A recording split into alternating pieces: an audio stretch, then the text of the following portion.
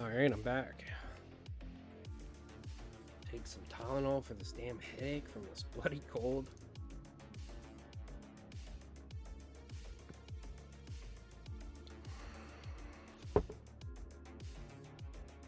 Oh, I'm gonna be so happy when this is over and done with, finally. Stupid cold.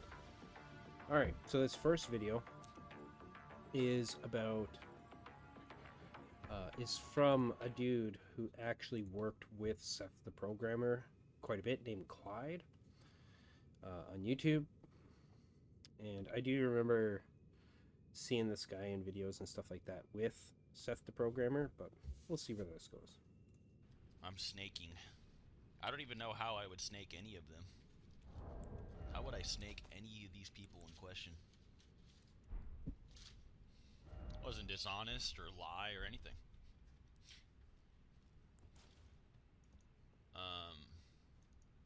Did you and Clyde fall out about Naruto vs. Ichigo? No, that's cringe. Stop being cringy. I'm not gonna lose a friend over like 7 years because of fucking anime. Like, you gotta get over that.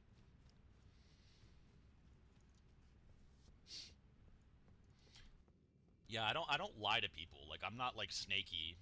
I'm very like, when it comes to my relationships with people, I always tell people like what I think and how I feel and all those things. I'm never like, if I don't like you, you can just like tell. You know what I mean? So no, I'm not snaky at all. That's very disingenuous to say. Especially people that have known me in public. You know me in the old Discord servers or anything. If I didn't like you, you would just know, bro. Like, it was just wildly apparent. So no, I never snaked anybody or anything like that. Sometimes things just don't work out. You know what I mean? For many different reasons. So we do need Clyde versus Swag, man. Oh. But I'm not close to Clyde anymore, so I can't instigate it. Good thing to say. Like, I would not have helped Clyde and Chuck make a career. I could have done everything I've done now without any of those losers, so. That podcast is not f***ing happening. That shit is not happening, bro. That shit is not happening. Hey, that shit ain't happening, bro. All I'm gonna say, bro, it's not me. That's all I'm gonna say. It's not me. I can show receipts for this shit. All I can say is that I tried. Nobody can blame it on me. I would be worried about anyone blaming on me if I didn't have the fucking, like, evidence to back up that it's not me. I'm just saying, if it comes to, like, that I have to prove this, you know, who did what, I can just prove it wasn't me. Actually, hold on, let me delete this community tab post. Because... Oh, crap. I'm not sure that's just happening anymore. What just happened? It would be a miracle if that podcast happens at this point. Come on.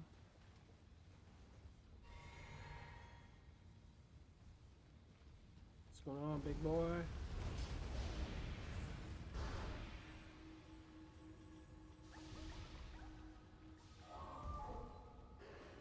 Let's fight. Bring it. So, a lot of you have probably noticed by now that SethTheProgrammer and I do not collaborate on content, follow each other on any social media, Oh, it just healed together itself. anymore. Interesting. And whenever Naruto vs. Ichigo is brought up on my streams, I either avoid the topic, direct people to Seth, or hide people from my Twitch chat when they spam questions in regards to the project. Well, for those of you unaware, Seth and I have not spoken in voice chat since January of 2022. You may be thinking to yourself, there seems to be a pretty common trend with Seth. Another one of his friends is now not associated with him. Well, this isn't the first time this has happened, or the second for that matter, when it comes to us too. But no one has really known about our association beyond just YouTube formality in public. All of the stuff in this video has been kept a secret, mostly because I thought he and I could just move on, do our YouTube stuff, and be adults. But just like every other time, where we've had drama like this, or he's deleted or blocked me, or cut me off for any random drop of the hat reason, he just can't stop himself from talking about me, my friends, or his own quote-unquote friends on his streams, his videos, or anywhere else. And with the very clear recent spiral of his mental health, which can be seen by his sporadic tweets and the stuff that he says on his streams, Also the threats about doing something to the community and then other little shots here and there that he pops at me on stream all the time, my hand has been forced. Trust me when I say I did not want to have to make this video. Along with that though, there are channels popping up spreading drama about Seth that I wasn't even aware of. And I have a suspicion that he is going to attempt to throw me under the bus to avoid any criticism for his handling of the Naruto vs Ichigo project, which I will get into in this video. I'm going to get very in-depth about that because you guys deserve to know the truth in regards to that project. I've known Seth since November of 2016. I initially reached out to him after watching some YouTube videos on how to grow your YouTube channel, and the best method suggested was to make friends with creators of the same style of content and to try and have sort of a community to help each other thrive. You've no doubt seen countless YouTube circles that bounce off one another like this, and this in turn did actually happen because I reached out to Seth on Twitter. He replied to me, we started talking through DM, and in truth, I actually enjoyed his content. And a few months before this, I had met Swag Kage, whom I connected with Seth, and then the next thing you know, we had our community, where we'd collaborate, and we were all pretty much known as the main three, with Chuck being Seth's old friend that covered Dragon Ball and would make debunk related content with him.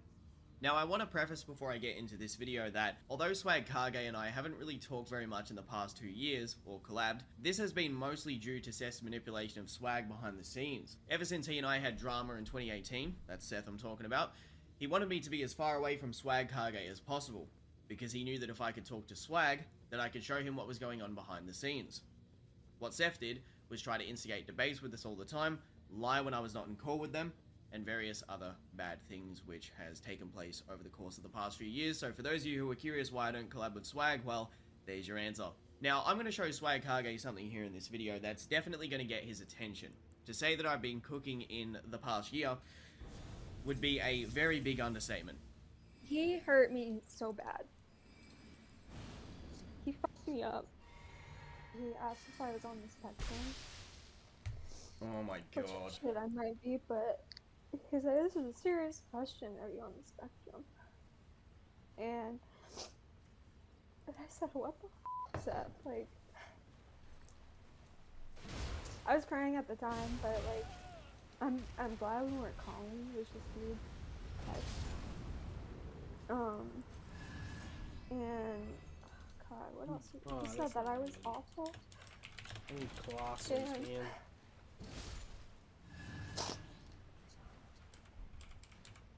It was horrible.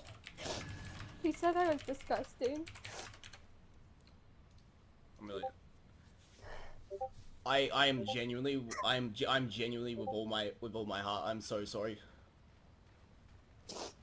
It's okay. It's not your fault. I did not deserve that. I did not deserve that. And I blocked him. Rightfully so. I blocked him. I was like, F you, I'm out. Now, to give you guys some context as to how serious this situation could potentially be, well, Seth is the type who would willingly slander Swag Kage or I, and anything we've told him in private, he would instantly tell the public about. It's just within his character to act this way. He will go so far to lie, and has even done so about things as serious as false rape allegations. You also may not know this, but Swag at the time was also worried, and he probably is now, because Seth had been secretly recording their private calls over the course of the months and years they knew each other, and has no doubt done so to me many a times without my knowledge or consent. I'm actually curious to see after this video what kind of weird stuff he has been recording, especially the out of context stuff that he's no doubt going to share. That being said, today I want to talk to you about something that many people have warned me against. I've heard about 5 different people I know tell me not to do this and to not risk it, as Seth's channel is too large and you'll just get bullied by his audience when he replies or twists the situation, which he will do, as I watched him do it right next to me during the satire stream, where he was accused of asking an underage girl for nudes, flirting with an underage boy, and it was insane to watch how easily people believe his lies because they only know the personality they see in his videos or streams. I'm not kidding, and I don't mean to say this in a humorous way, but for the longest time, it legitimately felt like Geen watching Eisen do some pretty fucked up shit. And the closer I got with Seth over the years, the more I started to question my own morals with supporting the stuff he was doing. The satire stuff, as an example, I only knew what I was told by him at the time, and I went onto that stream to defend him as any good friend would do. which he has rarely done so for me in such a selfless way, apart from financial assistance. I kind of feel in retrospect that it was a bad idea to blindly support him, but you'll understand why I did more as you watch the video. The more that I've come to learn about the satire situation and other things, the more I've come to be more worried about his real self. I want to say this very clearly. If you follow Seth or I, and you enjoy our content and have a certain image of us that you think we're like in real life, please listen when I say, have an open mind and hear what I have to say. Do you think I would drop this video out of nowhere for absolutely no reason? If you are someone that's excited for Naruto versus Ichigo, and you want to know the truth about that too, then make sure you listen to what I have to say in this entire video, because as most of you know, that project was a project that was initially involving us too. And it's quite wild because there's actually a lot of people that don't know I was the co-host of that project, because he would always try to take the credit for it. Well, to give you further insight on that, many of you don't know, but Seth secretly cancelled it on more than one occasion. And by doing so, he also scammed a lot of fans out of money too, and then lied about it on stream. He said, is Naruto vs. Ichigo canceled? If not, why is the Patreon page is gone? I already talked about this. What do you mean it's sus? I talked about this on stream 4 times. What the f are you talking about, sus, you dumbass mother? Anyone that watches my stream would know I've already talked about canceling it. What? I literally made a Patreon post for a month straight saying it was. What? That's pretty sus, man. Shut the f up. Talking. I wasn't hiding it. What's with the, like, what would be sus anyway? Isn't it yours? Like, weren't you paying for it? Right. Acting like I made money off of that, bruh. What the hell? Y'all think I made money from that? What do you mean sus, you dumbass? What the f free Bro, freeload this killed me. This killed me. Nick started a GoFundMe to do the animation themselves. Yeah, like, no, it's not gonna happen. If it has to happen again, it has to be paid for by me. There's no way. Like, bro, they were asking for $127,000. Yeah. I'm like, bro, you random ass aren't getting that, bro. Yeah, Simon. Bro, this nigga, the dick eating is insane, bro. You see this nigga's comment? I told the people who batter, YouTube viewers don't batter, as if your entire career didn't come from YouTube viewers. Bro, I don't look. I say that to your face. I hate y'all. I do. I hate you, and I've said it since day one. I call y'all for giving me money. I pack you on site. All we do is just talk each other. You hate me, I hate you. It's a mutual hate relationship. That's just how it is. So it's always been that way. Thanks for the 20, my nigga. I literally sit here call you my son. Look at Geets' dumb again. Coming in, $20. Oh, it's like clockwork. I don't give Chill out on Geets, bro. Chill out on my Geets. But I love Geets, but he's... I'll be back.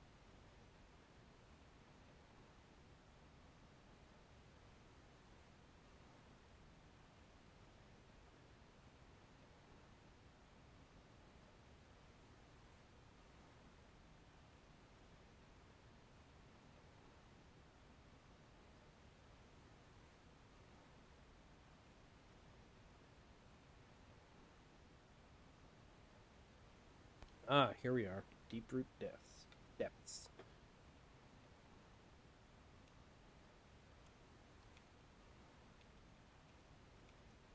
These were and I'll say that straight up.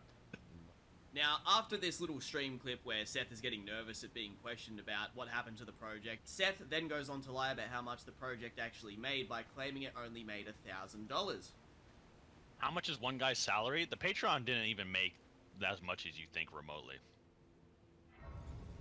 I think the Patreon was only like 1K. Oh, no. That's what I mean. The Patreon's only like 1K, bro. Like, you know what I mean? That's nothing. Yeah, it's really not that high. Like, people over-exaggerate, I think. And like, dude, so not only was the Patreon like only like around 1K, but like, there's like 10 people in my like Discord server that were like $100 donos. You know what I mean? So like those guys pretty much paid for the whole thing themselves of the Patreon. You know what I mean? So Bro. yeah. So in this screenshot here, where he's talking to me directly after we had advertised the Patreon, he confirms it made around $10,000, which directly goes against what he was saying, and if anyone's going to know the amount that the Patreon had, it's going to be us too, considering we were the ones working on the project. And I got some other stuff to show you guys, so enjoy these little recordings from two of the people who supported the project in the Patreon, who both donated over $2,000 themselves. Seriously, let me And then on stream when he was like, oh yeah, the Patreon hardly got any money, I was like, bruh.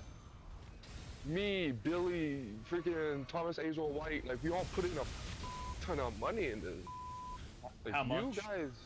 How much did you Like, contribute? Because you used to have a pretty frequent, like, you had a consistent job at that time, didn't you? Yeah, I was working warehouse, working like 90-hour weeks. Shit. I was busting my ass. How much do you believe you contributed altogether? Like, what did it accumulate to? At least 2K. Yeah, it's similar to what Billy donated by himself. It's funny because Seth claims that in total it made about $1,000. There's a screenshot I actually found where he verbatim states that within the first few months it made $10,000, which directly goes against what he said on stream. Yeah. It's just like you like went at it, and then when he said, yo, it didn't make any money, like his next stream, I was in there calling him out, and I was like, yo, like what the fuck, why the are you lying to your fans? Like, why are you being a rat? And he just never answered. I was like, this towards Naruto versus Ichigo, I didn't donate into Patreon because I quickly left the Patreon once I realized it was bullshit and you weren't actually getting anything. Okay. So I was just donating to him directly for the Naruto versus Ichigo project. And what do you think that accumulated to? Around 2 to 3 grand. If I'm lowballing, $2 grand. Here's a screenshot of him saying that, as it stands right now, he doesn't even care. He's just going to make the project for money. But we're going to get more into that in the video because you guys need some context on this situation. The result of this video will be false drama spread about me. His larger audience aren't going to listen to me, regardless of the massive preponderance of evidence that I'm going to show in the video. Seth will no doubt lie about me and 100% try to come after me beyond just a YouTube response or a response on his Twitch. I will absolutely have people come after me that don't know the nuance of the situation, especially people that he has lied to, and so on and so forth. And blah, blah, blah. There's so many bad things that could come out of this. But here's the thing. Outside of YouTube, I have literally nothing to lose. So one thing I won't do is allow myself to be a scapegoat for this sociopathic rat fuck. I also implore anyone out there who has known Seth for many years, especially before this YouTube stuff, to make your voices heard and to share this video. I bet there's drama out there about Seth that hasn't seen the light of day because of how intimidated people are to expose him. Don't worry though, I'll do what everyone else is too scared to do or has failed at. How big is this guy's channel? Let's see.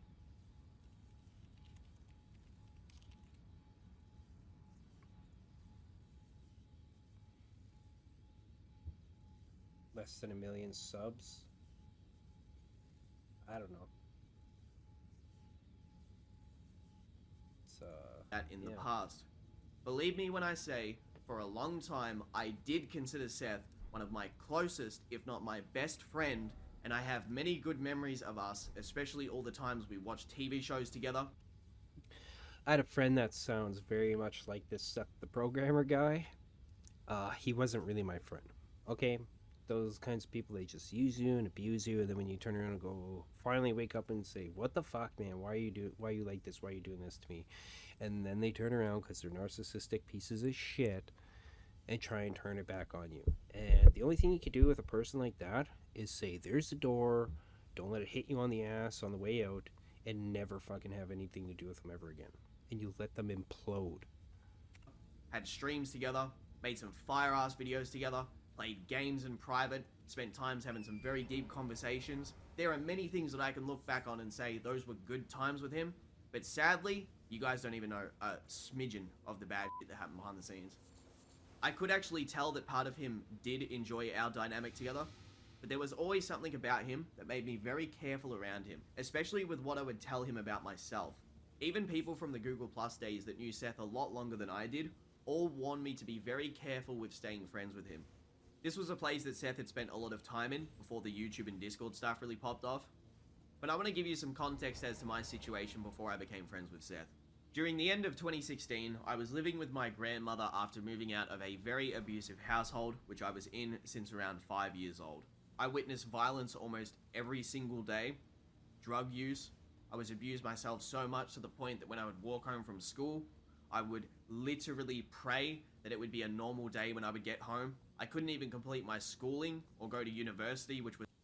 See, this is exactly why I'm not surprised that somebody like SethTheProgrammer was able to take advantage of somebody like Clyde so easily. Because people who experience, again, taken from personal experience, somebody who experiences tragic upbringings, let's say, to sugarcoat it or whatever, right? Lots of trauma and different things like that. Those are the exact same kind of people that somebody like SethTheProgrammer, according to what we're hearing right now, right, would target. That would be vulnerable to somebody like him because they lure you in with friendship and love and things like that, right? Love bombing, essentially, to one degree or another. And then after a time, when you're sucked in, when you're invested, then they start fucking with you. And it's your fault, they'll say. I would say it kind of is your fault in one way, in that you allow it to happen. But you're blind to it until you wake the fuck up one day and go, okay, no more of this shit. When you actually understand how much of a monster those kinds of people are. Was an aspiration of mine. As I turned around 17, 18, I wanted to do journalism, and that just fell through completely. It was so bad, actually, that I remember when I was around 18 years old that I literally cried because I wasn't able to be accepted into a single university because I didn't complete my high schooling. Obviously, I should have known at the time, but that's how important it was to me, and because of my home situation, I could never complete any schooling. I couldn't even pursue my initial inspirations of wanting to be in the AFL, which is the sport that we play in Australia. It's a very unique sport that we only play in our country, and couldn't pursue that because of my childhood too. I even experienced my stepfather beating my mother countless times when I was younger, especially at times when I was too young to help. Trying to strangle her to death in her sleep, which I could actually hear from my bedroom while I'd be lying in bed petrified. And much, much more all around from the ages of 5 to 18, and I've rarely ever spoken about this on stream or in videos. In fact, not many people know anything about my childhood. They just think I'm an asshole that streams and talk to people and that I had an easy childhood, but it was it couldn't be further from the truth. Maybe one day in the future I'll explain all this in a video, but just know that's just a small bit of it, and yeah, my life up to this point has not been a fun experience, that's for sure. From 2015 to December of 2016, I had a girlfriend that I would say was the closest thing that I had to family my entire life. Someone I legitimately would have died for if I had to at the time. It's cringe to say this, but I do want to lay out how important this person was to me because it's very pivotal to this story and how I met Seth and just that whole time period in general. I've been through some bad stuff and have lost a lot in life, but this legitimately destroyed me as a person for many years. No one had treated me like she did at the time, and at the time I took it for granted. Honestly, without giving myself an excuse, a lot of it was because of my past bad experiences, and I really did take it for granted. After a year with this individual, they had left me completely in around December of 2016, and this was a month into already being friends with Seth. Throughout this time period, Seth and I would have some pretty deep conversations, And it was good to have a friend at the time to talk to that actually listened. Seth honestly didn't tell me anything that I didn't already know. I already knew the scope of the situation, and that's what made me even more depressed. But I did appreciate having him to talk to about this stuff. That's what mattered to me. That being said, my mental health... Yeah, that's the interesting thing about people like that. Let's just call it as they are, right? Narcissists. They have nothing interesting to say whatsoever. It's all a reflection, all a mirroring of you. That's why he's saying we had deep conversations. No, Clyde talked deeply about himself. And through that introspection, Clyde got some clarity, perhaps, regarding his situation he's talking about here with like his girlfriend and other things. But he also says there's nothing that he said to me, Seth the Programmer, that he didn't already know or that he wasn't already saying, right? Because there's nothing there from that person. They're just a vacuum. They're just a void. The only thing they have to give is vitriol. And my physical health became really bad. Almost everything about me started to go downhill, as if my body was in this weak, dying state because I was that depressed. I wrote 3-page side notes. I researched the easiest way to essentially commit toaster and bath, and I even bought medication specifically to overdose on. At the time too, I also kept messing up quite a lot because I had a undiagnosed case of anxiety, which I then got diagnosed thanks to seeing a doctor and some psychologists. So even if I wanted to, I couldn't even get proper employment because I probably would have looked like a crazy person while working at the job. Losing this person put into perspective that I honestly didn't know what I had at the time, and it made me feel even more awful because the more I started to sit there and stew over how she was gone, the more that my life just was worse and worse. I was pretty much isolated to online life and doing nothing but just talking about which fictional drawing punches the other one harder in the face. This was an aspiration of mine to make these YouTube videos, but I can't lie and say that I wasn't having a bad time because this should have been some of the best years of my life when I was doing these collaborations, you know, with Swag and Seth and everybody, and it wasn't. It was horrible. If you actually listen to a lot of the tonality in my very older videos from like 2017 or even some of the ones from 2016 that you may hear at the end of the year, you can hear a very distinct difference in my voice. I don't sound very good. It was actually 2 times at the end of 2016 where I almost drank myself to death, and this was actually the goal of mine. I was trying to do it on purpose, one of which resulted in me waking up at a beach standing up. That's how blackout drunk I was the night before. I came back to reality pretty much standing up there, and I was like, what the hell's going on? Where am I? Like, I was that drunk that I was standing on a footpath near this beach called Eastern Beach, and I'm looking across, and I pull my phone out, and I'm trying to order an Uber, and I'm waiting for this Uber to come, and I'm still so drunk that it hasn't even been ordered. That's how out of it I was, and then I pretty much had what I assume was alcohol poisoning for multiple days afterwards. Like I said before, there's actually probably videos out there from around like the end of 2016 to the start of 2017 where I, like, on a whim, uploaded some very depressing videos where I didn't have anyone to speak to, so I recorded a video and talked about my situation, which, it's kind of sad that people might use something like that against me, but it's whatever, they exist, and it's a silly thing that I did at the time because that's how down I was, so there you go. As pathetic as it sounds, being left by this girl and knowing that I was replaced pretty much destroyed my self-confidence and my mental health. I didn't have anything at the time except a 3,000 subscriber YouTube channel, and I was someone that already had a lot of mental baggage because of my very violent childhood. To give you guys some more context too, I actually grew up with a schizophrenic mother and an abusive stepfather who had spent around 12 years in jail before he met my mother, so he himself was pretty mentally off too, and they were both not only chain smokers but alcoholics who would literally drink, and I'm not even kidding, an entire boxed wine satchel to themselves per day. And yeah, when I was around 3 years old, my father killed himself in our backyard by hanging himself off of a tree. Sad to say, but I'm honestly not surprised with that about his father. When you're with somebody that's schizophrenic or has some other serious mental illness like that, a lot of times that's what happens. If you can't pull yourself away and keep yourself together without being near that person. I mean, to be fair, you're not together when you're with that person either because they're tearing you apart the whole time, right? Fuck, man. I don't know if Clyde would ever hear this or not to see this, but man, it sucks that that happened. Sorry to hear that, dude. As it stands right now, as I record this video, I live alone, and I don't really have anyone to talk to from my family. I haven't actually spent Christmas with anyone for the past 5 years, and my birthdays have pretty much all been on stream with you guys.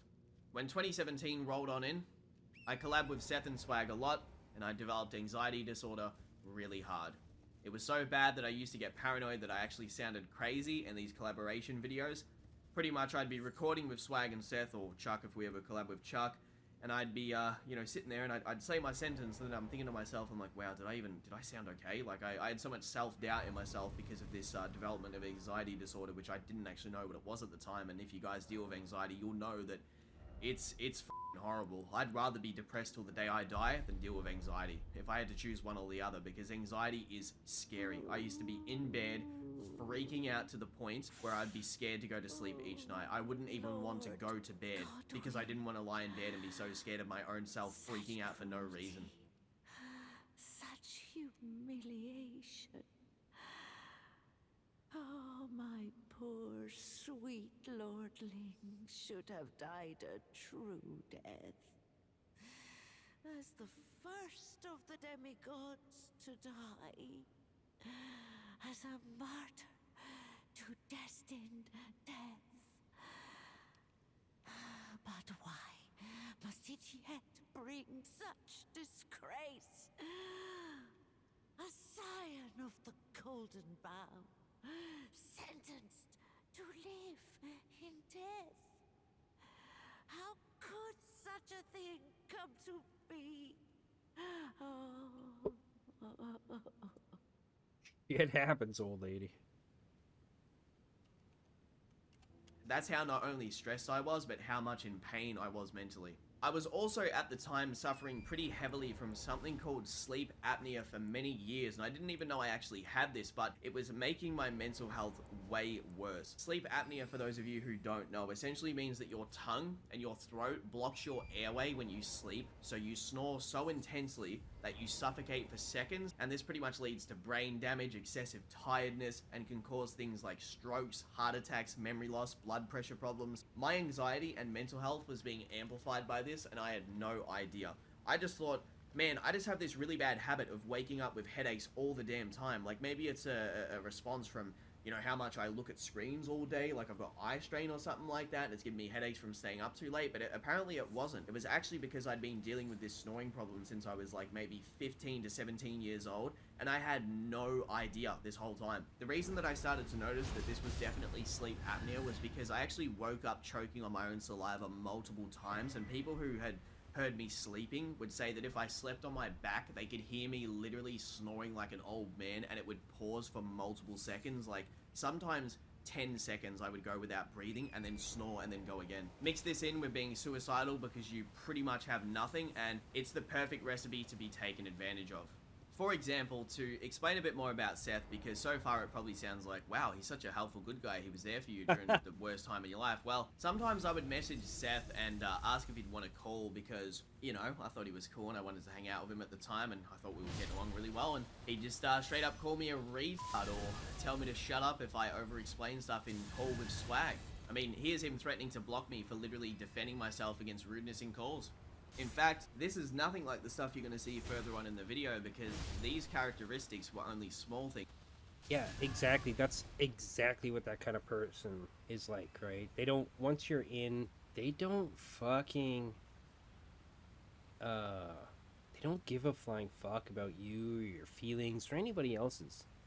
All they care about is themselves. And even then, what they have for themselves is nothing but vitriol, right? It's just this toaster oven of disease basically in them, and unfortunately it spills out onto everybody else. It's one of the reasons why I'm so adamant. I was having a conversation with some friends yesterday morning before going to bed about, I don't care who you are, what your personal situation is. Sorry, I can't stand for when somebody is having whatever the trouble is in their life, and just because somebody happens to be in their vicinity, regardless whether they're involved in whatever's going on or not, because most of the time they're not, and they lash out at that person just to hurt them, just to have something to lash out at, and it's not healthy. It's not good for anybody when that happens, and it's wrong for somebody to take advantage of somebody else like that and expect them to not say, well, fuck you, and walk away forever. Okay? And yet people stick around, people allow other people, and people so often say, oh, that's just how that person is, or something like that. Like, or that's how most humans are, is something that my friends were saying this morning. And I'm like, that's fucking stupid. I think that's a example of a good deal of degeneration in our society. If that's what the vast majority, if people are so childish, so immature, generally speaking, that they think colloquially that that is an okay thing to do, and it's not, or for people to be so, and it has nothing to do with being stoic or anything like that, but if people generally speaking think that that's the okay behavior to exhibit in a situation like that, don't even stop and think, just completely let your emotions rule you and just go with it, right? Because who fucking cares? You need to get something off your chest, like, even though it doesn't involve that person or something, or even if it does involve the person, it doesn't matter, it shouldn't be happening. Things too, because as he opened up his Discord server that same year, he started to become so infatuated by the 24/7 ass kissing from his fan base that he allowed Chuck to be bullied so hard in his servers by strangers, and he pretty much laughed while this would happen. You guys may not know this because it's been so kept hush-hush, but Chuck actually left his servers multiple times. Not always by his own choice too, usually because he would get bullied out of them, and stopped collabing with Seth for a long time, which he tries his best to deny all responsibility on that, which is just to this day the most ridiculous thing ever, that he actually thinks he was in the right for that stuff. And then people started to call me Chuck's replacement because, well, I could deal with his bullshit, but people like Chuck and everyone else who could smell what was going on, they didn't want to be around it. Here's a blurred screenshot I have that Seth was actually planning to spread around to make Chuck look like a pedophile. I will never share the contents of this image, but I have access to it and various other things that he was going to use on other people to expose them. Now, Chuck has since apologized for some of the ways he treated me in the past, and I actually like Chuck. I'm going to say that right now. Chuck's developed as a human being and is an actual nice guy at his core. I don't really have anything bad to say about him, and whatever he said in the past was just a product of the fact that he was expected to act a certain way back then. I understand why. But let me show you guys something really f***ed up that I found on my PC, which, Yeah, that's another thing too, right? It's when somebody like this brings people in, and the larger the group of people is that they've fucking brought in. The scary thing about it is because people are typically more willing to be shepherded than be shepherds of themselves, they allow these kinds of people to get them to, or they fall into the habit of doing things that they think this person would do, or they do it because the person they're following or that they're infatuated with or whatever it is thinks it's okay, right? Because they exhibit that behavior. And it's this issue with being essentially somebody like SethTheProgrammer. When you have a community of people around you and you're like the leader of that community, regardless what kind of community it is, you're the role model, right? It doesn't matter if you're good or bad technically, but you're the role model, you're the standard. So if you behave like a good person, however you would define that, then other people are going to mostly follow suit.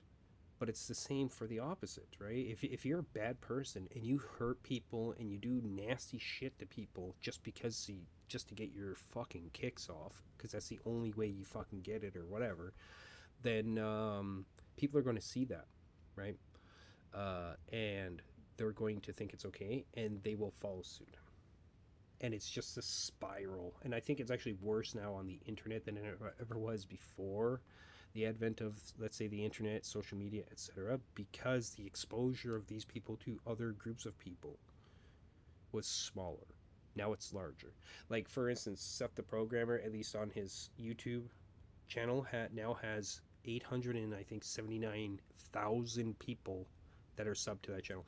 Whether they're all always there watching, or they're people that are intrinsically involved as a community with SethTheProgrammer or not, that's kind of a scary thing to think about. Nearly 1 million people that are being abused and abusing others, and in this endless cycle of bullshit that Seth the Programmer apparently has instigated. It's nefarious and it's fucking disgusting. Seth definitely wouldn't want people to see. Back in 2017, when I was at my lowest point, both he and Seth laughed at a meme that they made showing the following. Yes, that's me in 2017. And here's a recording that I have of Chuck confirming that this thing is actually real, in case Seth tries to lie and say that this is fake or it's some kind of image that we all laughed at together, which is not the truth. Bro, I was thinking the other day, randomly, do you remember that image from like 2017 of me hanging off the tree? Do you remember that? Oh my god, dude. It came to mind. Don't remind me of that. Don't remind me of that. Yeah, dude. I know. I was terrible. It came up because I'm going through all these old selfies I had, and then I was like, what the is this? And then I just remembered having that.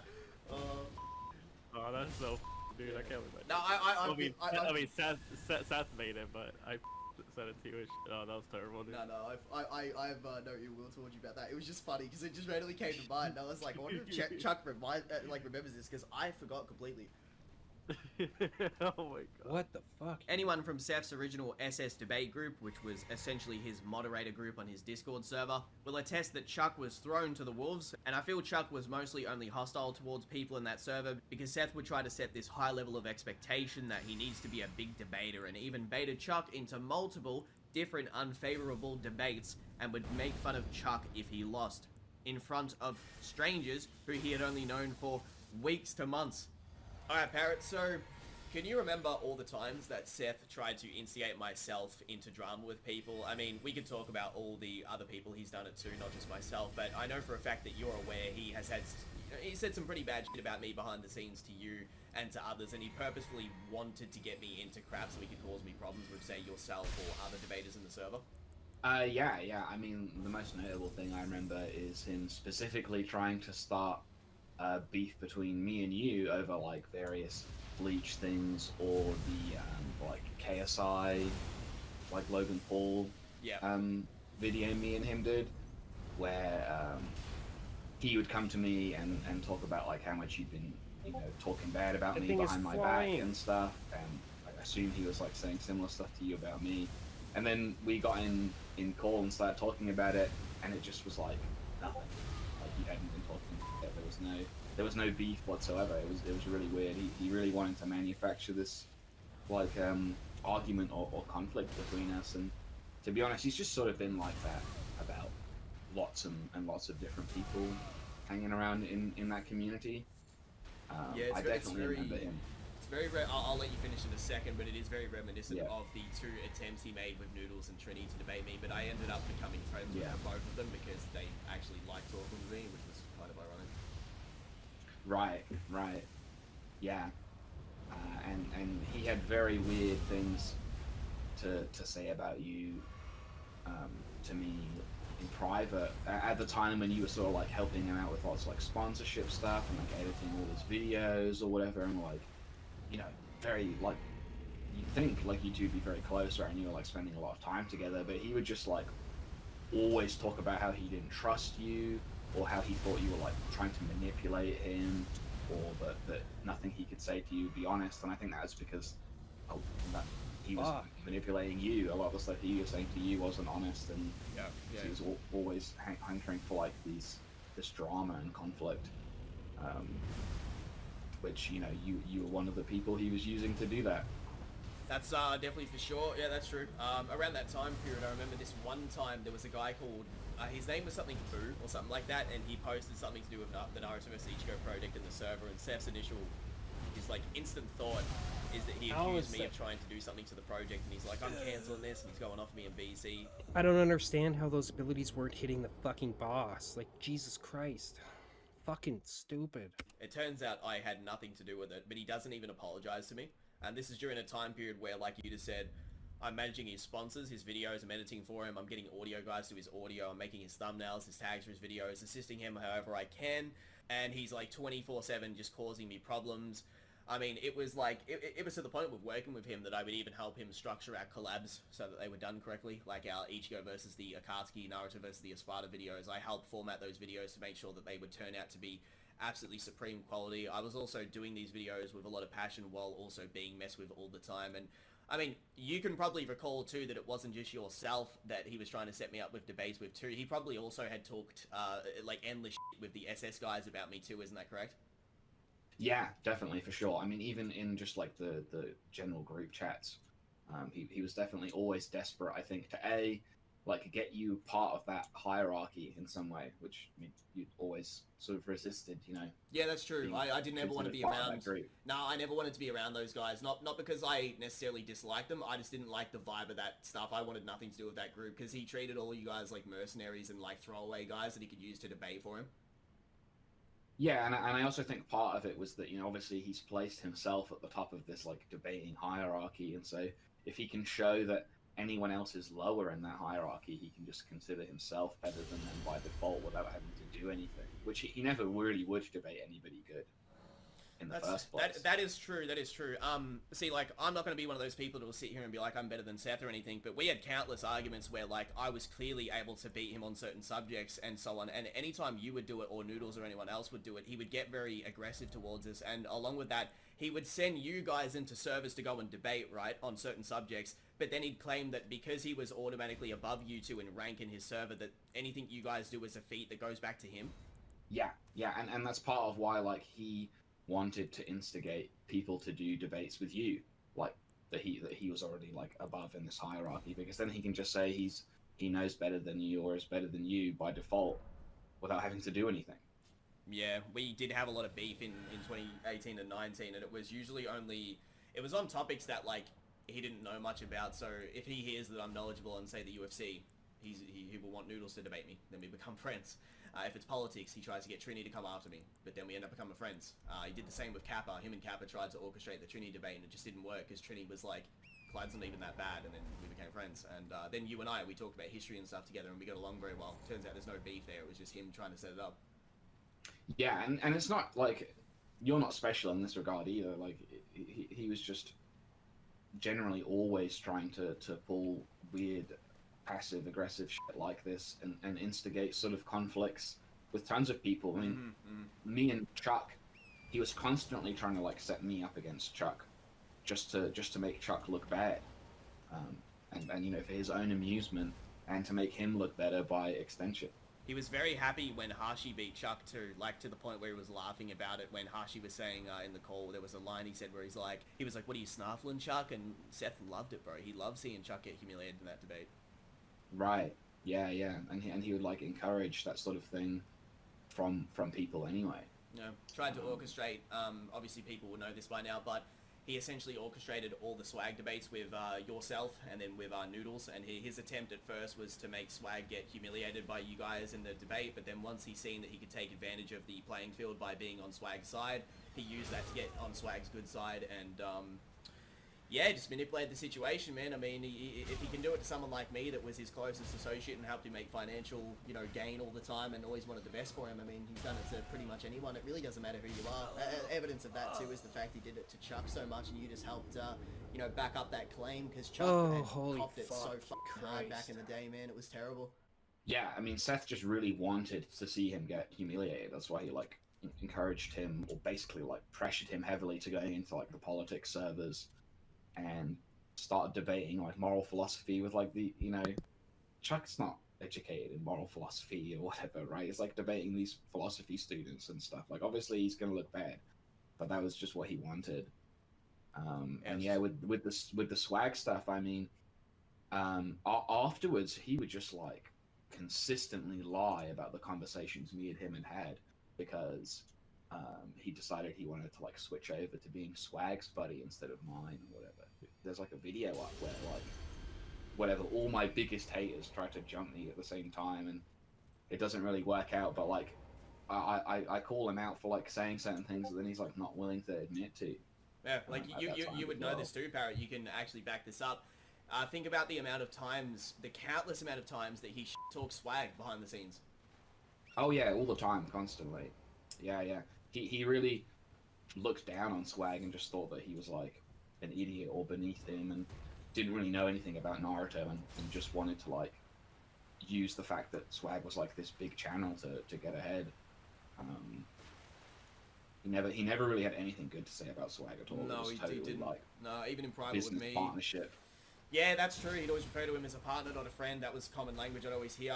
When it come to Swag, he'd try to, like, instigate me and him debating political stuff. But, bro, when me and Swag are in call, like, I'll drop any subject. I don't care about politics when he and I are in call. And he was always trying to make this, like, weird agenda. Like, that Swag and I were always, like, you know, at each other's throats, like, conservative versus lefty type shit. But it was really never like that. It was actually him 24/7 just talking bad about Swag. And then it would trickle down to me where my language would change around him, because when you're around toxic people, it becomes the norm. And, like, I would say stuff about Swag that normally I wouldn't. I've always considered him a friend, and I'm sure that he is absolutely aware that, you know, me and him, like, regardless of all the stuff, will always be friends, you know, at our core. But it was really propagated by him, bro. Like, and you've seen it yourself. He fucking hated Swag behind the scenes. Yeah, which, I mean, was a lot to do with, like, his own ego as well, I think. Yeah, it was definitely jealousy of his channel size. He hated how Swag got big on Naruto so casually, and he really didn't like that he was so much more likable. And what's funny is that my passion for Naruto, which has been burnt out from working on Seth's channel, is the reason why his Naruto videos even did well. Noodles and yourself helped him scale the videos. Now, I did the editing for the videos, and the reason the videos look so good is because I treated them like they were my own content. Right, yeah, I know a lot of those videos you did were, like, I remember you spending, like, way longer on them than I ever would have with the editing. Which he would, by the way, rush me with, and he would be like, MJ would have had it done sooner, but and this is no offense to MJ, I like MJ, but MJ is quite notorious amongst a lot of us creators for taking a long time for getting videos done on time. I don't mean to throw him under the bus, truthfully, but he really did. He's done it to me and Swag and Seth multiple times where he's taken too long. I was always good with communication. If I took extra time out of laziness, or let's say I wasn't motivated to do it, I would always be vocal and ask for extra time, and I always really did. If I was given enough time, I would always put a lot of love into those videos and try to make them as good as my own.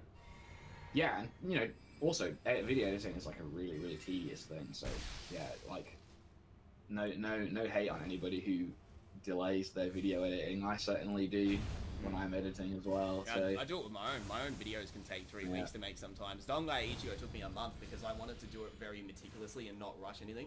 Yeah, and it's really boring as well. But no, I remember him really pressuring you on video deadlines a lot, like, quite excessively. Yeah. On more than one occasion. And I remember, like, the MJ comment you were talking about too. Yeah, he used to say that sort of shit to me privately as well. He'd be like, man, Clyde's editing, like, takes too long or whatever, and MJ does it quicker, or whoever else is making his videos. The funny part was, of all the editors, it turns out I was the most consistent one of any of them. Like, I was the one that was the most reliable with the advertisements, because I didn't just edit, I also got him sponsorships and used to help him out with second channel content and setting up his Twitch. I helped him get his Twitch name through Living Ichigo, set that up for him. You know, like, all just the sponsors alone, the amount of money he made because of me doing the negotiations for him was crazy. There was even deals that I set up that were 10k that he never even did because he just didn't want to do them too. So there was even money that was technically just, like, thrown away. It's because he can't edit his own videos, so. True, yeah. And he doesn't write his own script most of the time either, so. He also doesn't do his thumbnails, his tags, titles, tweets. He even asked me to start doing his tweets for him too, and I said I can't do that. It's too much to manage. Like, your Twitter has to be you. That's what I said. Yeah. So many of those his videos, like, the scripts were just entirely written by me. I mean, some of those videos aren't even up anymore. But even of the videos that are up right now, like, most of his biggest videos were just scripts that were written by me and edited by you. He popped off at me one time because I couldn't get a Death Note video done in a single day. I took an extra day, the video still popped off anyway. It was just like, if you want quality, you can't rush me, bro. Like, I don't even edit my own videos that fast because I can't do it. It's too stressful. Not in one day. I'd never anything be able to edit a video in one day. Nope, it'd just be sloppy and look ugly. But that's pretty much that. I'll end the recording right. The only thing Six is good at in life is literally eating and talking about Naruto, bruh. I don't even know why y'all try to interact with him in his server. He doesn't have anything of value to offer the world. If it's not about a Naruto data book, like, why the are you talking to him? Have you heard him talk about anything else in existence? Like, what the why would you ever try to have a conversation with him? What do you gain? Why do you him then? Cause I upload Naruto content, dumbass. The what do you mean? Like, what? Because I upload Naruto videos. Speaking of his character, in private, Seth and I had talked about how in 2017 we thought that iDubbbz was low-key not as edgy as people were making him out to be, so we discussed making a video. Seth at the time was too scared of the backlash, so I decided to make the video. Although a lot of my suspicions about iDubbbz being pretty soft turned out to be correct, iDubbbz was very famous for his content cop videos at the time and essentially destroying people's channels with a single video. I purchased clothing, assets for the video, I scripted it into a crazy long formatted documentary, and I pretty much ripped iDubbbz apart.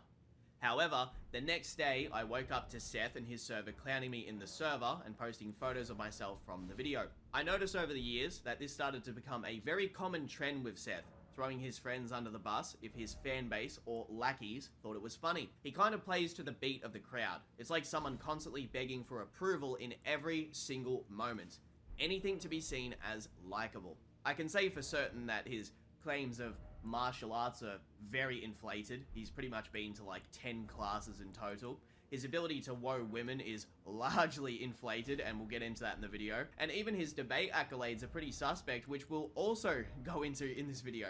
A lot of you guys that have been watching our streams for a pretty long time might actually remember Seth saying stuff like, ugh, I wish someone would just prove that Berserk is overrated, man. Like, I just don't think it's that good. And I can attest that he said stuff like this on stream with me, but then during another stream, after the unfortunate passing of the author, right, from a series that I fucking love, he suddenly pretends that he cares all of a sudden. He also did this countless times with Bleach, shitting on the series, then switching up when he knew that it would be beneficial both financially and publicly to support the series, especially with the anime returning.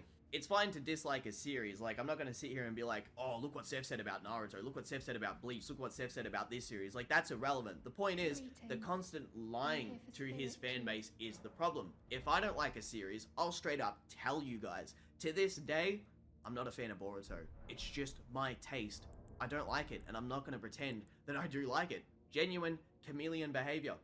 Here's an example. Seth also did the same when XXXTentacion died, because I guess he thought that it was the right thing to do, or something like that, which I know for a fact he barely cared and possibly didn't even listen to him. And I know this because I never once heard him reference X a single time, and at that time, I was a pretty damn big fan of his music, so I took mental note of this. As I also mentioned before with the instigating debates, both he and Kappa tried to sneakily coerce me into a debate with Trini after I assumed Seth didn't like that I was quite vocal about like political related stuff in call. Not necessarily the context of the actual political discourse we were having, but the fact that I sounded pretty knowledgeable kind of bothered him. He doesn't like when people know more about certain topics than he does, so I just claimed that my tiredness was too distracting and that I couldn't do the debate. I could smell exactly what was going on. At this time, Seth didn't like at all that I wouldn't take his crap in call, and I would argue with him quite a lot if he would give me attitude. Stating to Trini in private, verbatim, this is what he said to Trini, I need you to take someone out for me. And Trini told me this on the sly in advance before he could do anything.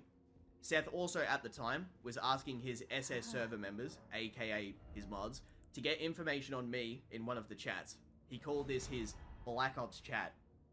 A lot of this was being inspired by the fact that I was letting people know in advance that he was kind of a bit crazy, because he was always rude to everyone on Discord, regardless if you're a friend, an enemy, or he was just in a bad mood. He could never control his emotions to the point where he would have so many friendships get cut off just on a whim. Even Nux Taku, who I'd like to assume he and I are on pretty decent terms, the last time we talked was pretty positive, and I appreciate that he reached out to me and wanted to call about some stuff. But that being said, he had some pretty weird experiences with Seth too during this time period, and it was over really petty stuff. It's also ironic with him getting so insecure about the craziness stuff too, because every time that he's had drama with a friend, the second that anything kicks off, he starts telling the world about every single private thing that he's ever been told by them. For example, with me, starts talking about my relationship stuff, starts talking about my IRL, my mental health. Just look at this screenshot on the screen right now. It's literally him mocking me for being depressed, alongside the image from before, which you can see where he edited me hanging off of a tree because I was suicidal. Who the f acts like this? Another example, Noodles with his girlfriend at the time, leaking his address, trying to get him doxxed. He even lied about almost every single detail in their drama, which no one even knows about because he played the entire audience like a fiddle. They all think Noodles is like this high IQ anime villain, when in truth, a lot of the drama with Noodles and Swag and Seth, it actually all was inspired by the fact that Noodles just always wanted to debate Swag. That's where it all came from initially. When it comes to Swag Kage, if Seth has the opportunity to, he's going to air out every single bit of private information that he knows about Swag Kage. And listen, we're going to get a little bit into that further into the video, but I'm not going to share the actual intricacies or details themselves, but there is something very important which Swag needs to see in this video. Because if he sees this and he still associates with Seth after this video, he's a f***ing idiot. Another example, he actually told people that Trini got molested by his neighbor. He also laughed at this guy called Tippo for being raped as a kid. Famdingo? Well, he laughed at him because he attempted suicide on stream in 2017. I mean, again, here's him openly mocking people from the old server I used to share with Famdingo, called the Dingo Den, and literally making fun of my mental health while knowing I am going through the worst time of my life. To this day, all of the drama, the people that got bullied, made fun of in that server, all the fucked up shit that there's that still probably hasn't even came out and no one knows about, right? To this day, he still thinks that he did nothing. Like, he still believes that he was getting attacked by people for no reason and victimizes himself to the degree where it's, like, actually delusional. During the infamous Boruto collab that Seth, Swag, and I did, when I mentioned I was planning to make a video giving my honest thoughts on Boruto, which involved me having to actually, like, watch and read it, Seth said, "Weren't we gonna do that collab?" And I said, "Well, we still can if you'd like." And we got Swag onto the video. Now, the only reason that collaboration happened was because I knew that if I did it solo, Seth would have cried about it, because this had actually happened in a past video that I did with Swag, a video where Swag and I talked about an alternate ending of Naruto involving Madara. And Seth got so upset because he assumed that we stole that topic from him, as he planned to do Momoshiki versus Madara, that he cried about it for weeks and started to imply that I was a rat. Same with Swag. He, like, pretty much didn't trust us for months after that. He legit thought we went out of our way to do that in a malicious way. I can say to this day, right now that I have absolutely zero connection with Seth, I had no intentions to steal the video. If I did, I'd straight up admit it right now. But this is where his weird paranoia started to get worse and worse the more that I knew him. The more that I started to get on him about his mental health and the way that he treated others, the more that he started to become really paranoid about everyone coming after him. He'd always think that I had some ulterior motive, like I was trying to get something from him, steal money, etc. Even with random people, regardless of how nice they were, it didn't matter. He'd do it with them too. In October of 2017, I said to Seth, who at the time had videos with the quality of Windows Movie Maker, "Yo, let's collab." Yeah, that's it. It's this interesting spiral, right? As soon as somebody starts calling somebody like this out, their paranoia kicks in, but they're always paranoid. They're always looking. Both metaphorically and realistically, that's what they're doing, right? They're always looking for both weakness in other people, but for those who are going to say something to them about their behavior, essentially. Call them out, however you want to put it. Challenge them, essentially. Their head's always on a swivel for these things. And they're always paranoid. They can't admit it to themselves. But that paranoia is always there. Always deep down inside. And the moment they it doesn't, you don't even actually have to be legitimately sussing them out, or however you want to put it, right?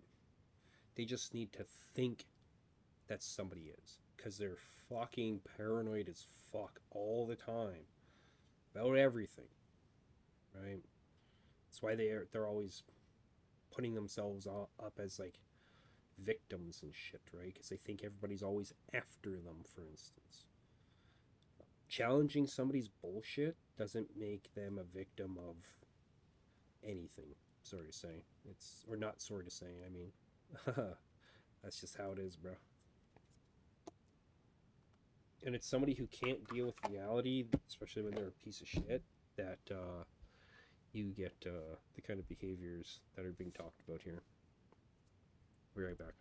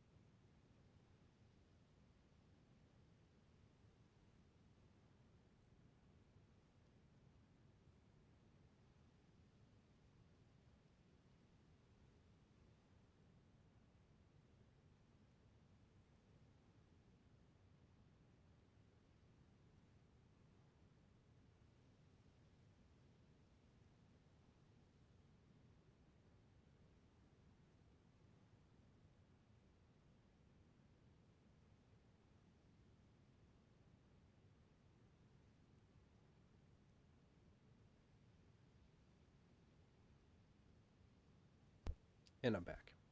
Lab, and I'll edit it. Let's do the Esparta versus the Akatsuki. He was pretty excited to see what I could do, and at the time was very impressed. I even recorded the video footage for his sponsor on the video, which I believe at the time was Sword. If I get it wrong, whatever. But I was paid around like 250 USD to do this, which was cool.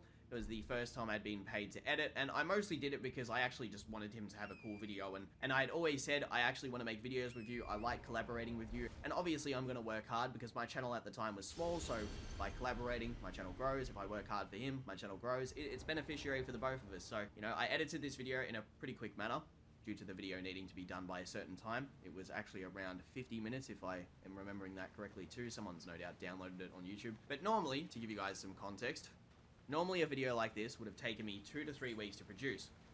I did it in a few days. If you want to see the difference in videos before and after I started editing for him, just look at the videos coming out nowadays versus the ones that you can see where I worked on them. I actually have a file on my PC which is related to Sony Vegas, which I've used to edit my videos, and it tells me every single video that I've ever edited. If I need to, I can go and look and find every single video that I worked on for him, which to this day, pretty much no one even knows about. It's actually beyond pathetic and honestly lazy because he records some of his videos with a Turtle Beach headset because he doesn't want to bother with setting up a professional mic, which he could easily pay someone to do, or just buy one that's like auto set up when you plug it in. That's funny how ridiculously lazy that is. This microphone I'm now using literally cost me less than $40 Canadian to buy. And I literally plugged it in, it worked, and I had to do some minor adjustments to get the sound right, you know, to prevent as much excess noise from like people sitting in the area I'm in and stuff like that, watching TV, etc. And it took 10 minutes. That's it. 10 minutes of my time.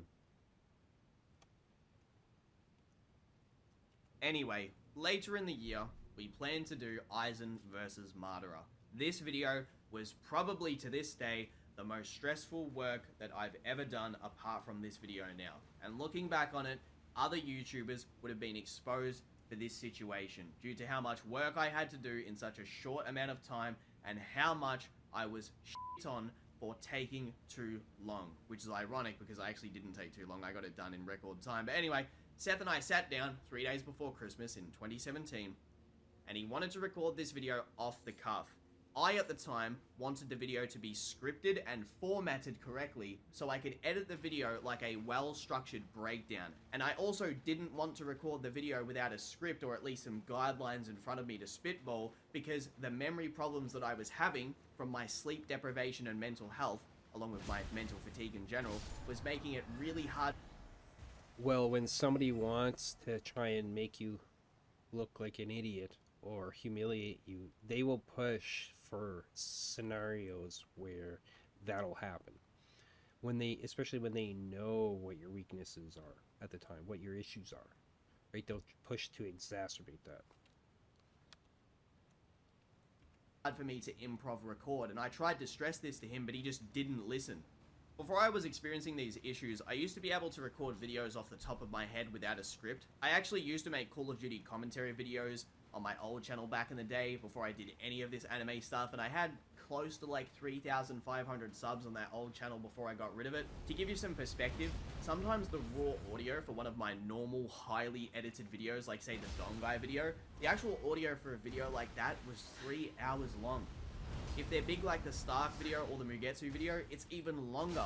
Because of my sleeping issues, I have a lot of trouble reading.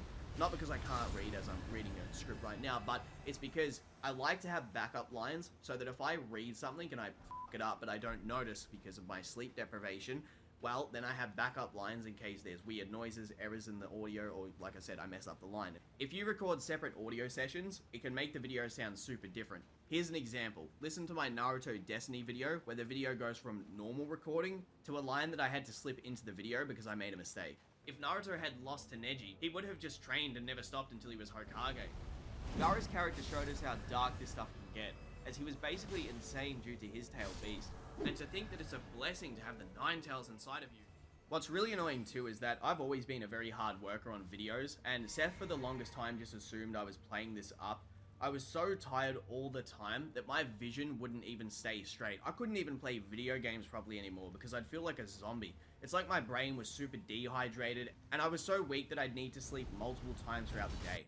If you research sleep apnea and then mix that in with how bad my mental health was at the time, you'll find out that I was pretty much dying in my sleep, but I didn't even know it. And then you add anxiety disorder to that, and you've got my situation. It was That being said, we had to delay the video by a day, and once we had recorded the video like I instructed, I was made to edit an hour-long video in 48 hours during Christmas, along with engineering the audio myself, which that by itself took hours. I never do audio these days. I always have someone do it because it takes so long, but I banged out both the audio and the video. And you know what? The motivation for the video was never money oriented. I did it for Seth because I wanted to show him how cool my editing could make our video, and I was excited to collab with him. That was the motivation for the video the whole time. I always wanted to make videos like some death battle type stuff, but I wanted to do it with someone that, as a co-host being Seth and vice versa, we would actually have a cool dynamic that wasn't cringe like I believe their videos were. That's why I was so passionate to not only do such heavy work, but I actually put up with all his bullshit because I thought he was my really close friend at the time. This video could have actually easily been delayed, but because Seth at the time wasn't experienced with editing and how time consuming it actually is, it was expected to be done. I've heard MJXTV countless times hype me up for the fact that I got that video done in record time, and he's surprised that it was actually edited that fast. I didn't even sleep for that entire time period. That's 2 days without sleep. The kind of sleep deprivation where if I had kept going, I could have legitimately died or passed out or something bad like that, which I almost did. I almost went to bed multiple times because I was so exhausted, but I got back up and I was like, no, you have to get this done, don't let him down. Right, I was so fatigued from sleep apnea. I wish I could put into perspective for you guys like just how bad it is for those of you who've never experienced it, because the tiredness from sleep apnea is, it doesn't matter how long you've slept, you don't feel like you've gotten any rest. Like you sort of question, you're like, come on buddy, what were you doing for the past like 9 to 12 hours? Are you even like, did you even like get any rest? Like what was the point in that? Like it's ridiculous. Like I'd sit there and my blood pressure would be getting messed up so bad from these sleep issues that I'd feel like I was rocking in my chair, or like I was getting dizzy for no reason with vertigo. But anyway, all that aside, I got it done. I'd also get weird messages from him where he would try to rush me with videos, but he'd try to do it in a sly way where like, it's as if he didn't realize that like other people have a monologue in their brain like, yo, he's kind of being weird through DM, and this was like not a one-off thing, it was all the time. It was like, yo, how's the video coming, man? Oh, yo, edit faster, Clyde, yo, you can do it. And it was always sarcastic too, it was never encouraging, which I would say like, dude, you know, if you were nicer to me, like I could easily get this video done faster. I want positive attitude. Like, I'm gonna feel personally more in debt to someone that's nice to me as opposed to someone who is an asshole to me. It's just how I operate. I don't really respond good to negative attitude. In fact, it turns me off of doing something for someone because I'll happily feel way worse if I have to do something for someone that's nice to me. That's just how I am. But anyway, to give you guys some understanding, if I was like a game producer or an engineer or something like that, right, and I complained about this to work safety, he would get in so much trouble because the amount of work that he was making me do while shaming me for quote-unquote being lazy or implying to other people I was slacking off, even though he's never been able to edit a video even like I do back in 2017. My editing is heaven and earth better than it was back then. But even still, if you had to put a gun to his head hypothetically and say, edit that video, Seth, he wouldn't even be able to because he doesn't know how to. But anyway, in January, while Seth and I were playing Naruto together, I said to him, hey Seth, I really want to move out. My grandmother is being really weird towards me, and same with my other family members, and I offered to edit 20 videos for him. Here's another thing, like, talked about the whole, like, holding a gun to his head to get him to edit a video, but he absolutely would refuse to. Simultaneously, while a person like that will claim to be fucking Jesus walking on water with everything, and everything they touch turns to gold, they have zero talent. None. They are the least creative people in the world, and like he was saying, like about inner monologues, I don't know if they have inner monologues. Is there even any real thought there? Because I know there's zero capability for introspection. It's part of the issue of somebody, say, being narcissistic, or there's being narcissistic, and then there's having narcissistic personality disorder. So they're kind of two distinct things, and the personality disorder is obviously much worse than the other. And they can't do anything on their own. because they're incapable of it. They have zero talent for fucking anything except hurting other people. That's it. For 4,000 USD flat, which I think I broke. They are the greatest grifters the world has ever known. Broke it down to like, you know, 20 videos divided by like $200 each, which I thought was a pretty fair rate. And this is how desperate I was to move out at the time. If I had a normal living situation at the time, I could have easily stayed with my grandmother or hypothetical parents, saved up all the YouTube money I got over time, and by now I would no doubt probably own my own home or be much more financially better off. But yeah, pretty frustrating. I dived into this on veteran mode, and I did it in a very silly way too, because I was in such a bad spot. That being said though, Seth accepted and rounded it off to 5,000 USD as a gentleman's agreement, and I also had a notepad plus, like I said before, the Sony Vegas file, which lets me know which videos I actually edited for him, and I'd make a note as I would edit the videos. And I can say this was probably the stupidest decision that I've ever made in my life, because now I was in debt to Seth. As Seth's channel grew and he became closer with his debate goobers, his ego became ridiculous, and his paranoia became genuinely weird. His ego didn't become ridiculous. It just came to the forefront, because that's what somebody like that always does, right? Is they hide what you see until you see the real them. What you see is nothing but a facade. That's why earlier yesterday morning, some of the stuff I watched regarding this was, for instance, Geekdom 101 and various other people talking about Seth and how they're shocked about it. And they had no idea, no inclination that he was like this.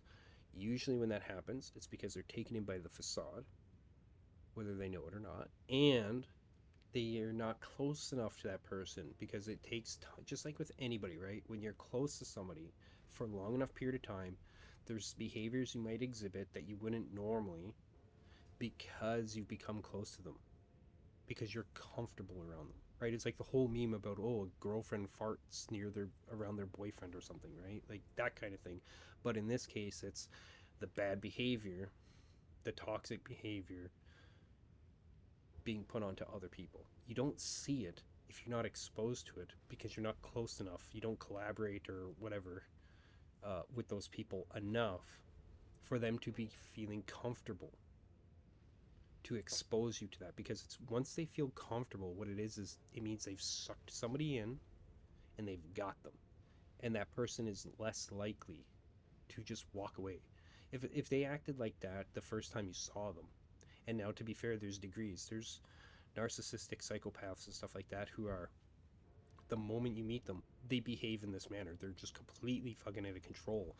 But those are less common. Oh, hey, Macy. Hi. Good morning. I can see that. They're less common than the type that hides themselves under a facade, because the facade is what enables them to move through life and grift off of people. Okay? That's their, what would you call it, survival strategy. It was so bad that he accused me of trying to get his server banned when me and 3 of my server members that he knew, who were also in his server, went into his server and spam Thanos memes to annoy one of the moderators named Tempest at the time. Then Seth banned me, and in voice chat in the server started to insult me to randoms in front of everyone, right? And called me some pretty nasty things. Did the same to all the other people he banned. Then he banned people like my friend Charlie and Goob, just got rid of him out the server. And it got so bad after that he thinks I was trying to steal members from his server to make my own. I already had my own server. People already watched my videos. People obviously happened to like some of the content I was putting out. Actual sentient human beings that enjoyed talking to me in VC that verbatim said to me, Clyde, that's crazy. Why would he even care if we join your server? He doesn't even give us the time of day anyway, which was true. All the people that joined my server through his or through my comment section, right? Those people never interacted with Seth the same way his lackeys did whatsoever. He never even liked these guys. In fact, one of them named Charlie, who was also from Australia like me, he became friends with me because while he was getting bullied in that server at the age of 15 and having his workout photos spammed by Seth in the server of 8,000 people, I was actually nice to him. And this came to be over a minor disagreement where Seth got insecure about his physique towards Charlie, who was pretty f***ing ripped at that age. Seth also used to post photos of a guy called Omar, who I will talk about later in this video because he's the head animator of Naruto vs. Ichigo, and Seth would pretend that this physique of his, which is, Omar, you looking dicey, right? You looking good, right? Yeah, he used to pretend that that was, his own.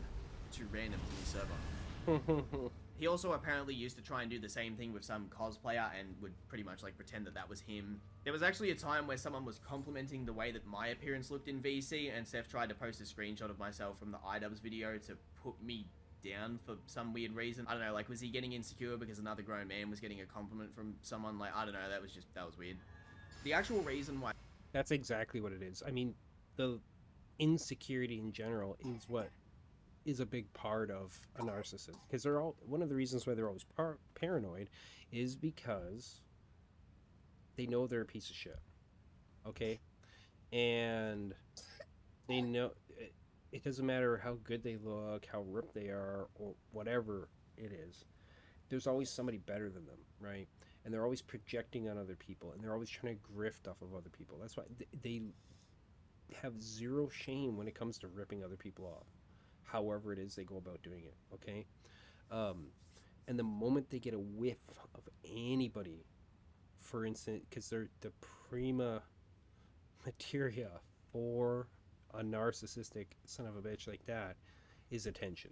The moment that they get a whiff of anybody giving any kind of attention to anybody else that's not them, or somebody that's stuck so far up their ass that it might as well be them, it's a vicarious sort of attention grabbing and seeking. That person's, you know, what's the phrase? They're enemy number one or whatever, right? Enemy of the state, and they must be dealt with immediately. It's not rational, it's not logical, it's completely psychotic. By server members of mine like Goob, Charlie Smith G, Reach. It doesn't even matter if previously they didn't like somebody. It doesn't matter. And many others actually liked me was because we got along. And what makes it more weird is that why would he even care in the first place if people joined my server? He didn't even like those guys to begin with. He had issues with them on multiple occasions and talked almost all of them in private except maybe Reach, because Reach is like rarely ever around. Eventually through messages, I got Seth to admit that he had mental issues, and it genuinely got so exhausting dealing with him. I can frankly say that to this day, I have never had any experience, right, like this kind of stress from any other friend or content creator on YouTube to this degree. When I edited a video for Nux Taku, he was chill, gave me more time. Swag Kage, never complained, always chill. Chuck, super lenient, wasn't rude, respected how time consuming the work was, gave me like 2 weeks one time to edit a video because I needed to juggle both Seth's channel, my channel, and his video, and he didn't even care. He said it's all good bro, just send it over whenever. I will admit there was probably like 2 through 5 times max where I did make mistakes with videos, or there was like an audio issue where I had to bang out, say, the Topo video in 24 hours, which was like 20 minutes. And I took an extra day with Seth's Kingdom Hearts video, which honestly was a hard video to edit, not only because I had to download so much footage of stuff that I didn't know about, right? But I didn't even care about the series. I didn't grow up with it. You gotta understand, it's hard to have ideas to edit videos and improv editing while you're doing it, right? And know exactly what to do with footage or understand references and stuff that would appeal to the fans if the content is foreign to you. In fact, here's the funny part actually, guys. Not many people know this, but I edited almost every single fucking big video on his channel. God of War, that was me. Goku vs. Superman, that was me. The Death Note videos with millions of views, perfect looking footage, and all the most amazingly placed scans and music choices, yeah, that was me. The Naruto content, which looks like it has identical editing to Clyde's Naruto videos, yeah, that was me again. I edited his videos, made his thumbnails, helped him with titles of videos, the tags, the description, little tips and tricks which I could have kept to myself, helped him with tweets. I even managed his business email for a year and helped him make upwards of, I want to say in the range of $25,000 to probably $35,000 from advertisement deals, which he'll probably say, oh, I could have got them myself, but that is definitely not the truth, because even went out of my way to reach out to sponsors or handle all of the negotiations, which he was too immature to deal with. Sometimes I'd even avoid getting a deal for my own channel to secure deals for him. Along with that, here's a message from one of the sponsors literally bitch because he was so hard to work with and how he cancelled on a whim at a deal that he just like decided, I don't really want to do that anymore. The most recent one too, which you can see on the screen, was $18,000 for a single video. I also got a deal which was pretty much the same for Swag Kage, and yeah, we'll come back to that because it's pretty important for the video. As 2018 went on, it got to a stage where I was legitimately sick of working with Seth. If he was nice to me, I would have happily kept editing, but he was being a legitimate douchebag to not just me, but so many other people that I knew. I'd actually be depressed knowing that if I don't respond to a message he sent me, he would get suspicious or just cause drama on a whim. I also never had any bad experiences with many people in the community that I sadly had to cut off, like Noodles or Omar, and I had to remove them because if I didn't, Seth would be suspicious that I was doing something wrong or meddling with his work or whatever else paranoia was inspiring him to say. Like, it was ridiculous. Here's a screenshot of him threatening me after I had to explain that I wasn't involved in SmithG not wanting to work with him. I had nothing to do with the situation. It was during a time period where Seth, out of nowhere, had just deleted me off Discord because I told him to stop being a baby because he was like, you're a bad friend, you don't care about me, I know you don't care. After I'd spent countless calls trying to tell him to see a doctor, get veneers, look after himself, how to take care of his fucking facial skin with different kinds of creams and so on, even helped him pick out damn clothes for fuck's sake. And I'd get treated like that on a whim because he's having a bad fucking day. It actually had nothing to do with anything like me being involved. Smith straight up told me that he genuinely felt uncomfortable working with Seth and he knew that if he did, shit was gonna go wrong. To give you a consistent example of that too, here is audio recording of the head animator of Naruto vs. Ichigo explaining that multiple people who worked on the project had verbatim said that Seth was crazy, right? And that they needed to stop working with him and they advised the main animator to stop because of how weird he was to work with. Alright Omar, so could you give me some examples of the kind of stuff that people who had worked on the project that stood away or warned you about certain things, what was the kind of like language they gave towards you in regards to working with Seth? Can you kind of summarize it within like a minute or so? How many times you heard this? And because you even told me that it wasn't just from the workers, it was also from family members too. Yeah, so like the animators themselves all specifically said he's unstable, like crazy, and they don't want to work for him. A lot of people said they don't want to work on it again unless I'm at the helm, and were specifically only going to work on it if that was the case. I had the music guys specifically work with him for about a month and say to get away from him. The dude is crazy, and the way he speaks to me is not okay. And the way he speaks and treats everyone else, that the dude is nuts, and to get away from him. Friends and family also said the same. And art friends who had worked on other projects with him had said about how ridiculous he was and that I shouldn't be dealing with him, to get away constantly. It was everyone telling me to move away from him, that the dude's bad news, including my mother, other family members, and my girlfriend. Also, here's an audio recording where the head animator of Naruto vs. Ichigo said that the majority of the reasons why he went to go see a psychologist was because of Seth. Also, Omar, could you sort of tell me, so you had said to me in private that whenever you would go to see your psychologist because you deal with some mental health issues, which is completely okay, we all have our problems and stuff, and I'd never judge you for that, but you had told me on more than one occasion that what usually would happen is that you would go to your psychologist and the initial meetings, which would be about you, would then diverge into pretty much being all about him. Yeah, again, this is not something that's surprising, right? These people, part of the... It's like what's trying to think of an analogy here. It's like a worm burrowing in your brain, and once it's in there, it kind of can't get out, right? And it's getting over a person like this, regardless of however, like once you're in there and they become a problem for you, it's really hard to get them out, right? Because they literally can become like a second voice in your head questioning you in the manner that they did even when they're gone. So it's not surprising to me at all that when this guy Omar would go to a psychologist, that everything would turn to Seth. The interesting thing is those people, somebody like Seth, they understand, even if they don't consciously understand, that they are the worm burrowing in somebody's head, right? And it gives them pleasure knowing that.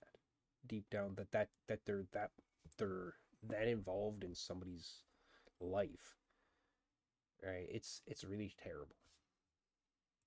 That's correct? Yeah, that is correct. A lot of our sessions would divulge about my anxiety around Seth, or how he was treating me, or the various situations around him, and how to navigate it and help him, but also how to make sure I'm not hurt. Yeah, there's no way to help that kind of person. I mean, I don't know if in this moment this Omar guy is talking about professionally. He has a professional obligation to do this work, for instance, or contractual agreement, right? However, outside of that, personally, you're not obligated to help that person at all. They don't want your help.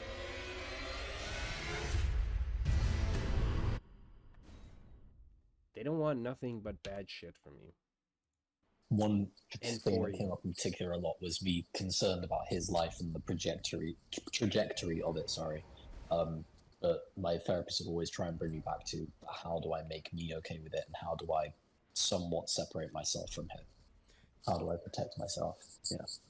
Now, there was something you had said to me last night that really stuck to me, and you had thanked me, actually, when it comes to us working together for the past month or so, because you had said that it was kind of refreshing in a sense to work with me because there was absolutely no tension, no insults, no anxiety, no rudeness. And is that correct? Like, even just working with me for just a handful of weeks on and off when it comes to my story, or even like looking at one of my new videos like Aizen versus Unohana, do you actually get that sense that working with me is like an actual relief compared to being around him all the time? I would actually say it's not a relief, it's healing, because it's the opposite. Working with you is essentially washing away all the bad blood and bad experience I had from working with him. So working with you is entirely different, and honestly, yeah, like a breath of fresh air. The situation with Seth wasn't just editing, it was 24/7 being available. If he needed me for something, I'd have to go to him. If he wanted me to call or play games, I'd reluctantly go and do it. I even once left a call with a girl who I was very close with at the time because I had to prioritize answering his random request to call. And like I said, if I ignore him, he used to be suspect that I was doing something shady. And I had to keep this shit low-key all the time because it was embarrassing to talk about to people. But anyway, around July/August of 2018, I'm showering, and I get out of the shower, and I get these really weird messages from Seth, where he's coming at me accusing me of plagiarizing another YouTuber's intro, and I was like, nah, f*** this. And I messaged him, stating that I was going to pay him back the rest of the money that I owed him from the deal, which I think was like around $2,000 at the time, and I didn't even have the money, right? But I was going to try and do it anyway, and he went absolutely crazy when I deleted him, tweeting publicly about this, and even telling people that if I paid him back the remaining money, he wouldn't stop coming at me. Verbatim telling people that he was going to make sure I was homeless and, quote, eat out of the trash. He himself has even repeated this phrase before too, to try and make light of it. Yeah, this is another fucked up thing about these people, right? Is as long as you're involved with them in some fashion, you're damned if you do and you're damned if you don't. Like it's showing here, right? Like he continued working with them and accepting payments because it was better than being in drama with him. But that's why you have to completely segregate yourself from that person, right? You have to completely be the fuck away from them. Otherwise, you're just always in this shit. Also, here are screenshots of this being confirmed by Trini, who is talking to him in the screenshot, and him threatening me through messages with physical violence. He actually says in these messages here that he wants to meet up with me at Anime Expo so that he can try and do something to me, which he also threatened towards Pandagirl.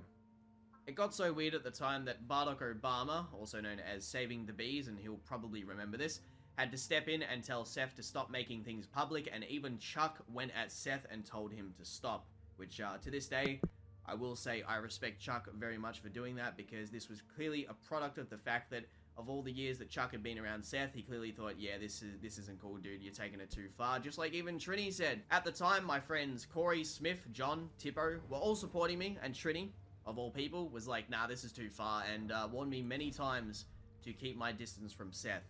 Swag at the time too was helping me, and even while I was in the midst of having my name slandered, legitimate abuse of power from Seth, and sitting in my apartment thinking, holy shit, I'm f***ed, I have no money even if I want to pay him back and do the right thing, which I was attempting to do, I still told Swag to not come at Seth so hard, and Swag was about to post something in Seth's server that I will not say what it is, but I stopped him from doing it even while I was in such a bad situation and had every reason to fight back like this. I'm sure you can guess what it probably was. If Swag is watching this, he will know specifically what I told him not to post in Seth's server. That should speak at least somewhat about the character that I have beyond just this YouTube bullshit. Eventually, Chuck was able to calm Seth down. Seth and I got into a call. We kept things cordial, and something I did, which I feel bad about to this day, was that I cut off Trini. However, during this time period, to give some context, many people like Smith had told me that Trini was instigating stuff and laughing at the situation because there was some weird third-party stuff going on, like hacking, doxing, and emails getting messed with by, we don't even know who to this day, but there's, you know, it's probably obvious who did it. And yeah, truthfully, I didn't really know Trini that well, or these characters that well for that matter, so I just want to say, hand out to Trini right now, I apologize for being a dickhead towards you. I know that you probably don't like me, but your advice was correct, and I think that you deserve to have some credit here because you were correct and you did do the right thing. And I hope you understand the nuance in the situation of that I didn't know who to trust. I was in a situation where, although I did have friends, I felt like I was alone because I was on the verge of homelessness, so I had no idea who to trust. Like, that's just the truth, and I was very... Yeah, that's the other thing, too, is it gets to the point with somebody like Seth that... like they're kind of the epitome of trust, but there's actually no trust there. The paranoia, that's another thing that happens, is their paranoia, their shit, while they're busy mirroring you, the good of you, they're projecting all their negatives on you. And then that in turn leads to paranoia and not being able to trust people. Okay, even if those people aren't involved per se, it's like, how can you trust anybody when you can't even trust yourself? Very silly. My youth at the time and not having experience with this kind of stuff was stupid. I should have been more wise.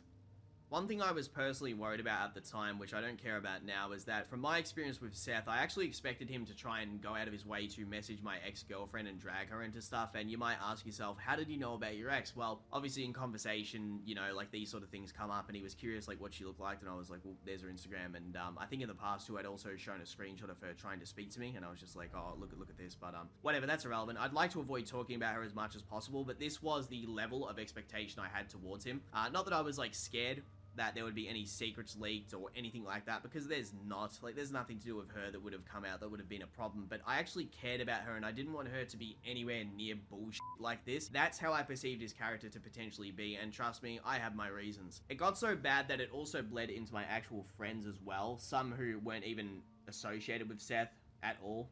They had friends he didn't like because they were considered bad news, example being Charlie, who couldn't be friends with, say, Noodles because Seth didn't like him, so I had to tell him to hide his friendship and don't speak about it public or cut ties with him and blah blah blah. I actually had to do this too with someone called Cubic. I had to tell my friend Corey to remove him just solely based on the fact that I don't want there to be any suspect behavior of like, oh, is Clyde telling Corey to say something to you, Cubic? I bet he is. To give you an example of the paranoia, there was actually a time in 2021, back when the Noodles drama kicked off with him, and I was showing him some DMs that I had with Noodles because we were still friends on Discord technically, but I wasn't on his side, and I was like, yo, this is what he said. Seth's instant reply is he assumes I'm up to something, and I'm like, Seth, why would I show you screenshots and like literally proof that I have him on Discord, right? If like I didn't trust you and I was on your side. I just couldn't fathom it, so I had to delete him and then show him the screenshot of me deleting him to prove it, which was just ridiculous. But this is the kind of crap I had to deal with all the time, and a lot of the time too, it actually wasn't even always bad people that I had to get rid of.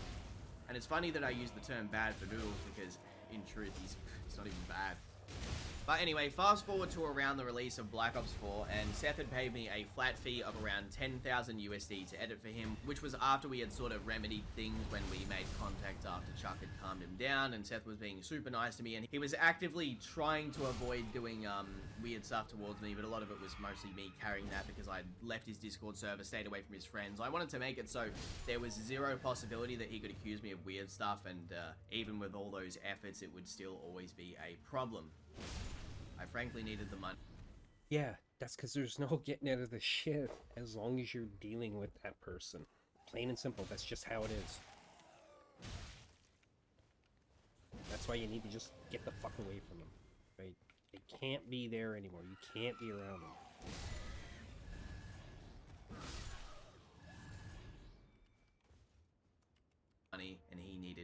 editor. Because he can't actually edit, and what he can edit, like I said before, looks like Windows and Movie Maker type videos.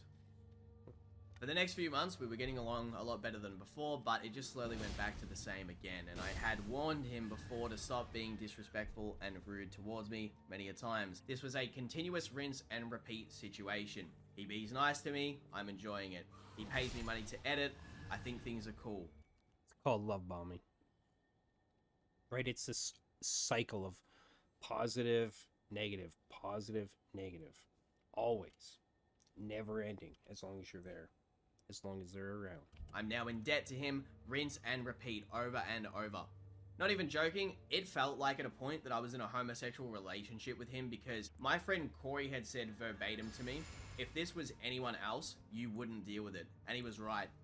But before this, in December of 2018, something really weird happened to me that I honestly am very embarrassed to speak about. However, I'm going to be transparent with it because I have nothing to hide. And this made me pretty worried about having issues with Seth. And if I knew what I knew now, I wouldn't be as worried about it because it was honestly silly that I was so worried. But I'm just going to tell you guys because I need to get this off my chest. From around July of 2018, I was talking with a girl on Twitter, on and off. This person and I were friendly with one another, super flirtatious, and before you ask, I neither sent nudes nor requested them. What ended up happening, and thank God I have proof of this, was that this girl had been lying about her age to me. However, before I found this out, I had already cut off communication with her because the way they spoke to me was pretty suspicious, and I wasn't interested in continuing talking with her anyway. If you're a YouTuber, I highly suggest you always screenshot people's ages if you're ever talking with someone beyond just friendliness, because all it took was this girl and her friends coming into my server and spreading screenshots of our private conversations, and the next thing you know, I'm getting called a pedophile. Once you stop giving these people attention, they are now ammo against you, which is also why Seth has dealt with so much stuff in the past, like being accused of, I wouldn't say similar things because his situations are a lot different to mine, and I tried my best to do the right thing, but the most insane part was, I actually didn't do anything illegal in my country, and again, nudes were never exchanged nor asked for. The reason this is relevant is because I freaked out. I freaked out so hard that I even asked other YouTubers for advice, and Seth, who helped me with the situation at the time and has known about it the entire time, so if he tries to spin this into some bullshit, he saved the screenshots of the private conversation and would randomly mention them to me in private calls. Oh, there's those screenshots of that girl you were talking to. He would say as he goes through his PC looking for something like... Yeah, it's a threat, right? Don't fuck around or I'm going to destroy you. That's what it is. Even if they don't flat out actually say that, it's always insinuated that and it's a form of like power that they think they hold over you when they're doing that.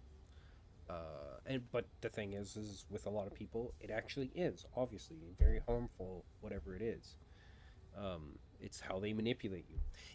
And a lot of times, even if a person isn't friends or whatever, in some form of close companionship, relationship, whatever, with that person, they will still draw you in a lot of times. And just to antagonize you so that and they leech off that, right? It doesn't matter if it's positive emotion, negative emotion, or good situations, bad situations. They feed off of it. They're fucking vampires. Like a debate file or just a random meme or who knows what. Straight up sociopathic type shit. Clearly doing this to keep me from stepping out of what he would consider line.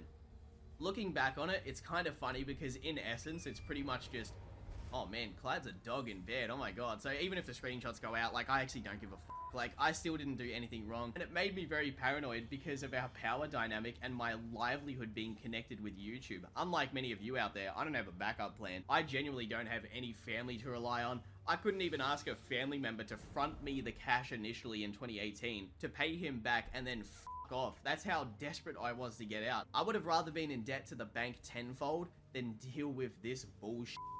But knowing Seth, he would just blatantly lie about it and propel the accusation of being a pedophile. And that's why I was so worried. It kind of reminds you guys of something, doesn't it? It's almost like that time he falsely accused someone of being a rapist and wouldn't drop it because he wanted to look like the good guy. What a weirdo. The difference in channel size and our power dynamic.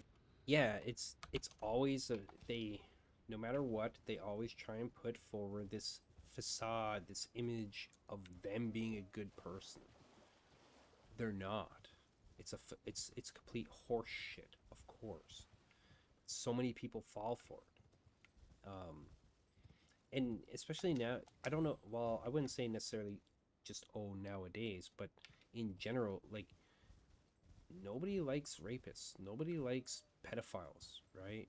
So the very mention of that, it's very visceral for most people. I would say for normal people, it's a very visceral thing because it's a very bad thing. And when they hear that, of course, humans being humans a lot of times and not really thinking, they're like, oh my god, this person's a pedophile. And usually there's some insinuation of evidence or some for supposed evidence shown, and people are already riled up, and then boom, they're after that person, right? And at that point, if that happens, like, you're kind of fucked, because it's like a court of public opinion. Financially just made it feel more suffocating. If I don't take his disrespect or delete him, he will cause drama. If I don't take his disrespect or delete him, I will now be financially trapped with him, and he can slander me in public while saying, where's the money, Clyde? Send me the money back. Even if I tried to pay him back, I would have to risk being thrown into drama, like I said. He also made it evident at the time that he didn't care about the money itself. It was just to keep me financially trapped to him. Both Chuck and MJ had also said to me on individual occasions that my editing even inspired them to improve their own, as they seen how much work I was putting into Seth's content, and I also avoided getting too close to content creators that Seth was associated with, because I knew that if I was to break off from Seth at any point, it means close potential friendships, and these people would have a weird perception of me, because he would just lie, just like he did to Geekdom and everybody else. He claimed to Geekdom in private and other people that I had scammed him out of money, which was never the truth. He just lied. He also shared pictures of Geekdom to me, I want to say in 2017, maybe 18, before Geekdom had even shown his face off to anybody, and used to just talk endless shit about Geekdom and everybody else that he worked with. I've heard him literally laugh at Carthu doing bad against Jade in a debate, made fun of his relationship stuff in private, but then shit talk the thumbnails I make with Carthu behind my back, even though they always bang. Chuck has thanked me countless times for helping him make thumbnails and channel art. I never even asked him for payment for it. I literally just did it because Chuck was always nice to me. And I can say that I also did it because I did like Chuck. I think Chuck's a cool dude regardless of all the bull. Yeah, I see. One of the things I want to put forward here with all these things, because what Clyde's doing, and I think he's in the right for doing this, every person that gets out from under, away from somebody like this, they righteously are pissed. And they want to do something about it. They want to expose that person, right? In a lot of instances, it doesn't matter. Like, what the person wants, that's going after somebody like Seth for the bullshit they've pulled, for the abuse and all that, right? For all their bad shit, is they want justice. Because they're usually a good person. And the problem is who they want to acknowledge that is the person they're going after, right? They want repentance, that kind of thing, but you will never get it, ever. It's, again, it's one of those things, that's how twisted that person is. There's no introspection, no room for growth or change there.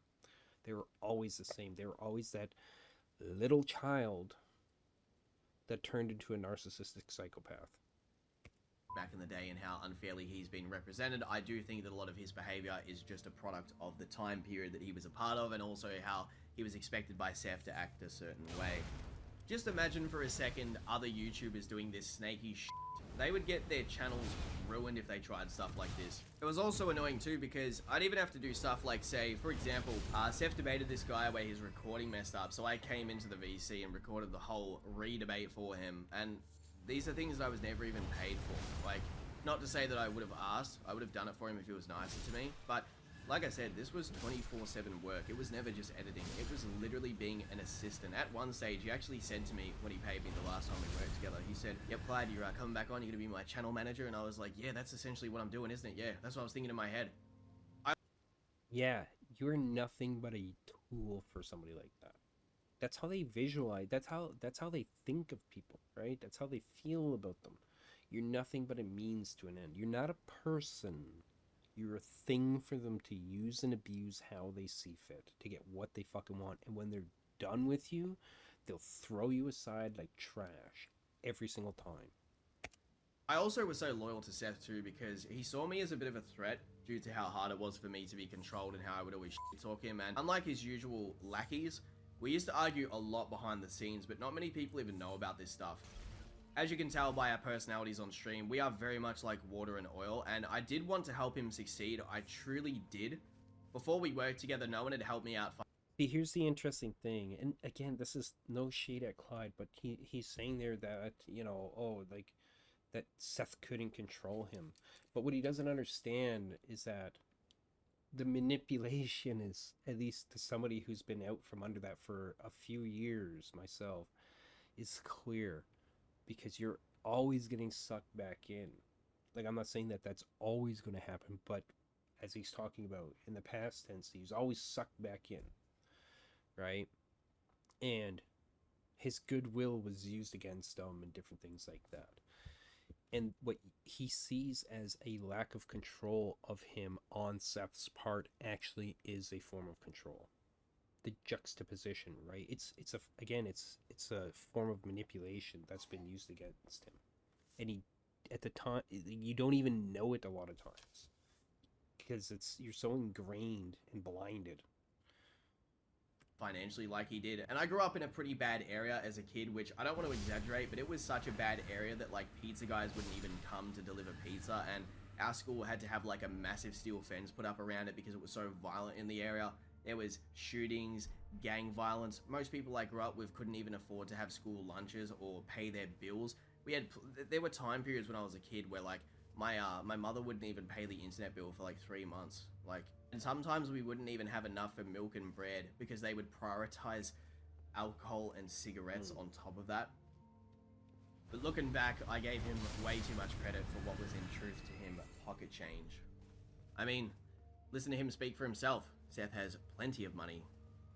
He's a millionaire. And this ties directly into Naruto versus Ichigo, which you guys are definitely interested in hearing about, especially after he cancelled it and only told his average 300 to 500 viewers on his Twitch.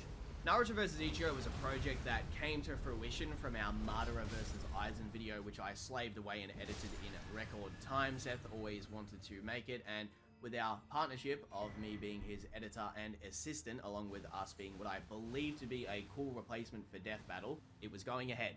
This project was always going to be beneficial for Seth, his channel, his credit, and his money going into it. I used to vocally always avoid taking any form of credit, even when I did the Patreon shout out where I put it on my actual channel, which I then deleted when he accused me of being a bad friend out of literally nowhere.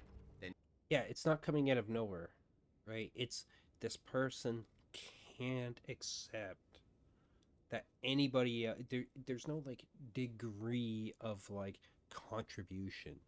It's all them or nobody, but it can't be nobody, so it has to be them. It's a fucking god complex essentially, right? Egotism and stuff doesn't even begin to describe the levels of craziness involved in this shit, right? And it doesn't matter if he would have posted that or not. I can guarantee that Seth still would have been doing that, plain and simple. He wouldn't have been going after him over it, but he would have been blatantly stating it to the public, to everybody else, like, it's all me and you guys are just, it's like, well, did they just appear out of the ether and you just did all the work yourself and now suddenly they're there? No. But a rewriting of history and the present is also something that these people do. And deleted me due to me apparently not giving him enough attention when he thought that he was very sick from a certain thing, which led to the world being locked down for the past 2 years.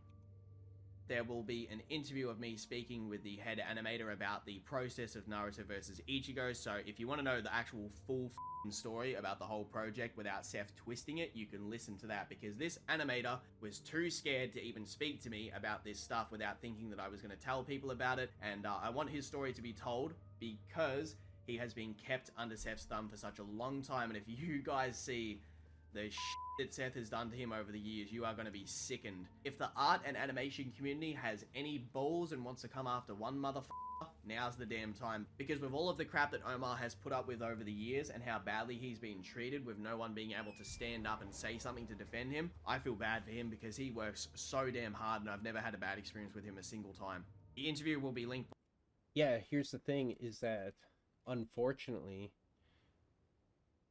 this Omar guy, just like anybody else, because of the... So even when you have good people, and it's people who are like unaware because all they see is the facade of the narcissist, right? Etc. They have nobody. They're in a bubble. They're isolated. And that's what these people do. They isolate you to the point where you don't know if you can trust yourself, if you can trust other people. And it's not even just, oh, because of them, but because the other people around you who would normally be a support mechanism for you in bad situations, it's not even that those people are trying to like do something bad to you, but because they don't see it, because they're blind to anything but the facade being put forward by the narcissist, they can't help you. They literally can't. You have to help yourself. You have to say that's enough and walk away, regardless of what the cost is. Because otherwise it's... I always try and think in a lot of cases in terms of outcomes, right? How is something going to turn out based on your behavior, your decisions, and other people's, to the best? Because one thing humans are really good at is looking forward to the future, right? Looking into the future and trying to extrapolate based on experience and stuff what might happen. And so you have to judge to the best of your ability what the outcome is going to be and prepare for it. Don't tell most people about it, because they're not going to be able to help you. If you can find somebody that can help you, it's very rare, but have that person help you if possible. Otherwise, you're on your own. And do not tell the person you're trying to get away from, that you're trying to separate from, right? Like a fucking leech off your ass that won't go away. They won't go away until you fucking force them to. Till you make it damn clear that they can't hurt you, regardless of what they do. In other words, you're prepared to accept whatever's going to happen and be okay with it and just fucking walk away. Get the fuck out of there. Otherwise, the nightmare will never end.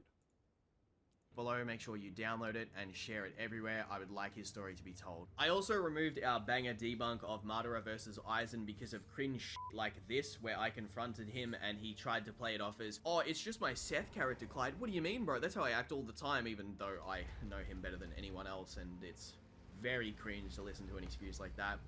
Yeah, I wonder what they're gonna say for Bleach, because even we have trouble with some of this shit, so... I don't have no trouble with that. That's what you think. I'm a beast. Shut up, bitch. Yeah, there's never anything wrong with that person, right? With the narcissist or whatever, with the psycho. It's never them, man. It's always you. There's the projection, right? Just like one thing that personally happened to me right before the person fucked off, finally got out of there, was when I got him out of my life, was I got extremely sick. I was sick in bed for 4 days, and there was my brother who I was living with was also sick. Like the whole house was sick, and this guy was living with us. He was sleeping on my couch at the time, and unlike the rest of us, he got over it pretty quick. But because he was apparently depressed, he just laid in bed for like 3 days straight. And he would just basically give a dirty look to anybody that because he was sleeping in the living room on my couch, anybody walked into the kitchen to get a glass of water or fucking anything, he was basically making a stink about it, giving dirty looks, blah, blah, blah, right? And then it culminated in Finally, I start to feel better, but I'm starving. I hadn't eaten anything aside. All I had was water, basically, for like 3 or 4 days. I get up, it's like 2 in the morning, and I have to make something. Unfortunately, the only thing that was left in my freezer, because, nobody could go grocery shopping because we were all sick, and we couldn't rely on that piece of shit to do it, because why would he, right? Oh my god. How dare you ask him to fucking go do some menial bullshit like grocery shopping for everybody, right? I had to make burgers, like frozen burger patties. And so I start doing that, and then he starts flipping out in the middle of the night because I'm trying to feed my body that needs it. Otherwise, I'm going to end up in the hospital. So I was righteously pissed. And then he's like, well, I'm not the one who's angry. I'm like, okay, fuck you, get the fuck out of my house. And that was it. If you actually listen to the video, even Chuck makes fun of him here because he can hear how lame Seth's being. There were 3 occasions where I stood away from the project, and during the most recent time was the final one. This was mostly inspired by something I'll explain in a second, but let's run through some stuff about the project which, if I don't explain here, will never be told from my perspective, which I know I'm going to get slandered for and thrown under the bus as a scapegoat. Clyde has me blocked on Twitter. You know what I mean? He has me blocked, right? So I was actually going to continue animating, trying to get Naruto vs. Ichigo animated, but I got blocked by everyone. Yeah, sure, that's why it didn't happen.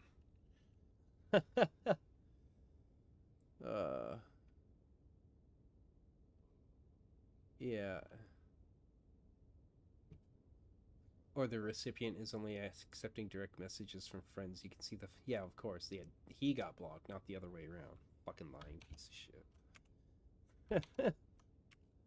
So, like... Number 1, I helped the project get its initial Patreon money by uploading a shout-out that I instantly deleted once Seth had spurged out in my messages about me apparently being a bad friend and not being available 24/7 when I also am juggling my own videos at the same time that he genuinely couldn't give a fuck about, to be honest. I better...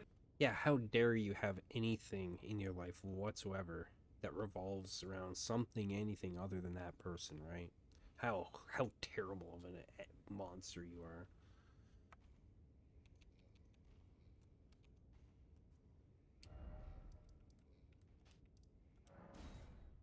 Sorry, I'll be right back.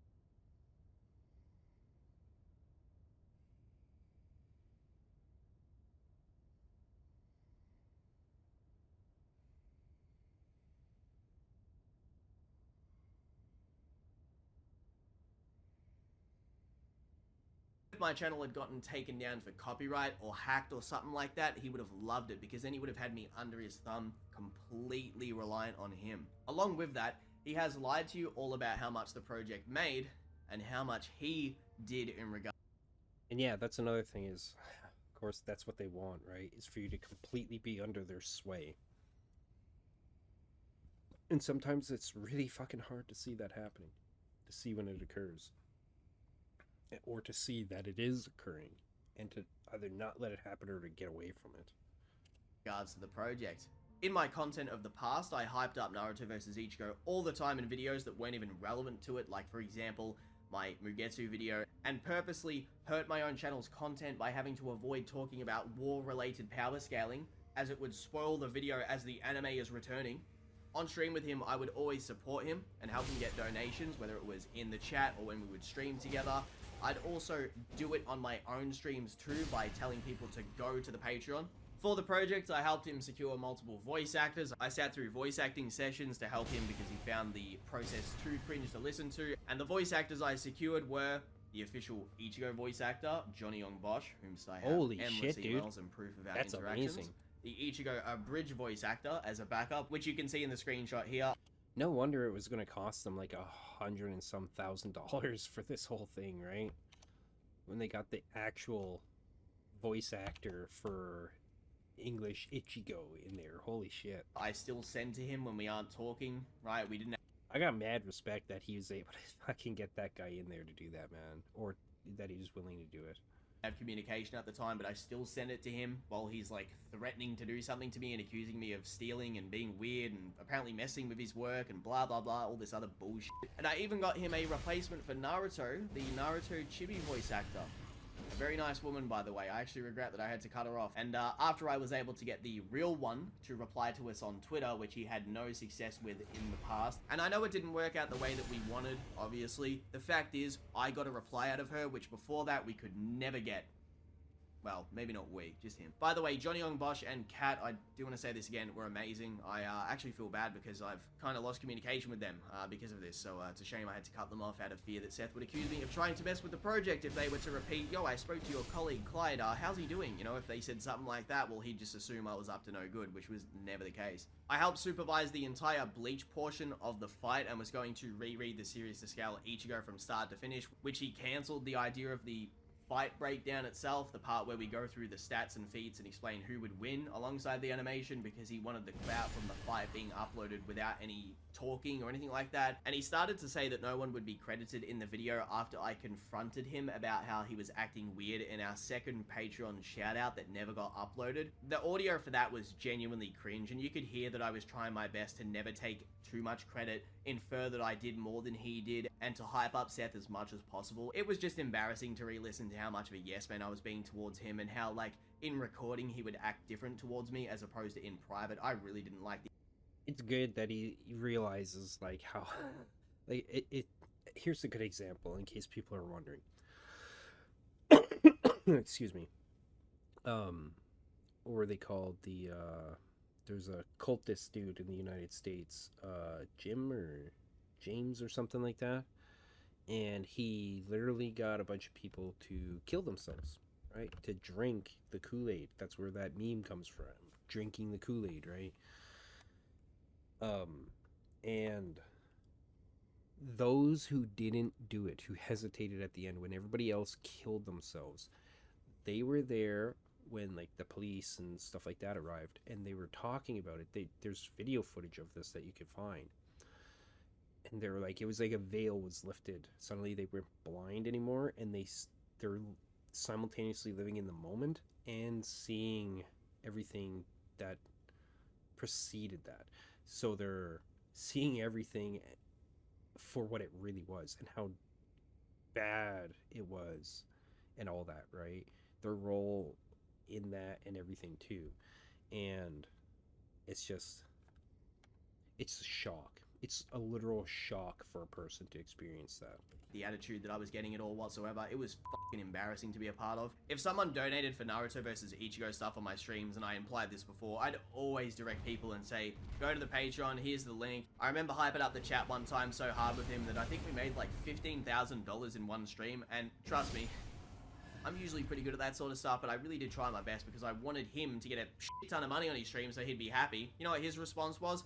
Oh man, Twitch took such a cut. I bet they didn't do that to you. And I'm just like, yeah, they did, bro. The last time I got a big stream, even close to that, I think the biggest one I had was 6K, which, you know, that's a lot of money. I only got paid half of the money because Twitch took half of it. And he just assumed by default, oh, woe is me. Seth loses again. Oh, I don't get all my money. Oh, I guess the world hates me. Which I've heard him say stuff like that countless times about how YouTube's un... Some people might say that at this point in Clyde's video, that he shouldn't be like mocking or attempting to humiliate or whatever this person, but that's actually what they need, right? That's what they deserve, and that is literally the right thing to do, is to humiliate the shit out of them, because that's how societies typically, for instance, in a right manner, get rid of bad apples, so to speak, is you shame them if they're shameable. Publicly, so that it stops. Okay, once they lose any power on a public scale, they're done. That's what they need. And when you take away their ability to be a vampire off of people, the world's a better place for it, because then people aren't getting hurt, or at least smaller numbers of people are being hurt by this individual. Unfair. Everybody's against him, and I'm sitting here like, bro, like, I'm literally like carrying 2 channels, working my ass off while getting shit on 24/7 by you anytime you have a bad mood. How is your life in any way hard right now as a grown man? Like, yeah, whatever. Probably had a hard childhood from what I know about him, and the same goes with myself, but as it stood right there at that point in time, it was... That's another thing too, right? Is there's levels of, let's say, legitimate sympathy, and empathy, which, one, those people don't have. 2, and when I say those people, I mean people that are like narcissistic, psychopaths and the like. They completely lack those things, but they see them in other people and they try to mirror it and try to extrapolate it from other people, etc., right? Because they have this big victimhood complex simultaneously alongside their ego, their god complex. And they always it has something to do with relevance, right? Without the relevance, they're nothing. It was just so pathetic to listen to, with someone that was passively making $20,000 to $30,000 a month bitching about how everybody hates him, while his comments have this loyal following that thinks he's God's gift to the earth when he's a fucking sociopath. It was just ridiculous to listen to. I couldn't believe it. There was one time, to give you guys context, where I was trying to relate my childhood to his, not in the sense of like playing Oppression Olympics or... Yeah, sorry, that's the other thing I wanted to mention, was like, some people might wonder, how does somebody like this come about? Usually it's in their childhood. It usually has to do with a form of abandonment and how they're treated by their parents. And all it takes is one parent to do this, right? And a lot of times it's a mother, but not always. Sometimes it's both. Sometimes it's the father. But in a lot of single mother households, this happens, where the child is effectively disowned while still living in the residence with, and then they're subjected to various types of abuse. And then you have, well, they've categorized it as 2 things: narcissistic personality disorder as a development out of this, and borderline personality disorder.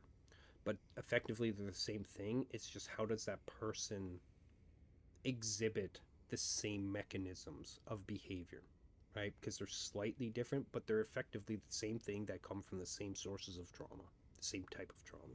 Trying to say that mine was worse because I never do that kind of thing. But I was just trying to say, like, yo, I understand, bro. Like, you know, me and you have been alone since we were younger. You know, I'm trying to, you know, be man to man and human to human here and really relate, because he obviously can't relate to many people given his situation growing up. And I'm not going to explain it because I'm not an asshole like that. But that being said, yeah, that's another thing. Somebody like Seth can't relate. Okay, 1, they think they're unique, which they're not at all. Not even close. There's nothing unique about them. 2 is, it's, in terms of sympathy and empathy, it's okay to sympathize and empathize with somebody that has had these things happen to them, but there's a certain point in life where it's their problem, and it's wrong to put that on other people at all. And that's where the sympathy ends, right? The sympathy and the empathy. The moment that they start abusing other people, okay, that's when that needs to end. That's when people should be no longer giving them sympathy and shit anymore. He tells someone in private, man, Clyde tried to say that his childhood was like mine, and man, that just set me off. And when I heard this from that person who had reiterated it to me, I was literally dumbfounded to the point where I was like, that is pathetic. He legit thinks he's the main character of his story. Like, this is just embarrassing. Like, I just can't believe how much, like, talking about anime on YouTube and making money from it gives all these mentally ill influences this ego that's ridiculous. Kind of reminds me of the time when Heavenly Control literally tweeted that he was the main character. Pretty f***ing cringe.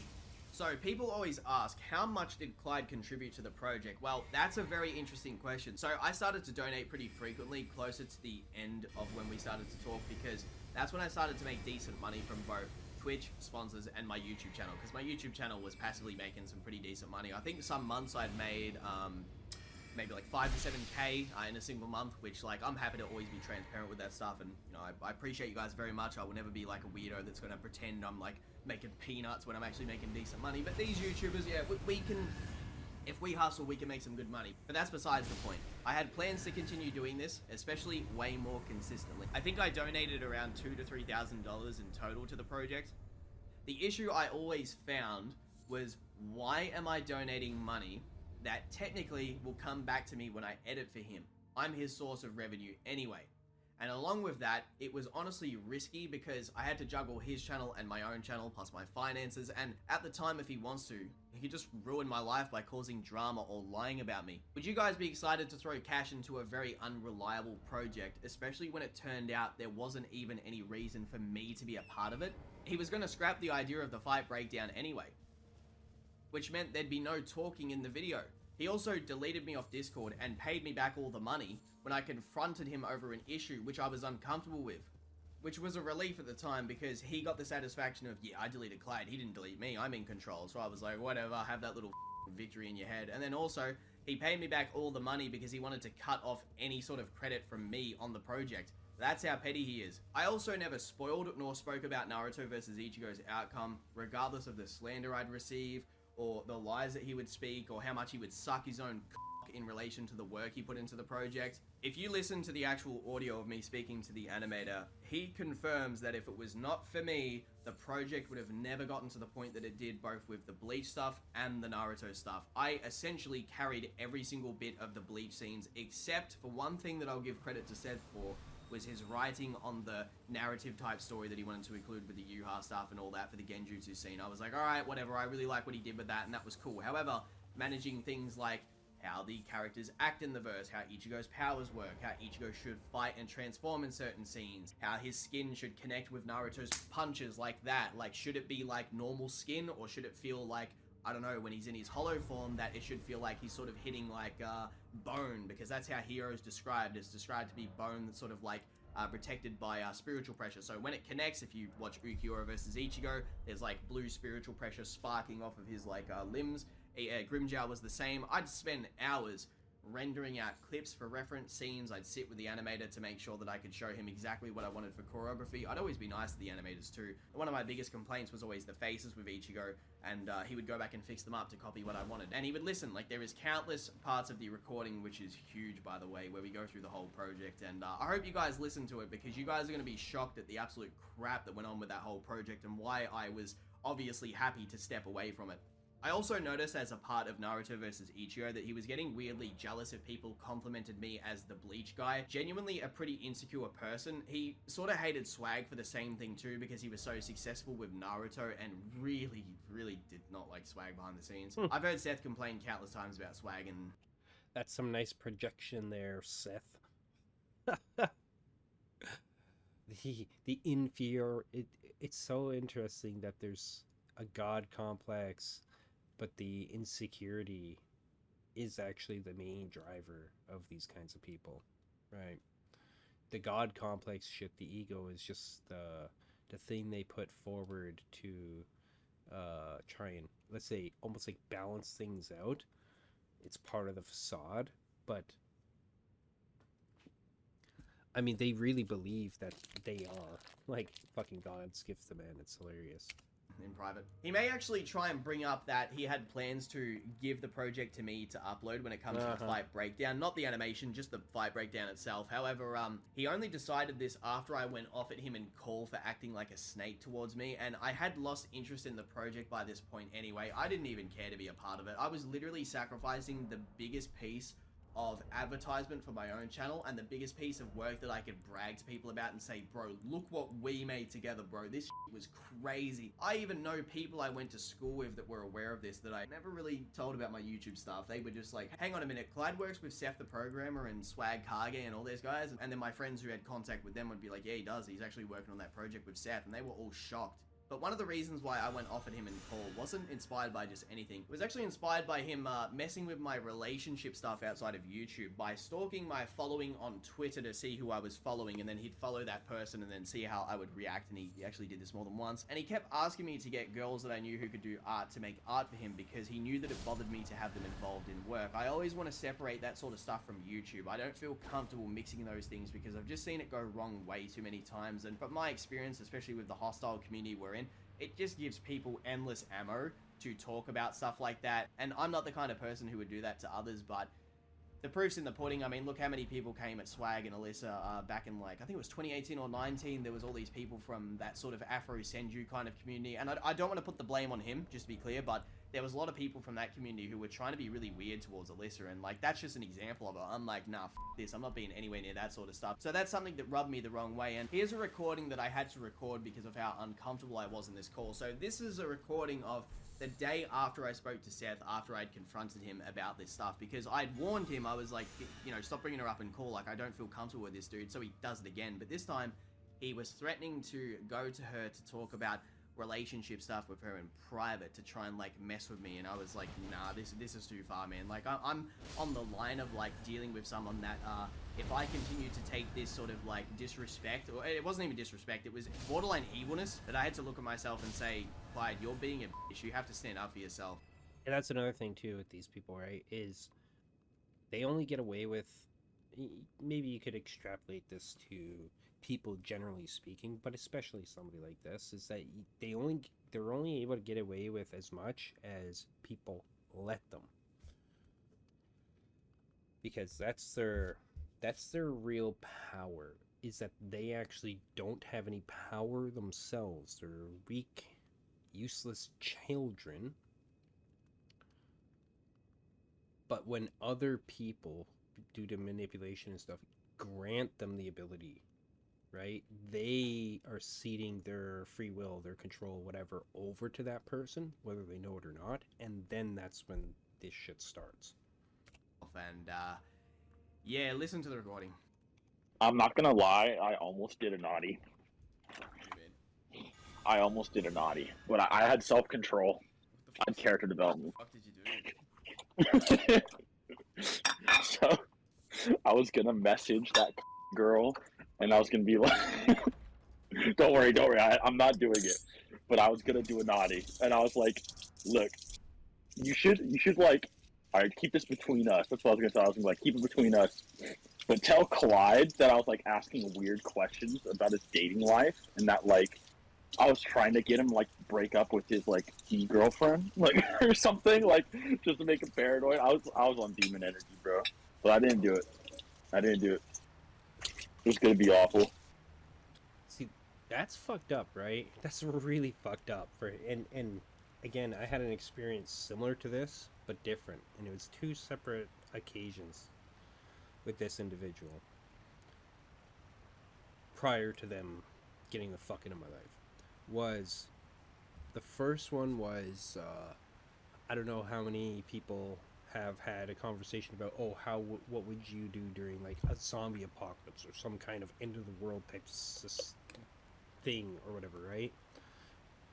And my two brothers and I, our responses were, well, we'd go and try and collect necessary supplies, basically, right? I think that's pretty standard, you know,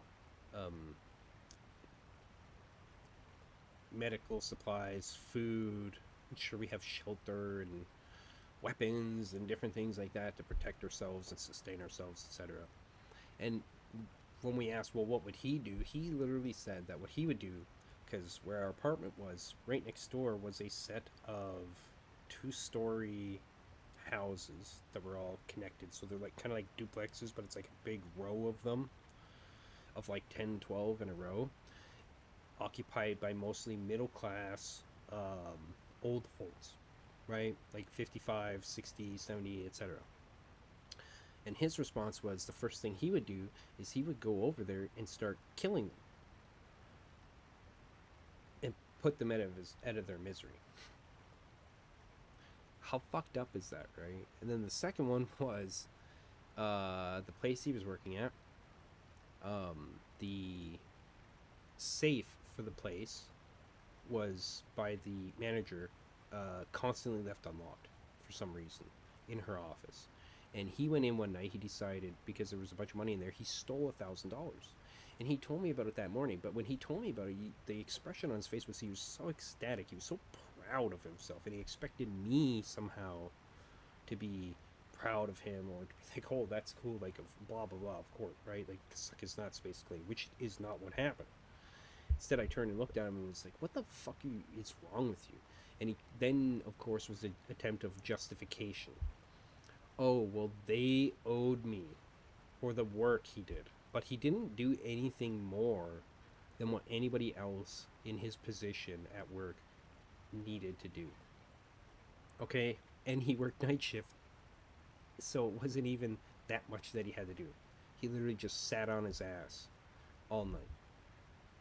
You don't even really work in the, and I'm not going to say the place or whatever, or the industry, but you don't, I've worked in the same industry, and you don't really work. You're just passing time most of the time. And then in both instances, I called him out, right? The first one with the old folks that he was saying he would go murder was, I said, what the fuck is wrong with you? Why would you do that to somebody? Oh, well, they're old and they're not going to survive. And like, it was all this bullshit, attempt at rationalization. It's like, you have no right to do that, number one. And you're not doing it to put them out of their misery. You're clearly doing it because you want to do it, because you want to fuck somebody up, kind of thing, right? That's okay. I said no. Because, like, when we first started calling, there was so much energy, and then when I, like, told you that, you got quiet. Oh, like, oh. Listen, I didn't know how to reply. It's like, do a pat you on the back for not No, doing something?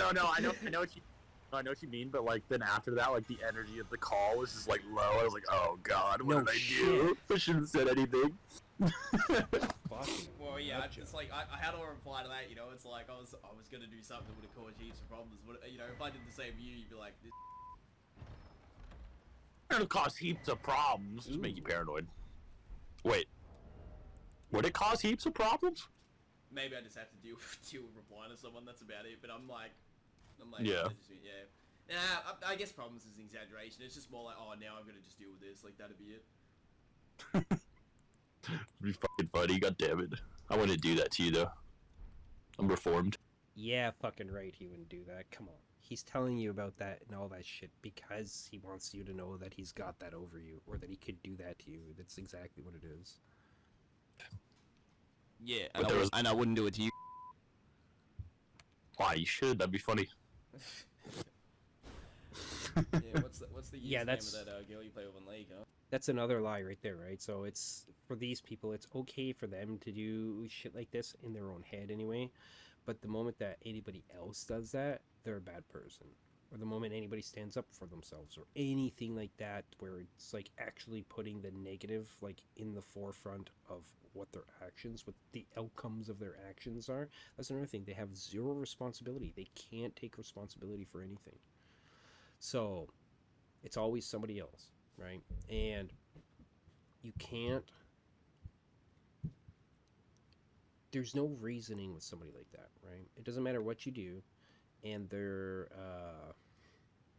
like, if he would have done if Clyde would have done something similar to, let's say, get back at Seth for that, to show, well, I could do that to you too, or whatever. Like, one, this is like what I mentioned in, I think it was the other night in my commentary, on Hog's one video about Riker and Mr. Llama SC. It was like, don't sink to their level because you're not winning. You're not getting anywhere, okay? In fact, you're turning into something like them. And they win from that because it perpetuates that monstrosity through the world, okay? You have to rise above it. You have to be better than them, but they also can't stand that. So they do everything to try and tear you down to keep you below them, because that's another thing, is they will never see you as an equal. There's no such thing as equals in their heads whatsoever. She'll come abuse me again. I don't talk to her to begin with anymore. It's all good. I'll send her after you anyway. Yeah, we go for a walk to 7. Do you want it? Like, no, I was joking. Okay, I was about to say, like, she unfriended me. Like, I don't even talk to that. Funny, though. Because it was just going to be making you paranoid, but I wasn't actually going to do that.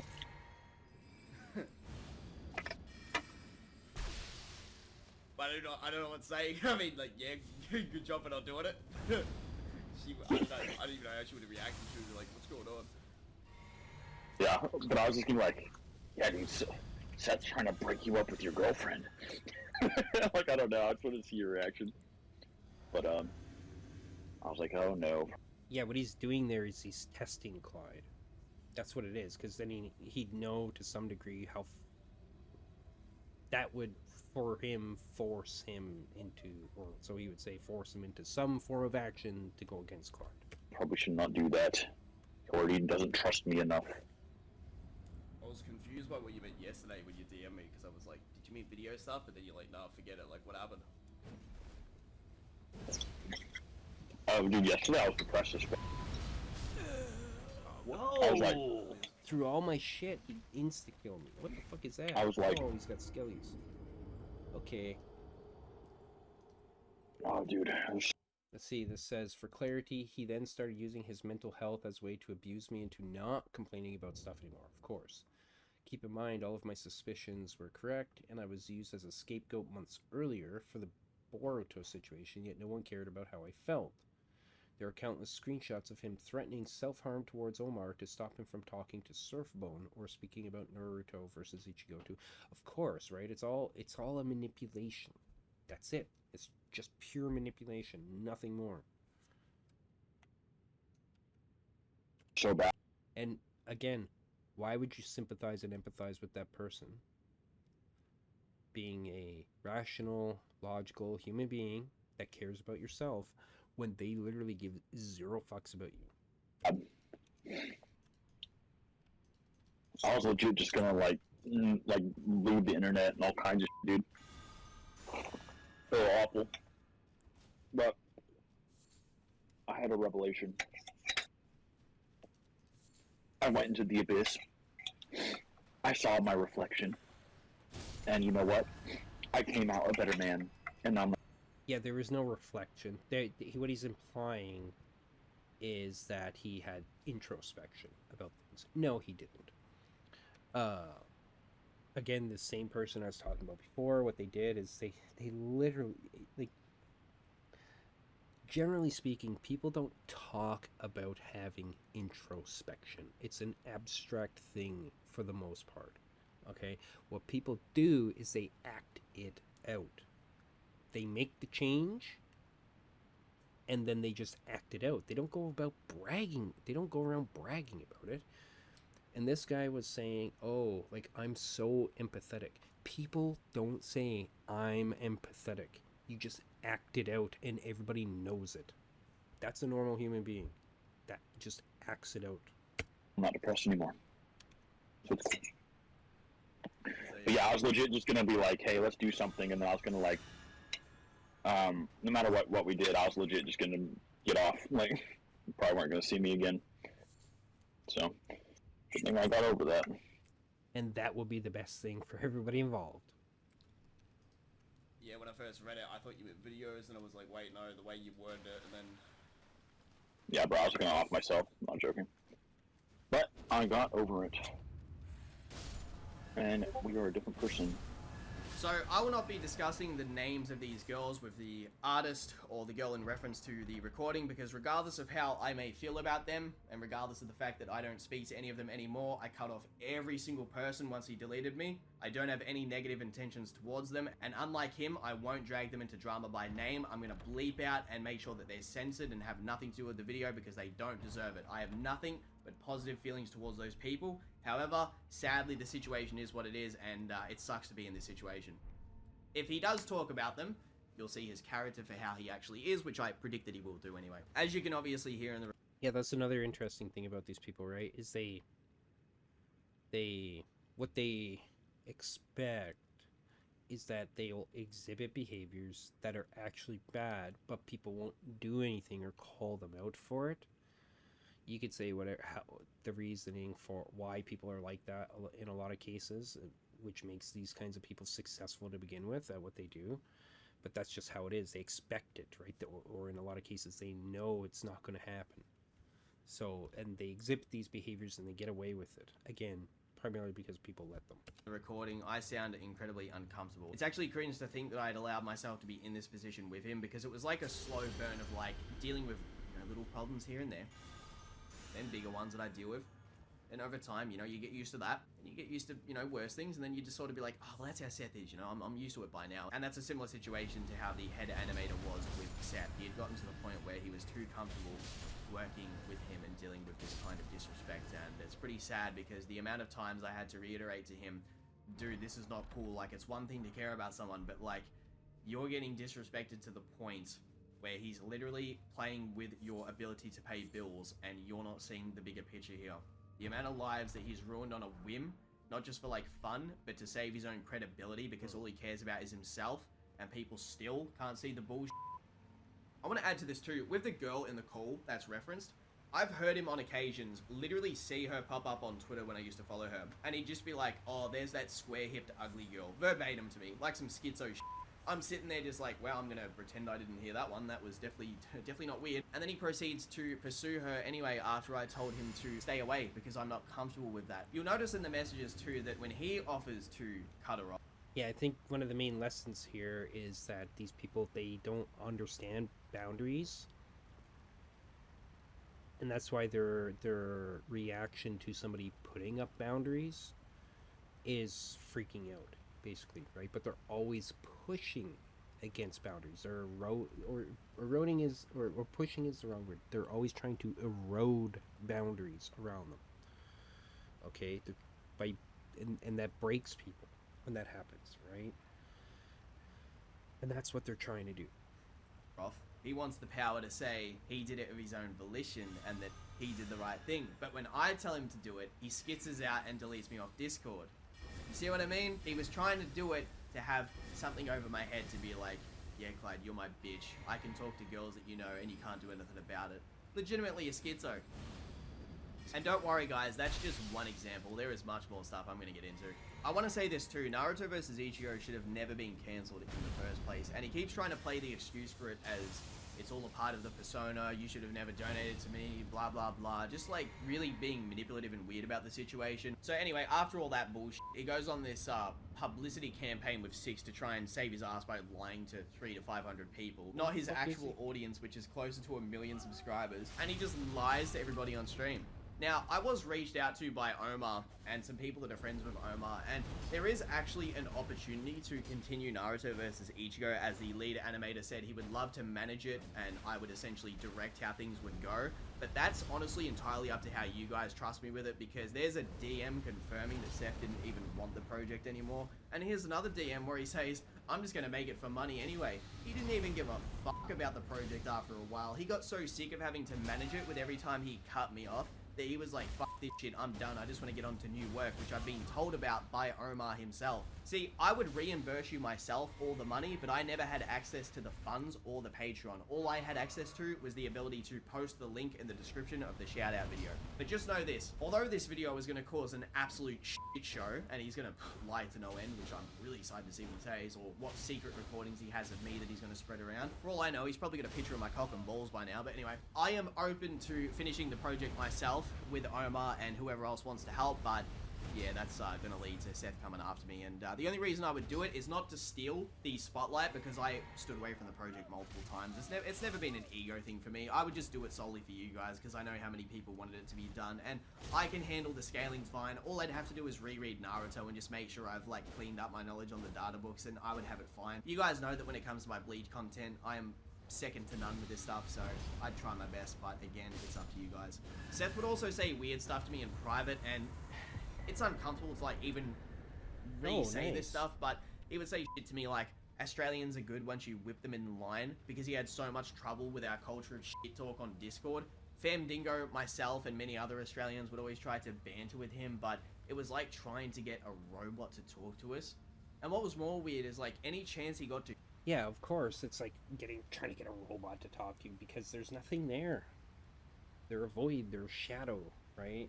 There's no real person there, and as sad as that is to think about regarding another human being, they're not really a human being anymore.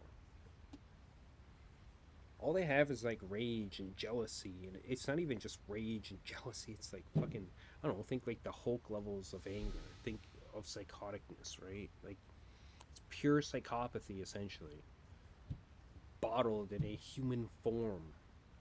To shit talk me, he would do it with people that weren't even that close to him. Like, for example, there was someone who I won't say by name, but he was a God of War scaler, we'll just say that, and like, he barely even knew the fucking dude, and would talk about the way I would look to him in private as if that's normal behavior all the time. What's worse about the situation is that Seth would complain to me that he didn't have any true friends like the circle that I had, but every time we would try to include him in, say, watching the UFC live together, or anything for that matter like playing games, he would either not participate or he'd just randomly leave voice calls if he got bored. He also left my servers multiple times, making this even more difficult because he hated being around my friends. So yeah, because he can't control those people. Right? That's why. Somebody like Seth can't be around other people that they don't at least have the appearance or whatever potential to influence in the manner that they want. And when they see that, well, they just duck out. That's why this person I was talking about in my own personal life, I didn't have to force them to leave or anything like that. They understood. That's one of the only things that they'll actually understand that comes from another person, is when they can't fuck with you anymore. When it's done. And it's not in a bad way, right? That it's done. It's when you're done with the shit and they understand that although they can't conceptualize it themselves or whatever, on some level they understand that they can't fuck with you anymore.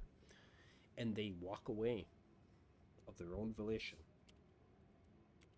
Even though I made efforts to have him a part of this stuff and people were open to doing it, even though a lot of people actually didn't really like being around him, I had to dance and control the conversation so that he wouldn't leave. It was weird. Like, I don't even know how to describe it. It's like an abusive relationship. To test this theory exactly too, I was what it actually is. in a public VC in my server, and I think I was doing some editing at the time, or maybe I was, I don't know, watching like Painkiller already or something like that. And Seth joins, and I see it, and you know, I'm talking with him for a little bit, and I wasn't really keen to speak with him, to be honest. So I messaged my friend Charlie, and I'm like, yo, join the VC because I know he's going to get bored of me and he'll leave. And didn't take very long. 10 minutes later, he leaves the call because he didn't want to talk to my friend. So he never actively even tried to make an effort. And when people would speak to him and like have actual good conversations with him, or at least they thought they would, he'd like randomly mute his mic, or he'd be like, yeah, I'm back. And it's like, I don't know how to describe it, but it is just not normal behavior.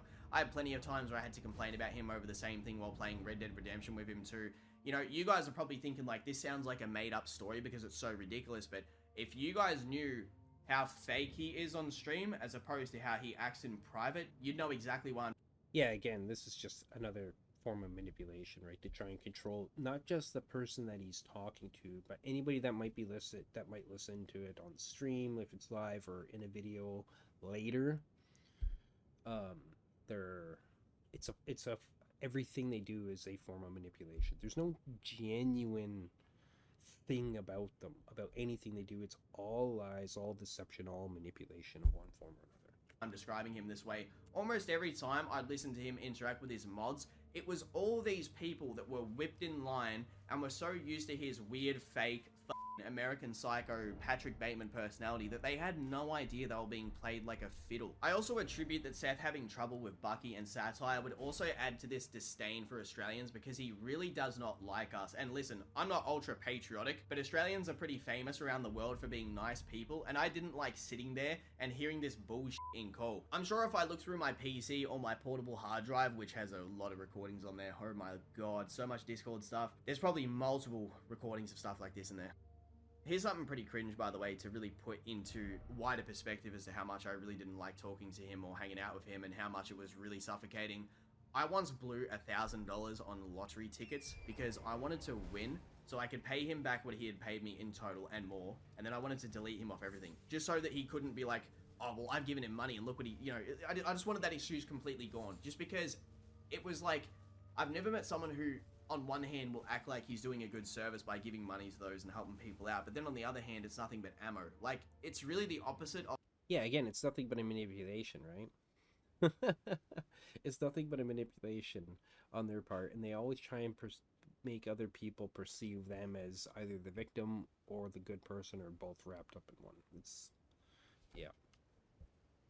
Of the kind of person he was trying to portray himself as. I once heard him say this thing to me once where he said that he wanted to give money to homeless people, right? We were talking about how whenever I go to the city, I always give homeless people money. I did it when I went to Sydney too, because I couldn't believe how many homeless people were in that, like, that crossroad part where the massive, sort of like the mall is with the multiple stories. I see this homeless dude there, and instead of giving him coins, I gave him a $10 note, right? And I was explaining that to him, and he said, yeah, I think I just one time gave this dude like $50 to $100 randomly because, you know, like I just didn't want to end up like him. And I was just like, you didn't give it to him because, you know, like you feel genuine compassion for him, and that was how he replied. I think he said some shit where it was like he didn't. Yeah, there's zero compassion there from somebody like that, right? And they're only doing it to try, one, it's a story he can now tell to people, right? To try and prop himself up as this benevolent person. To make, that's the other thing, is these people, the stories they tell, right? The fictions they tell, and the fiction they have in their own head about human behavior, because they don't actually understand human behavior at all, is they think that the part of the reason why they project onto other people, whether it's positive or negative, depending on the situation at hand, the circumstance, is because they think that that's how it's supposed to be. They think that but the motivation behind human behavior is completely foreign to them. They don't understand it at all. Or at least their understanding is only one-sided, right? It's only the negative aspect. Like, a negative aspect of this is giving money to a homeless person because it makes you look good. He did it because the anxiety or whatever is in, if he doesn't do it, then other people might not see him as a good person. It's not because he actually feels anything for that person. All he feels for anything is about himself.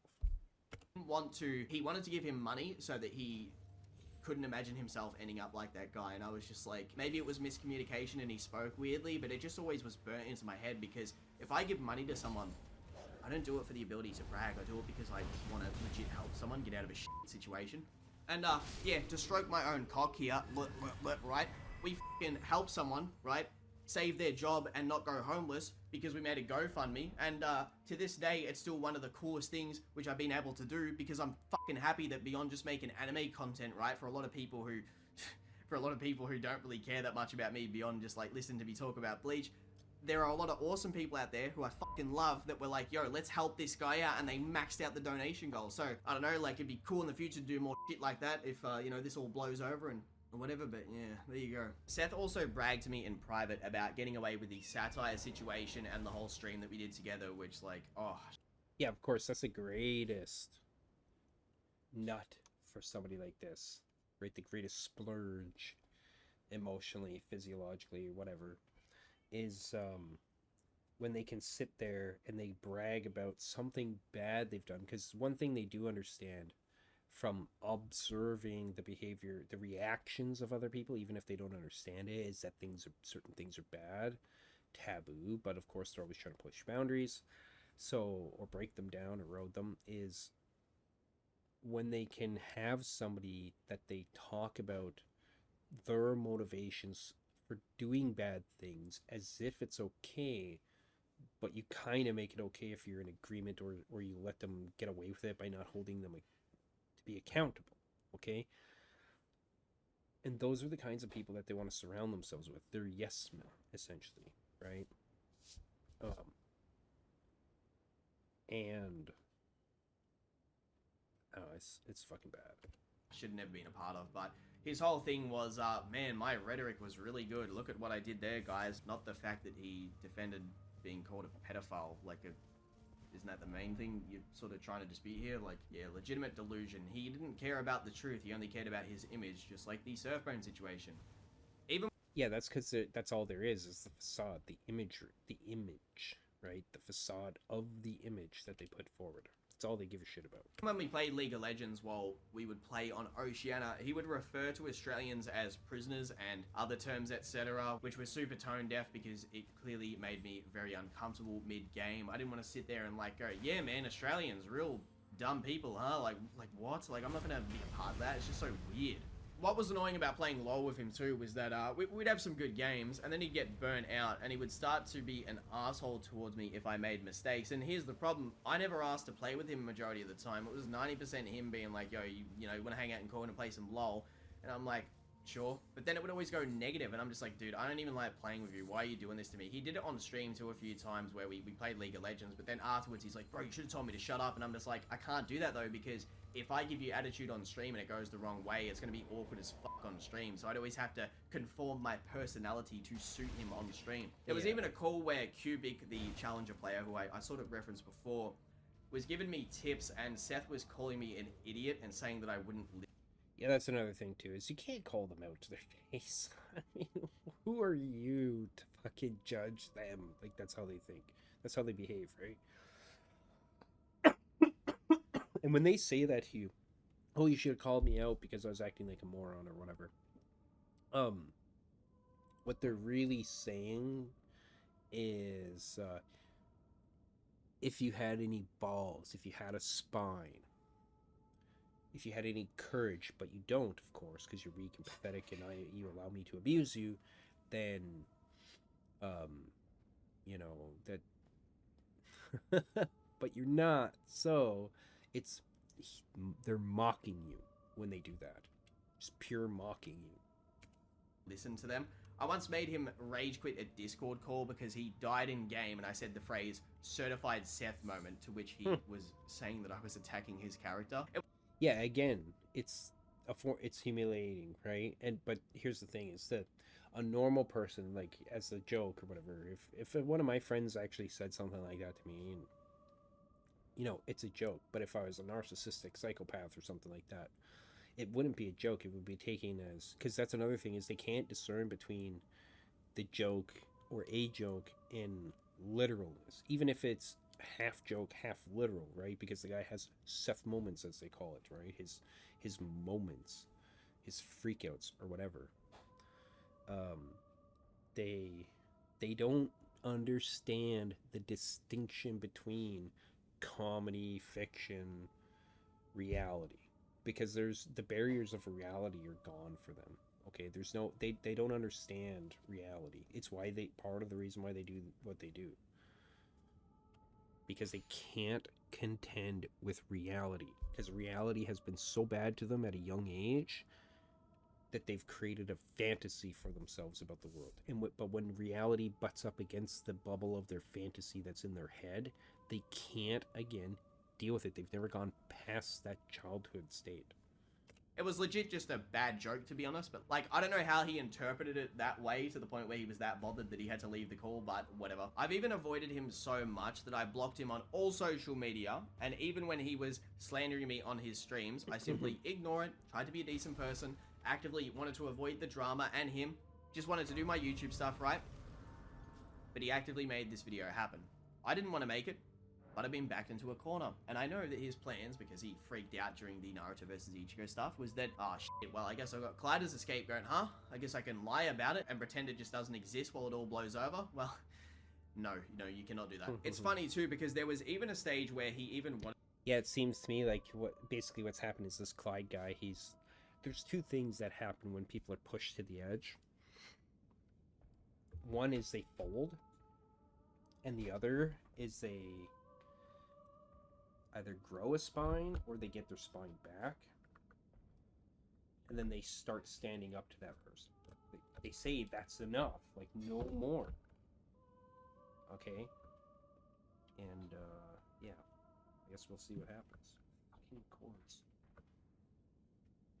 All tangled up on me.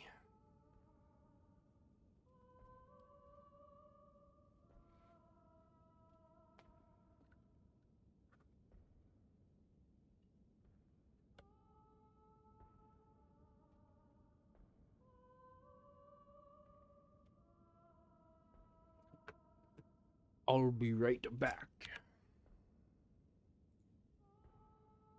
Oh, that's been up the whole time. Holy shit.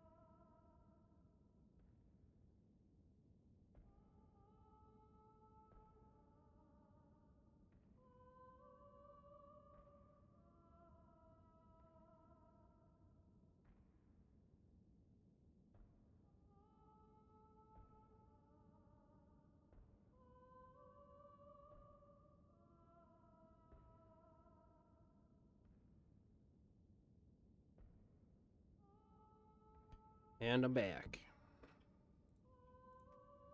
Wanted me to help him make his tweets, how to talk to a Japanese girl, and I motivated him to not only get his veneers, but to take up MMA again, which he absolutely over-exaggerates his fighting ability about, because I don't enjoy talking about this, but I just can't stand people who lie about shit like this. I find it cringe when people pretend they can fight and they can't.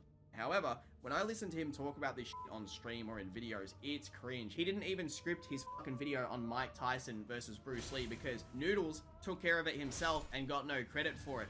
After he seen the success of the Conor McGregor video, which by the way, he tried to instigate a debate between Noodles and I on MMA because he didn't like people stroking my knowledge on the subject, and instead, Noodles and I ended up agreeing on everything and now watch the UFC together pretty frequently. Also, by the way, Seth hasn't even watched my biggest video of all time, the Conor video, or any of my Bleach videos with 1 million+ views. How are you gonna see your friend's channel popping the fuck off, but you haven't even watched his most successful videos? Instead, in Call, he listened to an alleged pedophile by the name of Splash and Jade give their thoughts on my Conor video and tried to point out that the dislikes was a bad sign, projecting his own insecurity onto me, when in actuality, anyone who knows about the video, Habib fans spammed the video with dislikes because of what I said about him, and Conor fans disliked it because of the title. There are people out there, and it doesn't surprise me because MMA fans for the most part tend to be meatheads, no offense.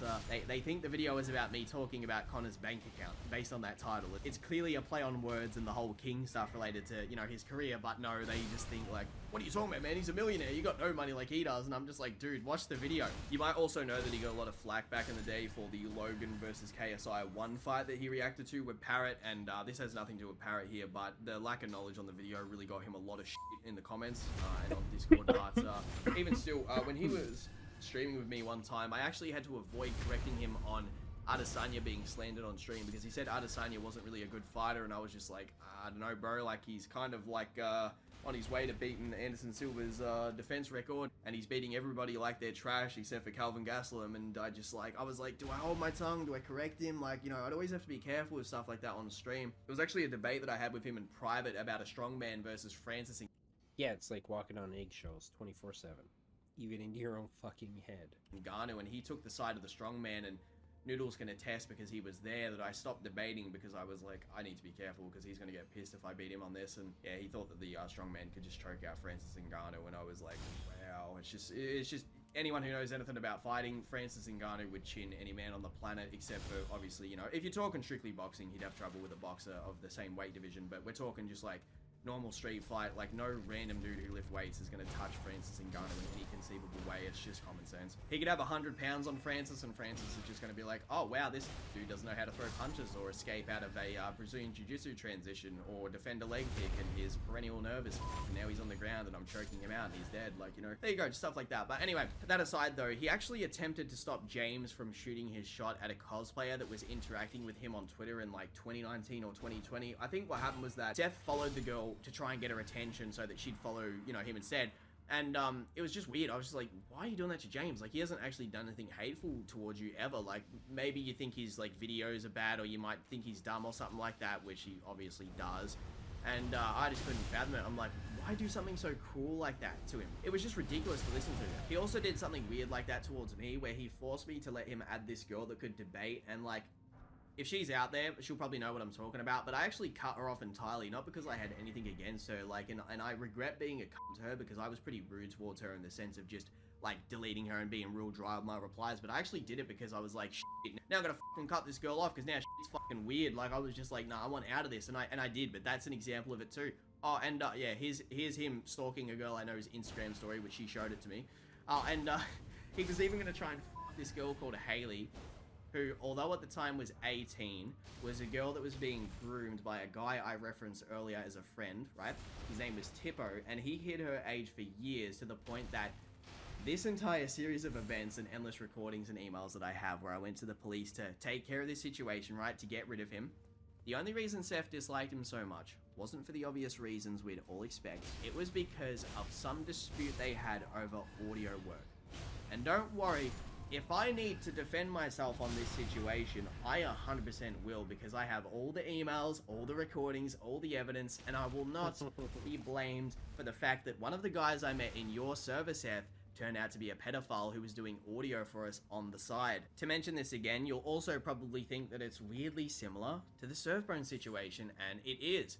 He didn't care whether Surfbone was a rapist or not, and to give the TLDR version of this, basically, someone on Discord overspoke and they had said that they had drunk sex with a girl. Seth decided to turn this person into an alleged rape. Surfbone got the girl involved to defend him on call, clear his name, etc. Seth didn't care at all whatsoever, threw him completely under the bus. Now, I want to actually say this too. I, for the longest time, thought Surfbone was a goofy motherfucker that I didn't like speaking to, but when I seen that happening, it was just wrong. Didn't feel right. The fact to see something like that going on, so that just, again, just more and more evidence to show that the dude's a weirdo, and he was willing to do that to a complete stranger just to save his own ass when he got critiqued for doing it. Also, he accused me of trying to steal money from him in 2019, and I was so emotional that I was literally crying in call, and I said, bro, I didn't have any intentions to do anything like this. I've always had respect for you, and I appreciate how much you've helped me, and tried to equate his 2018 paranoia to this as if I had some weird fucking master plan, when in truth, we all thought that he was fucking crazy and impossible to be around because he was so weird to deal with. Even having a friend that was associated with someone that he disliked by extension, I'd get the fucking blame for it somehow. The same thing also happened countless times with Omar, and he'd occasionally say the same about MJ in private whenever MJ would take too long to edit videos. And in all fairness, like, I love MJ, he is a nice guy, but he would take a long time with videos. But even still, he just instantly just jumped to like, oh, he's trying to steal money and f me over. I bet he prefers Geekdom. He'd rather lick Geekdom's asshole. You know, just language like that, just whatever. And it was like that with everybody. Like Omar of all people. So when I spoke to Omar, I couldn't fathom how oblivious he was to Seth's like true character. And whenever Omar messages me, I'm always surprised at how nice he is. Like, this man sends me love hearts. He's always nice as hell. He's always like, yo, I'd love to do art for you. I'd love to work with you. And I'm just like, dude, like, how could you speak to someone of all people like him like that? And Omar had told us that Seth not only was paying him a lesser rate, because Omar agreed to it, but Omar had lost job opportunities to focus on Seth's work that would have paid better. And he was telling us that the majority of his psychology appointments was due to Seth's stress, and how his girlfriend, work colleagues, and others had told him to get away from Seth multiple times, including, like I said before, the people who stood away from the project that said, no way, this guy's crazy. I mean, I made a blue Prius joke towards Seth once in call, which is some weird, I don't even understand the reference, I just copied it because it sounded funny. So basically, from what I understand, people used to lie and say he used to drive a blue Prius. If I used to drive a Prius and now I make a shit ton of money on YouTube, wouldn't you rep that because it's funny? Like, yeah, bro, I used to drive this shit box, bro. Now look at where I am. I'm bowling. Like, wouldn't you brag about that? Well, anyway, I made that joke towards him, and he fucking went off. He's like, where'd you hear that from, huh? What was that? What was that reference? I know what you were saying. I'm just like, dude, I didn't mean anything beyond just making a joke. That's it. Like, I won't make it again if you want. And it was just like, why am I going to be so careful with everything I say in VC like that? I have so many screenshots, and I can go back and get even more if necessary, right, from our old DMs and stuff that's on old hard drives, where me just reading them, it makes me uncomfortable to look at because of how much I was getting fucked with by him and how, like, soft I was to not do something about it back then, which is more sad to look back and think, damn, I was really getting taken advantage of. And I was at my lowest point. I was considering suicide so often, right, that I would just randomly delete my social media accounts and videos and be like, yep, the channel looks clean, I'm just going to do it this weekend. And I literally bought a will kit to write out who would get all my belongings before I did it. Oh, and the call that I referenced just before about how I was crying in call trying to defend myself, which at this point, some people would say that's embarrassing, but it's true. Like, I was so upset that I literally cried because I was like, dude, like, how are you speaking to me like this? Like, how could you accuse me of stealing? I've done nothing but be nice to you, and, like, all I've ever asked for is extra time on videos. Like, it was fucking depressing. I hope that whole call exists from its start to finish in recording, because if it does, you will see how much of a manipulative rat that he actually is, because it got to the point where I started apologizing for shit that I didn't even do wrong, just to make him feel better. I was like, man, I'm so sorry for what I did in 2018, and I'm just like, why would... Yeah, that's when you know, a person's in deep. You don't need to tell them to do something. They just do it on their own, right? It's like self-censoring, or as a lot of people saw and experienced during the COVID-19 lockdowns and all that, was you didn't need a policeman there badgering people about wearing masks or not wearing them, or being vaccinated or not vaccinated, or wherever you stand. Okay, people Regular, everyday people were harassing other people over shit. And there was no need for government interference. There was no need for police there behind them, kind of like pointing the finger, do it, right? Those people were so fearful that they initiated it themselves without needing to be told to do it. They just did it. I was like, why was I even apologizing? I actually didn't even do anything wrong, but I was doing it because I felt bad by extension of how much he was implying that I was an asshole and like a money-stealing rat, which was just never the truth. And that call started, to give you context, because he wanted to confront me over a random joke I made in front of Webcam Parrot the day before, where I said that Seth loved traps. And he was adamant. He's like, I'm not gay. He also did something similar with Chuck and I years ago, where he took us into private calls because we kept saying that he was gay. It was just banter. Like, I couldn't even care less if he actually was gay. It wouldn't have fucking mattered. I grew up with someone on Xbox from 2009. Yeah, but again, I don't know if at this point, because this video was published 3 months ago, if Clyde maybe has some more clarity about this, because he keeps saying things like, I don't understand how he could this or that or whatever, right? It's a slight, right? You're accused, and it has no reality, has no bearing on what this kind of person thinks. They think it's a slight against them, some form of humiliation, whether it's true or not. Like, it doesn't even matter if they suck some dude's dick because they enjoyed it, or they wanted to do it, or had their own dick sucked, or fucked somebody in the ass, or whatever, right? Like, but they're not gay. In their own head, they're not gay, or, you know, how dare you call them out for that? Because everything in their head is a slight against them. That's literally how they view everything. Until 2015. If it's not something that they want you to do. Who used to lie about his sexuality for years, came out to me as gay, and I was like, I mean, I'm shocked, but I don't care. Like, you know, whatever makes you happy, bro. And I've had no issues about that. Ridiculous. On his streams, too, and he's done this a lot even recently, like how he would brag about that he could physically assault myself, Swag, or Chuck whenever people would ask who would win in a fight, and he just sits there and brags about it like a schizo for like fucking 10 minutes, like, yeah, bro, I'd fuck him up and stuff. Like, oh, for example, during KSI versus Logan 1, when we had drama during that time period, he made this tweet where he said that he could whoop Swag, Chuck, and I's ass at the same time, and we were all tagged in it, right? And then 8 hours later, he just randomly re-likes his own reply so that we could see it. Like, that's normal behavior. Even during the drama, someone was slandering him on Twitter, right, at this time period, and they were saying that, like, you know, his videos are shit and blah, blah, blah, and I was like, this is why I said, I was like, nah, bro, he bought all the manga for a series just to make one video on it, man. Like, regardless of all this bullshit, man, he works hard. Seth likes it because he's like, yes, Clyde's fucking, he's stroking my ego, loving it. And I'm like, man, that's the kind of person I was towards him during the worst part of my life when he's trying to make me homeless. Along with this, I was shown a screenshot where someone had accused Seth of apparently making a girl suicidal or allegedly killing herself. I can't remember the specifics, but here's the screenshot right now. As I'm recording this, I'm just trying to remember. Oh shit, what did he do? He nearly made my ex-girlfriend commit suicide after harassing her. She failed, luckily. I haven't heard from her in nearly 2 years as well. It's just I see you mention him occasionally, so thought you should know what he did. Man, did it go down in a Discord server or something? What it was exactly, but I know that I have the image itself on the USB, and I showed him in private in case it was fake, when I could have just kept it to myself to use as ammo in case he popped off at me like he always randomly would. Yeah, here's the thing, is it's not random when they pop off. It's to people who are, let's say, maybe not in the know or whatever about these kinds of behaviors. It's never random. It's all triggers, right? Like, and I don't mean that in the, oh, trigger warning sense. I mean literal mechanistic triggers of behaviors and things that cause them to react in very explicit manners.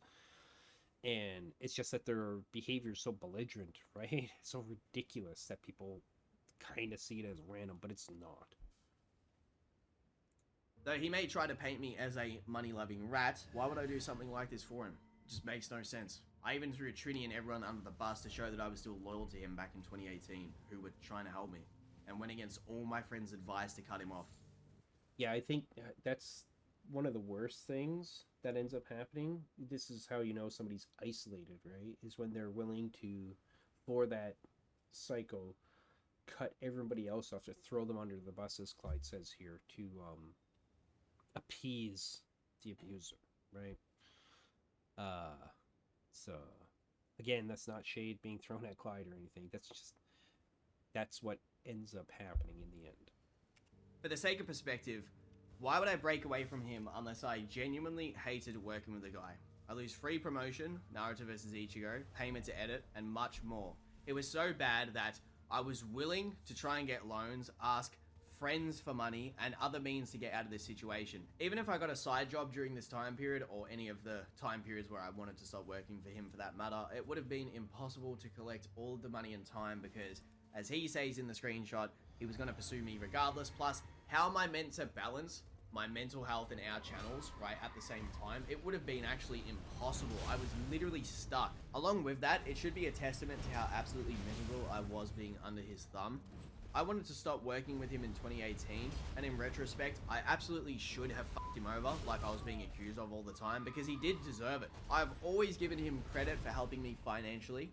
I even helped stage tweets to give him bragging rights over it to paint him in a good light. I started this YouTube thing because it's all I've had since I was a kid, and instead I've had to sit on stream for the past probably 2 years, right, on and off. Miserable because no one knows my side of the story, the shit that I've been going through, and my passion for this is so fucking burnt out from wasting so much energy on his channel that I don't even enjoy this as much as I once did. You know why I barely upload? Because I was so depressed and so trapped in my situation with no family and no support from anyone in this situation that my plan has been to kill myself if YouTube dies, because it's all I fucking have. I tried to do the right thing in 2018 by leaving him and offering to pay him back, but he didn't let me fucking leave and said multiple times he wouldn't stop even if I paid him. So I'll say this, I'm glad I got all that money from you, Seth, because I tried my very best to be a decent person with helping you secure a bag, get deals, even while you were too childish about doing them. So I did all the work to manage them. I tried my best to help rep him to the point where people just painted me as a Seth clone and fanboy. I'd essentially carry his streams when we were together. And yeah, he's right. I guess he is kind of like Homelander, because fucking the whole time it's felt like I've had to keep this stuff lock and key because he has the public convinced that he's the smartest man alive. He's the nicest person ever, right? Why would I want to be a part of Naruto vs Ichigo? It was a toxic project that was entirely about Seth, and even the lead animator was treated like garbage. Just read the way Seth is treating Omar here, who is an absolute... I'm assuming Fuchsia is fucknut Seth. You little fucking sociopath weirdo. Knew what? Ha ha ha, just cancel the thing. What? Do you know how artists get work? Leave me alone, I don't care about your work, dude. It's just crazy. You did all this. Yeah, I know some of these tweets or texts and stuff are kind of a little bit out of context, but just the fucking, you can see the fucking bouncing, right? Like the fucking yo-yo of fucking mental state here. Literally from one sentence to the next, it's like the shit that doesn't seem to make sense whatsoever.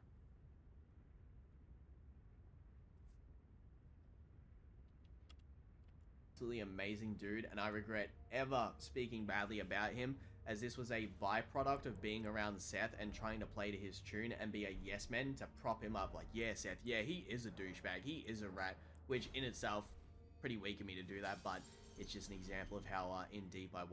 Yeah, exactly, like he's saying here. That's an example of how in deep he was, right? That you go, it's like the greatest thing is when evil can corrupt good to be just like it, because that's what bad people want to do, right? Is they want to bring good people down to their level, down to hell, is the way you could look at it.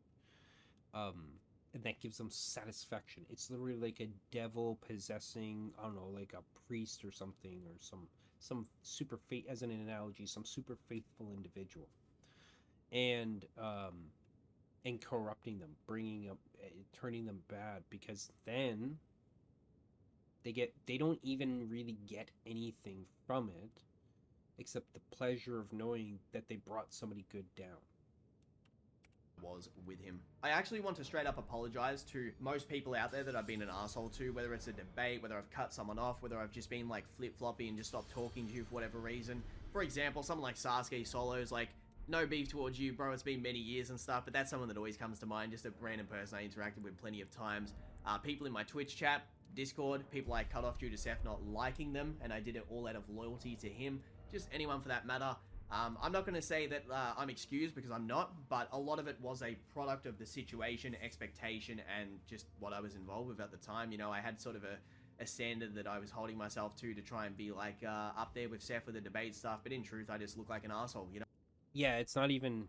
Here's the interesting thing, is it's not even a standard, it's below standard, right? Like substandard behavior that they get you to perpetuate, that they get you to perform and exhibit, and then it's like the crazy thing, some people might say, is that you then internalize that, which is an interesting thing of human beings, right? It's like, what is it? It was, whether you like the guy or not, Jordan Peterson is the first person I heard this from regarding writing. If you take somebody who has a certain belief system, political leanings, or whatever, and you have them write a paper, genuinely write the paper as trying to put forward that the opposite of their views as best as possible, like the steel man, in other words, what can happen, and then you ask them to repeat that process, they will actually internalize what they're writing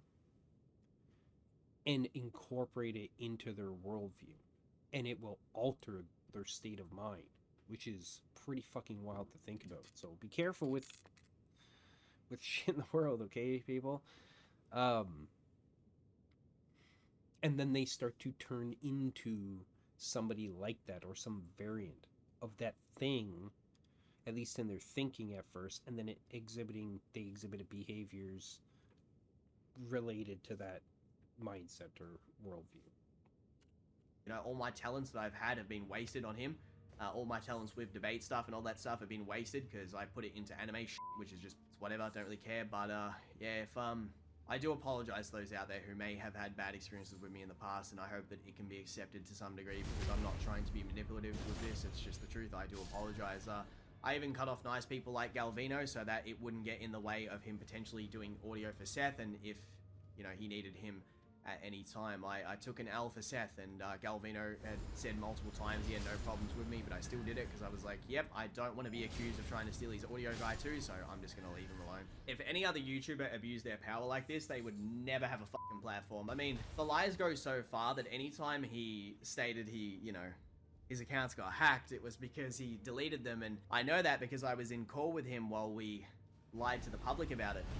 I wonder why he was hiding all of his social medias.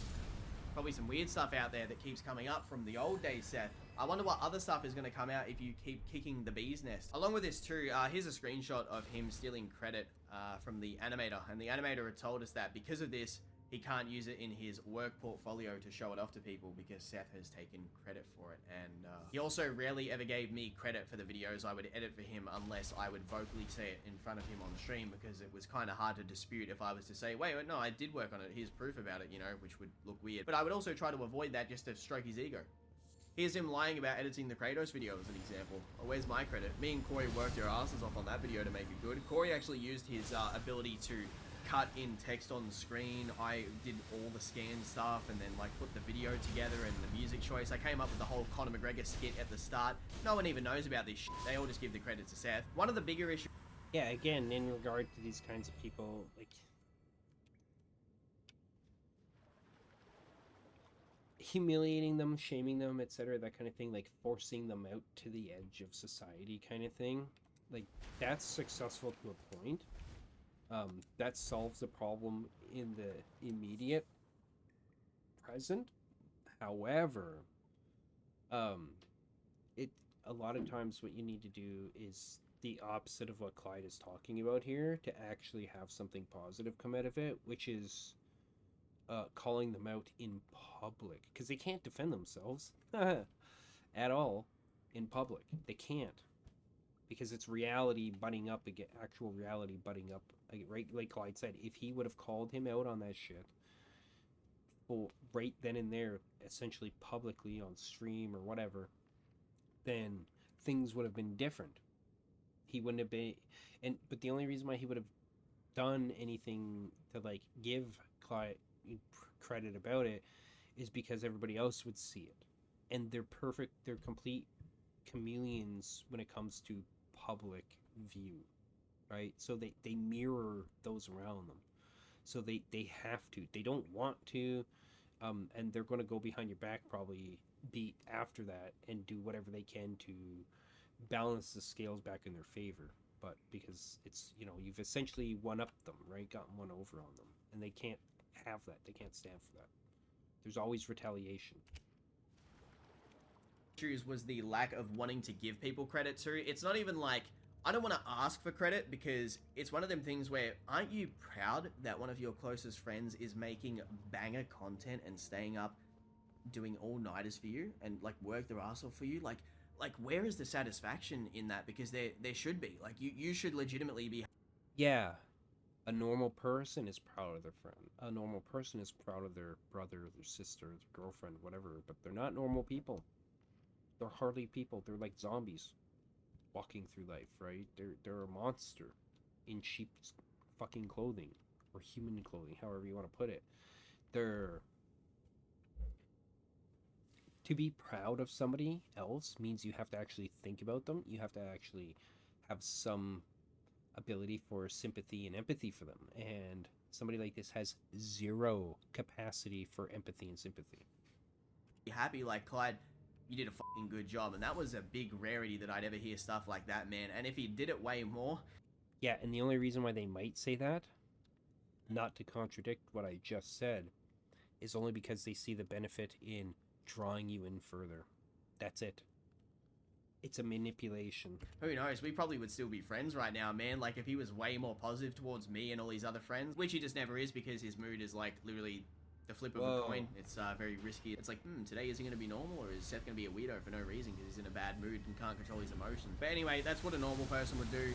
Seth clearly ain't normal, and payment aside, I always went above and beyond for him. He paid me around, and I want to say it's in the ballpark of 30 to 35,000 Australian dollars over the course of 4 years, but like I said, it wasn't just editing, and if I had just focused on my own channel, I would have been self-sufficient by this point anyway. I partially did this out of passion for him, but he was always so flip-floppy and a loose cannon, and he might say, what do you mean though, Clyde? I gave you the shout-outs to help blow up your channel, but it's just like, dude, all that would have happened is that it would have taken me an extra year to blow up on YouTube anyway. Meanwhile, his channel would have stagnated while Swag Kage would have popped off, and so would have I anyway, so it's just cringe to listen to this shit because...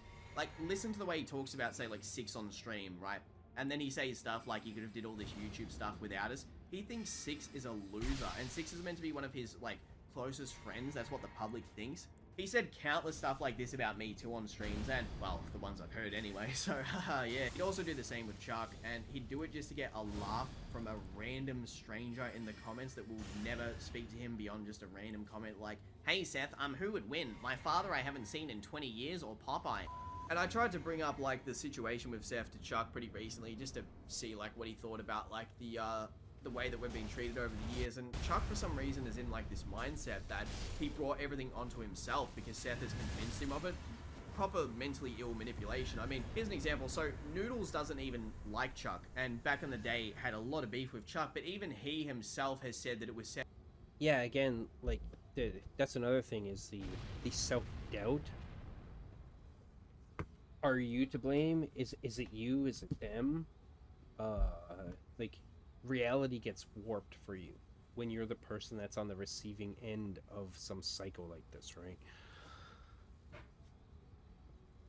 Seth's fault, and he still won't take responsibility for it. I've said similar stuff to Seth. Yeah, you'll never get responsibility out of them, ever. Right? Zero accountability. Because they genuinely believe they've done nothing wrong. Or at the very least, if they might recognize that in regular society, it's a bad thing to do, but they think they're above that. They're better than that. They're better than you. They're better than everybody else, and how dare you judge them by the standards of pleb fucking grunts on the ground, okay? When they're way the fuck up here in the clouds in their own head. plenty of times, like, bro, take accountability, man. Like, the reason people get so bothered with you is because you don't apologize genuinely. It's always just like a half-ass sort of like, I mean, we're friends again, so it's all blown over, yeah, but he never really thinks he's done the wrong thing, which is just weird to me. I'd actually like to also dedicate some time to highlighting how odd his true character is behind the scenes, because to this very day, after knowing Seth for 6 years, I still don't know his actual first name. And along with that, the closer I got with him, the more I realized he has some very weird narcissistic traits. He even admits here in 2 messages that he is mentally ill, but he's self-aware and tries to use it as leverage against Omar. Yeah, he's not actually self-aware. Again, it's a form of like mimicry, right? It's because there's very rigid set things that these kinds of people will do.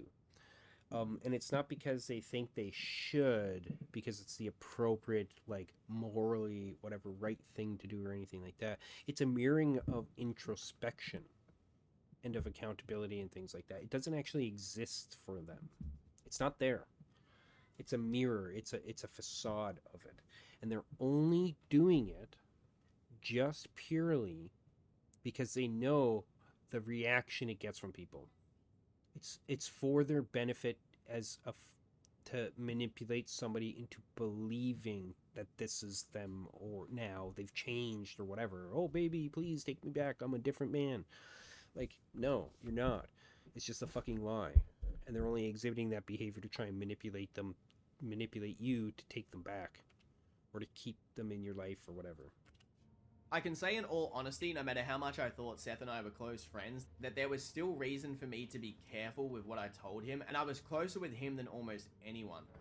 Sadly, this wasn't paranoia either, because his eagerness to instantly shit-talk me and others on his stream was so commonplace that it was disappointing, which I'd never do, and I always avoided doing it to him because I knew that he would throw a fucking tantrum if I said anything about him. If I even mentioned him in casual conversation, I'd try to avoid even talking about him. It didn't even matter what the context was, because if someone said, Clyde was talking about you on stream, his instant thought is, oh, what does he shit-talk me? What did he say on stream? How did he say something about Naruto versus Ichigo? Seth even at one stage wanted me to help him write messages to this, quote, wealthy, overweight girl so he could try and slip his way in with her to get money. I'm not even kidding.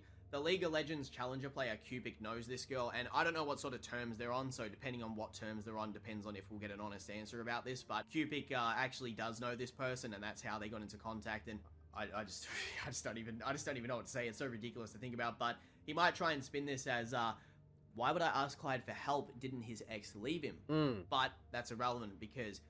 Yeah, it's just like I mentioned earlier about this dude, right? That was in my life previously.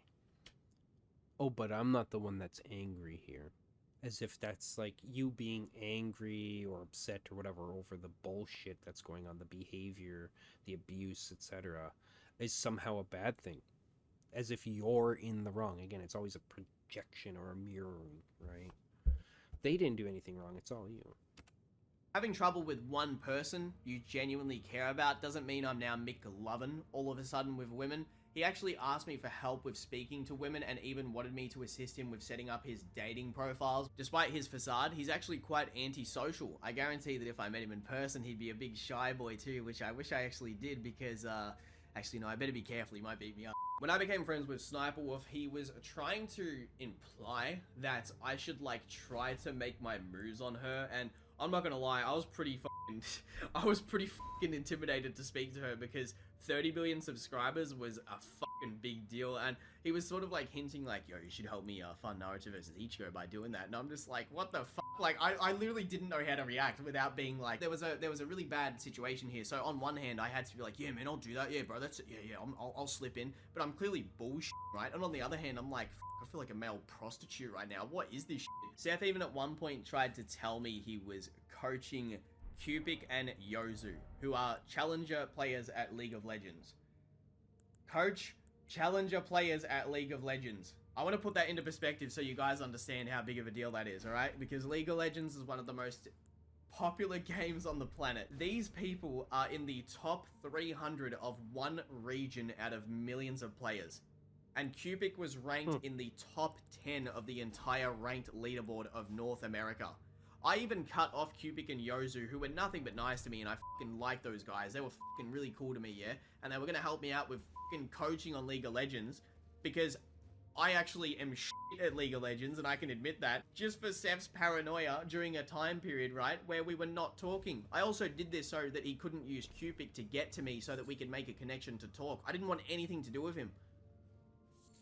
He's also attempted this multiple times and was even in my Twitch chat back in around August, September, which was 8-ish months post us not talking, where he said we were done for good, so I kind of decided, okay, this is my way out, I'm not speaking to him ever again. He also claims on stream that he didn't need any of us, but here he is begging for a thumbnail. It's almost like I did, in fact, help him with his channel and helped him carry it. Damn, what's that? Clyde actually has a bit of talent and actually worked his ass off for Seth? Wow. Better be careful, Seth might get insecure. Cupid, by the way, I do want to emphasize this, is such a nice person, and I feel bad that I had to distance myself from him, because when you see tweets like these, you can understand why I'd want to stay the fuck away from Seth. Definitely not aimed at me, or Noodles, or Parrot, or any of these people who he hasn't talked to in voice chat for 12 months. For starters, his actual accolades, outside of being a voice in a video that he doesn't even edit, and usually has others scale and script for him, well, he doesn't really have much talent in that department either, unless it's on stuff that he knows well, like Naruto or Dragon Ball. His career's scary mystique has revolved a lot around his debate anyone persona, which that in itself is pretty cringe, because his greatest wins are all against anime fans and anime YouTubers, and people who he has bullied into submission in his servers anyway, because if they talk him too hard, they're obviously going to be gotten rid of, so they can't really overstep that. Or he tries to keep ammunition on people to keep them in line. Like, he used to try to spread this that Taurus was a pedophile because of some stuff to do with him being a teacher and him, like, looking at young girls or something like that. Just ridiculous behavior. I'll give you some perspective. He was so nervous before debating King of Lightning because I suggested he should debate King of Lightning because I thought that he would be able to beat him, right? And I was like, that's good for your career. You should treat your career as kind of like an NBA sort of like perspective, where it's like, if you're famous for doing something all the time, which is beating everybody, or, you know, beating people where like you can sort of like take their name value, because, you know, King of Lightning I don't believe is a good debater, but in his community he has name value. So if you beat him and it's on YouTube, the normie fans don't know the difference. And I'd always tell him this and try to be like, yo, you might think it's a waste of time, but these collaborations with Geeton will help you. These collaborations with Swag are good for you. It's beneficiary in the long run because it makes you look good. And I was always telling him about that, and I helped him build that sort of persona from the start, because he wouldn't have done it otherwise, because he didn't have the fucking common sense and knowledge to be like, yo, maybe I should kind of be like an MMA fighter or a boxer, where like, if I do get a notorious name around me, I'm going to look unstoppable. And that's essentially what I helped him build. He once said to me in call, and I'm not even kidding here, he said, well, Clyde, I've done it. I'm the best debater, man. I'm pretty much ready to retire. And I was literally dumbfounded of the absolute lack of self-awareness that he had from drinking his own Kool-Aid. I pretty much laid it out to him. I said, Seth, bro, like, you know, no disrespect to you, but the people you've beaten are the Discord debaters and anime fans. Like, you could go into a random university and debate one of the philosophy teachers, and they would probably shit on you. Like, no crap. Like, I wouldn't even say anything like that about myself. Like, I'd like to think I'm a pretty competent individual based on the way I form my videos, talk on stream, etc. You guys know. Okay, now, I know for a fucking fact, in the politics server alone, there's probably 2,000 individuals that would make me look retarded in VC. You know why? Because I'm not fucking delusional.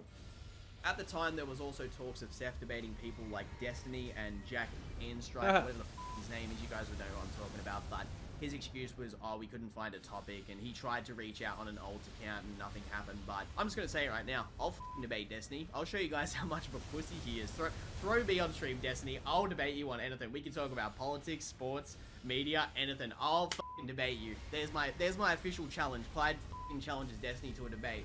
Even when he and I would debate on certain topics, I'd always refrain from being too dominant on certain topics, because he just gets too fucking aggressive if he feels like he's losing, or like his quote-unquote you're being a rat behavior, which he did to Noodles when Noodles was beating him. And I'm sure he's got so many secret recordings of me, which he's going to probably release and be weird. But we've debated, for example, we once debated over the Kaha Nagashionn, which he wanted to upload and try to get brownie points of, hey, look, I beat the Bleach guy. Like, it was such a weird thing to do, because I was his friend and he wanted to get that dub over me, which was honestly borderline casual fucking conversation, which he was wrong about.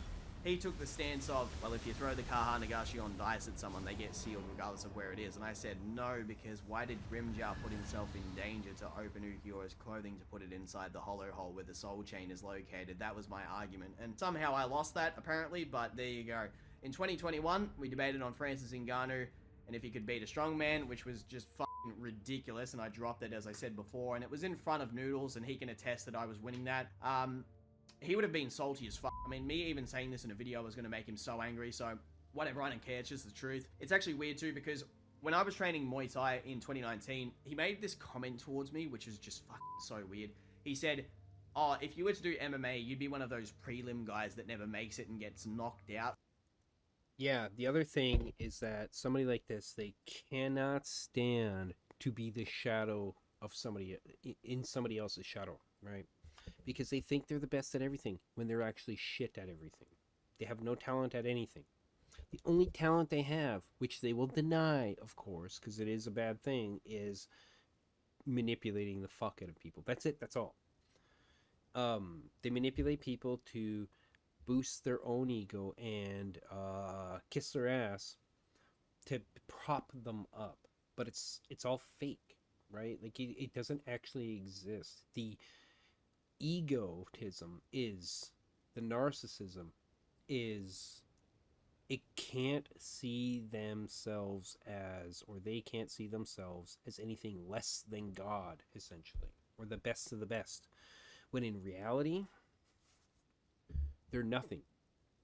But when they see somebody else that pulls ahead a little bit, even a tiny fraction of it, even if there's a possibility of improvement for that person in their life, to be better, to move somewhere upwards, like have an upwards trajectory, they have to shut that shit down as best they can, because it would make them look bad when apparently they're the best in the world, right?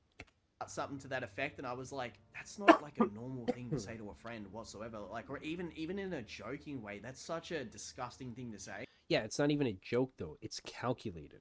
It's a calculated manipulation. It's not even subtle. Like, when you know what they're doing, when you recognize what they're doing, it's not even subtle at all. He sent me this BBC article about how people who follow celebrities, they have low IQ. I'm like, I ignore it, and I'm thinking like, yeah, haha, I get it, UFC reference because I like Conor McGregor. And then he links it to me a second time and brings it up in call, and I'm just like, what the fuck? Like, why are you... Yeah, it's because why aren't you responding to me? It's not even the article. He doesn't care about the article. He doesn't care about the subject matter. It's, why aren't you paying attention to me? Why am I not the center of the world for you right now? Because to them, they are the center of the world. Because in their own head they are, right? There's nothing but them. That's why it's so easy for somebody like that to use other people as tools. They get degenerated from people to things. You on a hobby that I like to follow, being the UFC. Like, apart from anime, I love the UFC. Like, I follow it religiously, and I'm getting on for having a hobby that, like, makes my life a little bit better to keep up with. It's like I said, he gets insecure when people around him are famous for knowing something well that he does not.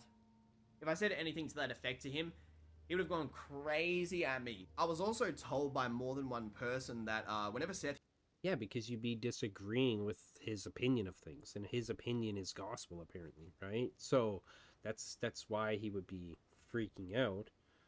It's a slight against his ego, against this facade that he's built up, that he's created from childhood. That's also why they're so somebody like this is so fragile, because the facade is built by the mind of a weak child. A weak, abused child. He used to play chess with people. He actually got caught using a bot to cheat in chess. What the fuck? That's not that doesn't behavior. surprise me.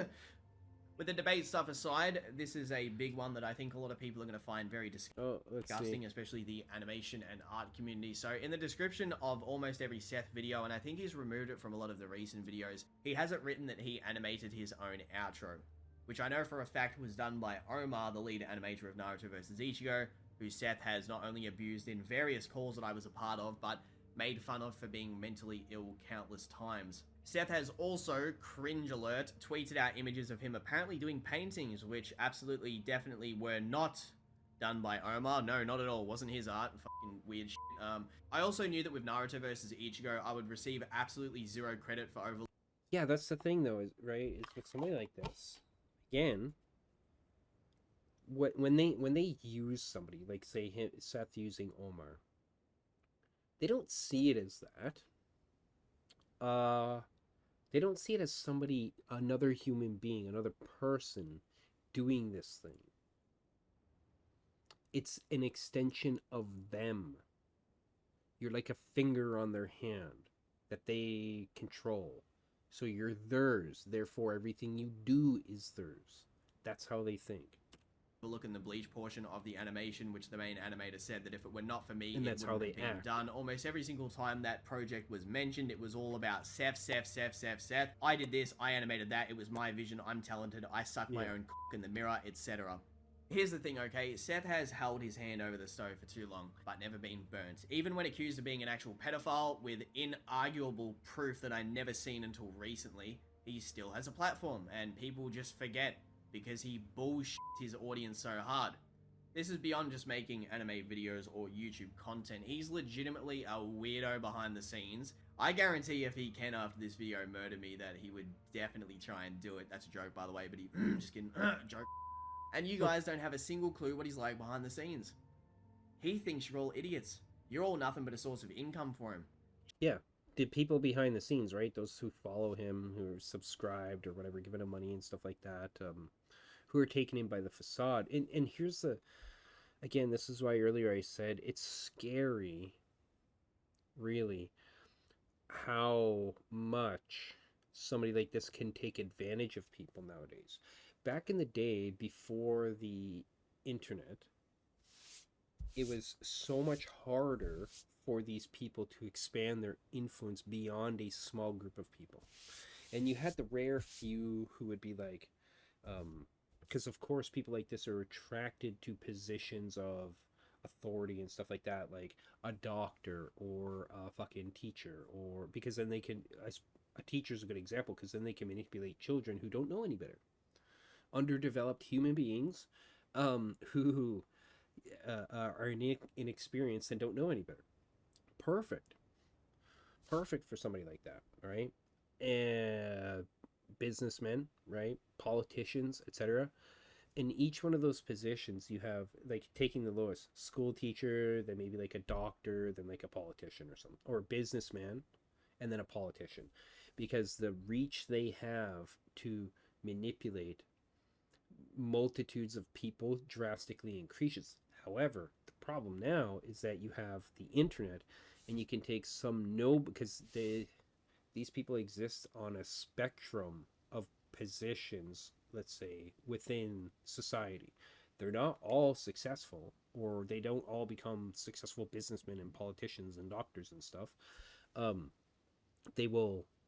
lot of them are down at the ground level of normal people, right? Regular old schmucks like you and me, who work 9 to 5 or whatever, right? So although their portrayal of themselves is, obviously much more than that.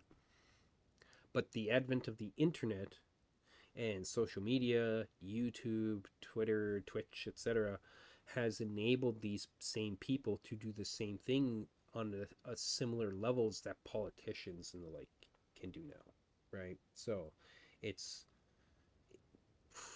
propagates, I think, faster than what politicians and the like can do in actuality, because younger people, or people who are it's easier to keep up the facade when you're near somebody like this in person.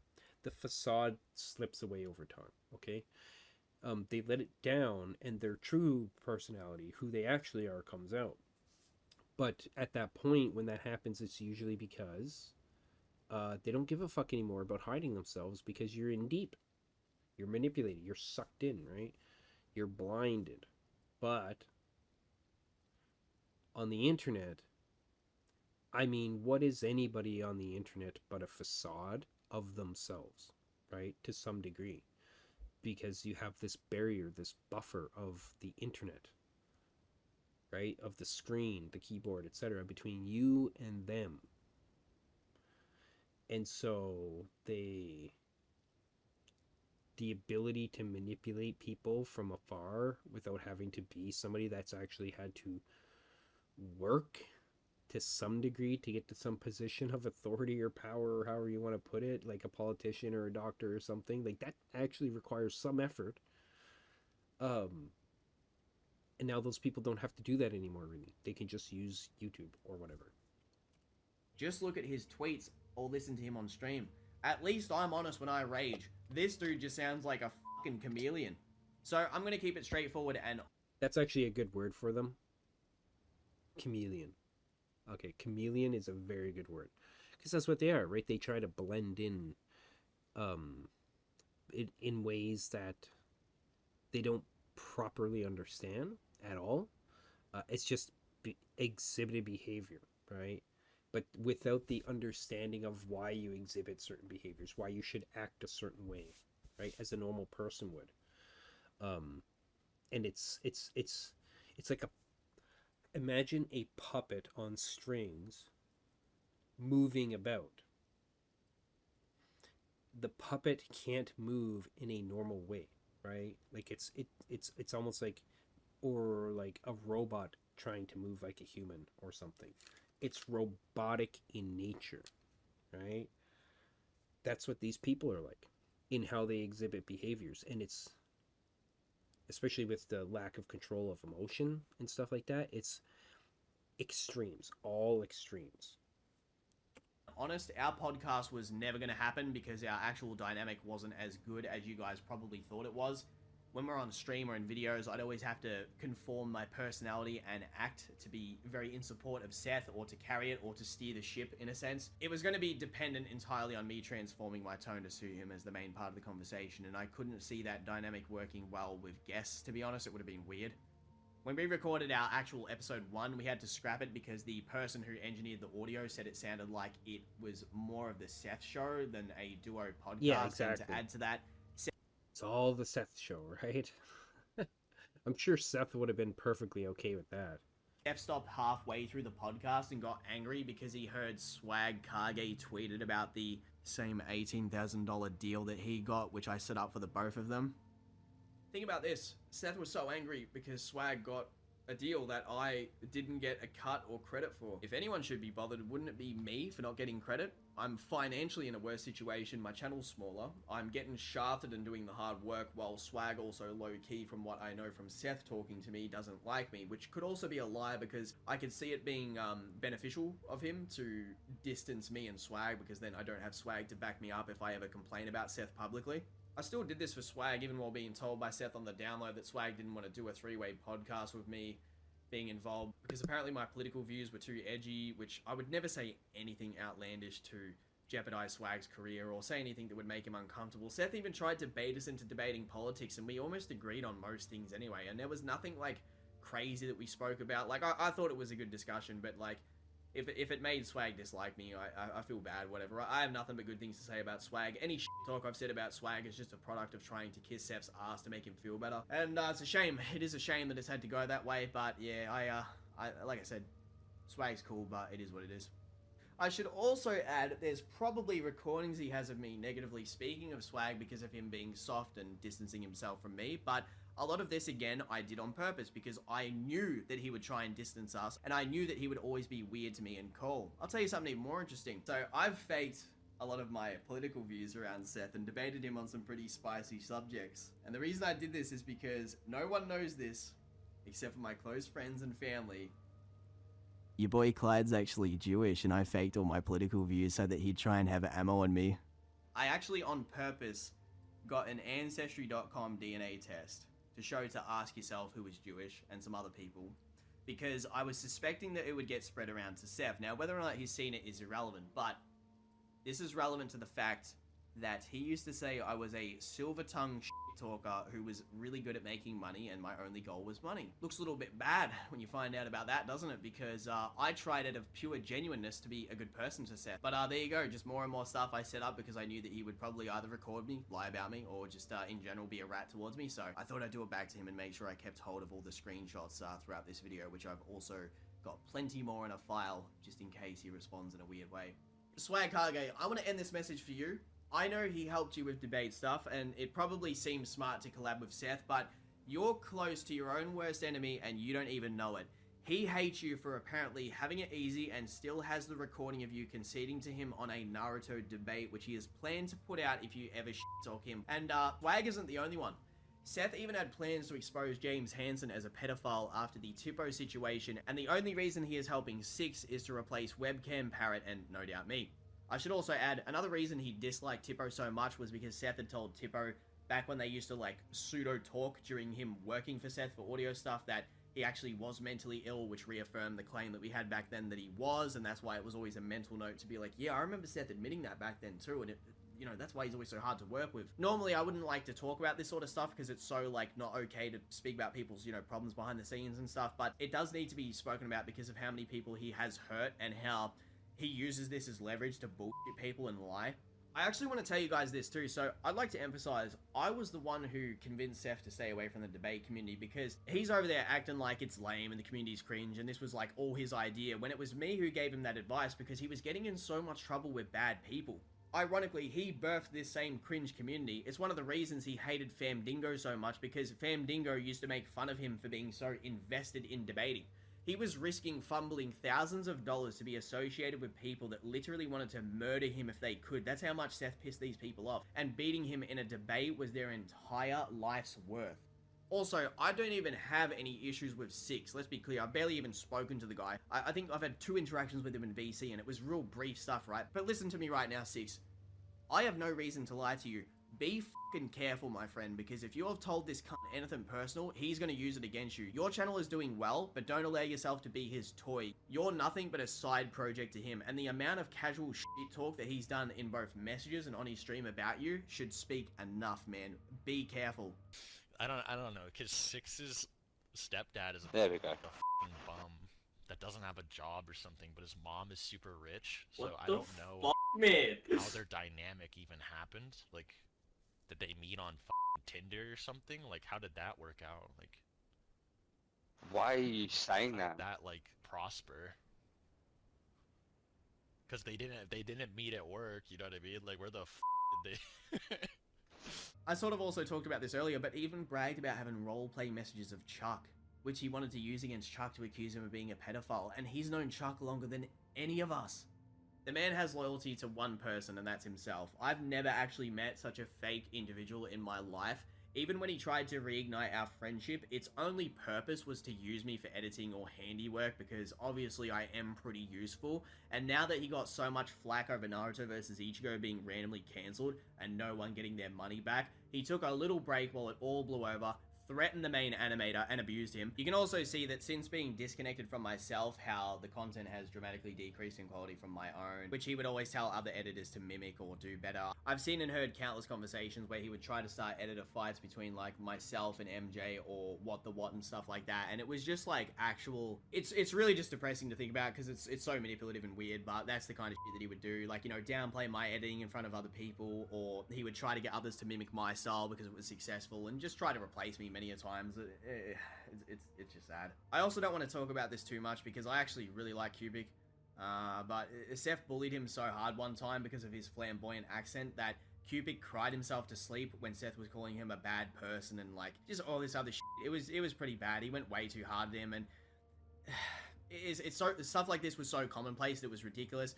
I wouldn't be surprised if Yozu and Cubic have some stories that they're too scared to share, because they were actually at one stage, to my knowledge, going to get a place with Seth and then like have a sort of a YouTuber house, which Seth had offered me in the past to live with him. But the problem was, as much as I would have liked to, you know, as friends and do the YouTube stuff together, which listen, it would have been cool, the idea, I knew that it would have gone wrong. If I got stuck in the USA or he was weird towards me in person, what the fuck would I have done? I would have been fucking stuck there. So that would have just been ridiculous, and I've been around way too many bad environments like that when I was younger, so that's the reason.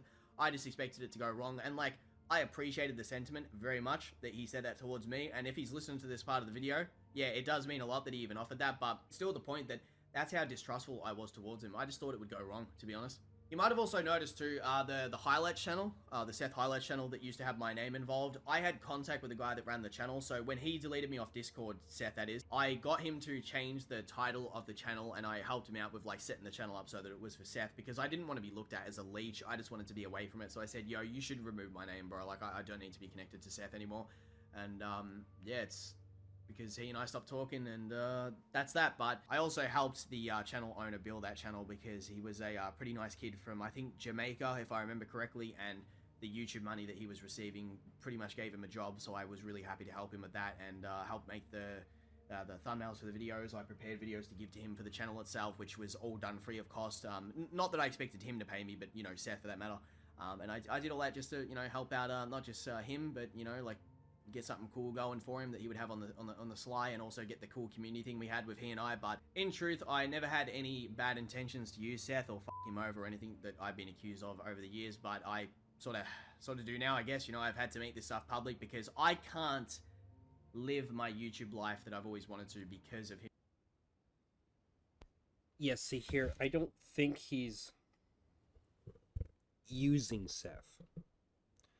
There's a difference here. Is what Seth is doing is using people, obviously. I think what he's doing, what Clyde's doing, is just exposing the truth of his behavior. And one thing I said earlier was, like, for people, typically what you need to do is just get away from these people, distance yourself, keep them out of your life.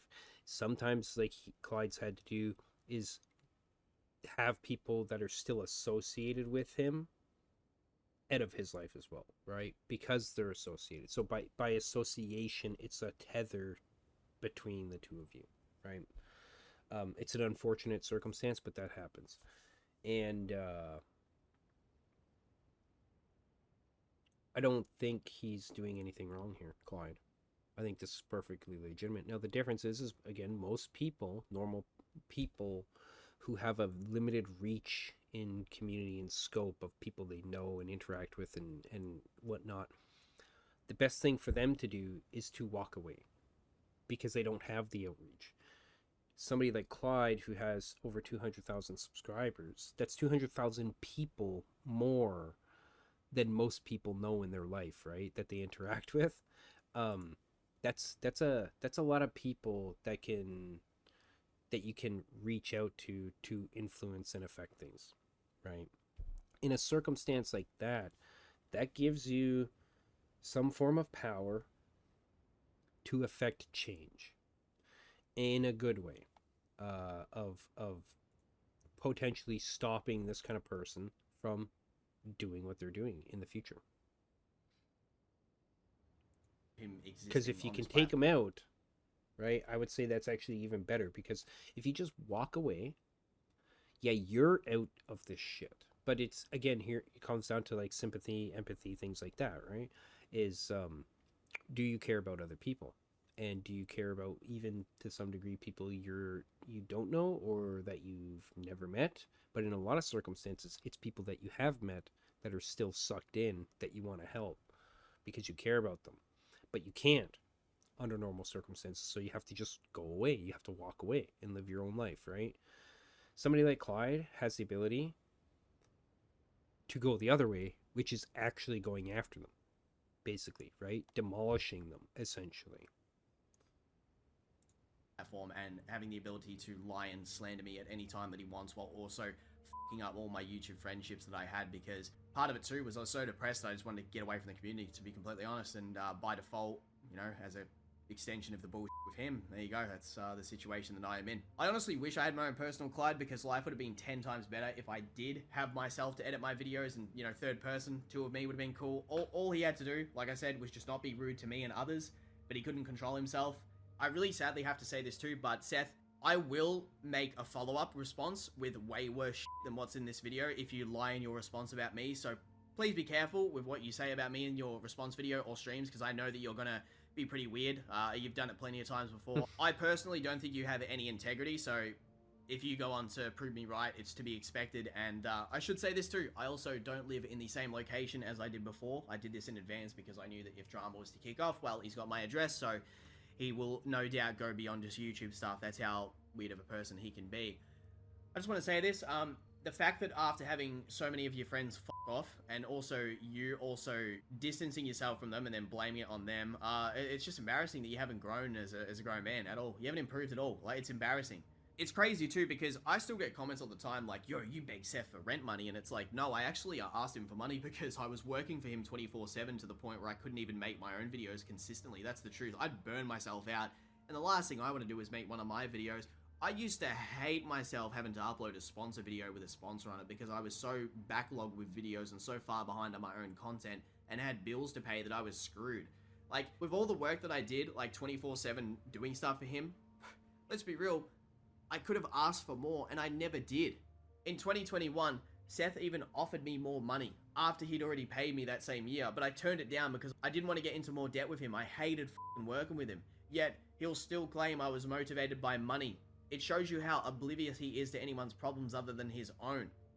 It's also funny how he claims he could have made it without me, even though he asked me to supervise his Goku Power Scale Mammoth video, like the whole hour portion that Chuck did to make sure it was done right. And he said himself that he only trusted me to supervise the Star Wars video, which I think someone called Crisis worked on. He wanted me to make sure that it was me that had the final say on the video. So he obviously did have high expectations of my ability to look after his videos because I clearly treated them really fucking well. I put so much work into them that I literally, if I had enough time, I made them as good as my own. Goku vs Superman, the Kratos videos, Goku vs Saitama, the Death Note content, bro, I made those videos so good for him because I wanted him to be happy. I did a lot of it out of pure passion. If he was nicer, we'd probably still be working together. All I wanted was for him to respect my wishes, show people a bit more respect in general. And I don't mean like lick ass or look up to others. It's just pure baseline respect like you'd give anybody else, right? Yeah, except he doesn't give that to anybody else. It doesn't exist, right? It doesn't. I think, now, I hope that Clyde has, let's say, woken up to these kinds of things, because this was 3 months ago when this video was originally published. But somebody like that doesn't exist, okay? And this is one of the reasons why people fall into trouble with somebody like this, with, say, like somebody with NPD, narcissistic personality disorder, is because what we do is we associate them with normal human beings. We expect certain things from them based on normal human behavior, based on rational human behavior or regular emotional human behavior and things like that. But that's not the case. It's a complete inversion. It's a complete monstrosity, right? A complete facade, etc., of human beings. They're not the same at all. They're a completely different, almost like a different species, psychologically speaking, compared to other human beings. They're completely different. And you can't expect that from them. But that's what we normally expect from people, so therefore it's like, why isn't this person doing that? Why can't they have just done this when they literally can't? As long as he rolled back the tone, which he improved a little bit, but it was still there all the fucking time, we'd probably still be working together. I mean, look at how I'm spoken about so nonchalantly on stream. I always go out of my way to hide stuff about him on stream. I always tell people not to speak about him badly in my server, in private. These are people who have their own opinions about him, but I do it because I'm like, yo, don't even do that by extension. I don't want any association with talk about him, James, or anyone. With James, I've even tried to stop it even more recently too, because a lot of his server doesn't like me, which is whatever. But that's what I'm saying. I'll try my very best to go out of my way to do little things like this for my friends because I want the best for them. I really did want to avoid this drama like an adult and just move on and act like it didn't even happen, but I sadly, again, I've been forced to make this video. If you're ever surprised why I delete my videos all the time too, or tweets, it's because sponsors pay based on views on your most recent video. So if I have a video that bombs or doesn't perform well, I have to get rid of it because I'll get lowballed by a sponsor, and these sponsors sometimes are the difference between me going homeless and me paying my bills. That's how bad I've been in situations before. Also, with my current mental health, right, if I'd upload a half-assed video, I would hate myself for doing it, and I'd just get rid of the video. So, I juggle his channel, my channel. I have to rush videos. I have no motivation to edit. I'm literally suffering all the time. I'm sick as fuck because I have no fucking energy from bad sleep. Right, I'm getting slandered all the time. It's 24/7, get in call, let's hang out. If you don't now, I'm suspect of you. If one of your friends say something, I automatically equate that to being Clyde doing it. All the time. That's how it was. I also got rid of multiple of my social media accounts, sometimes caused by bans and hacking. There actually was some fucked up ones, like my Discord account was randomly sending people friends requests, the last one that I had, so I had to get rid of that, which was very fucking scary. But I deleted a lot of them because, to be honest, my mental health was so bad, I was gonna delete these social media accounts and just off myself. I even had a couple times where I had like an ex-girlfriend reach out, and it just set me off so bad that I just wanted to get away from everything so much. I cut off so many people, that's the truth. When he and I stopped talking, I had to make a completely new Twitter and Instagram to purge all connection with him.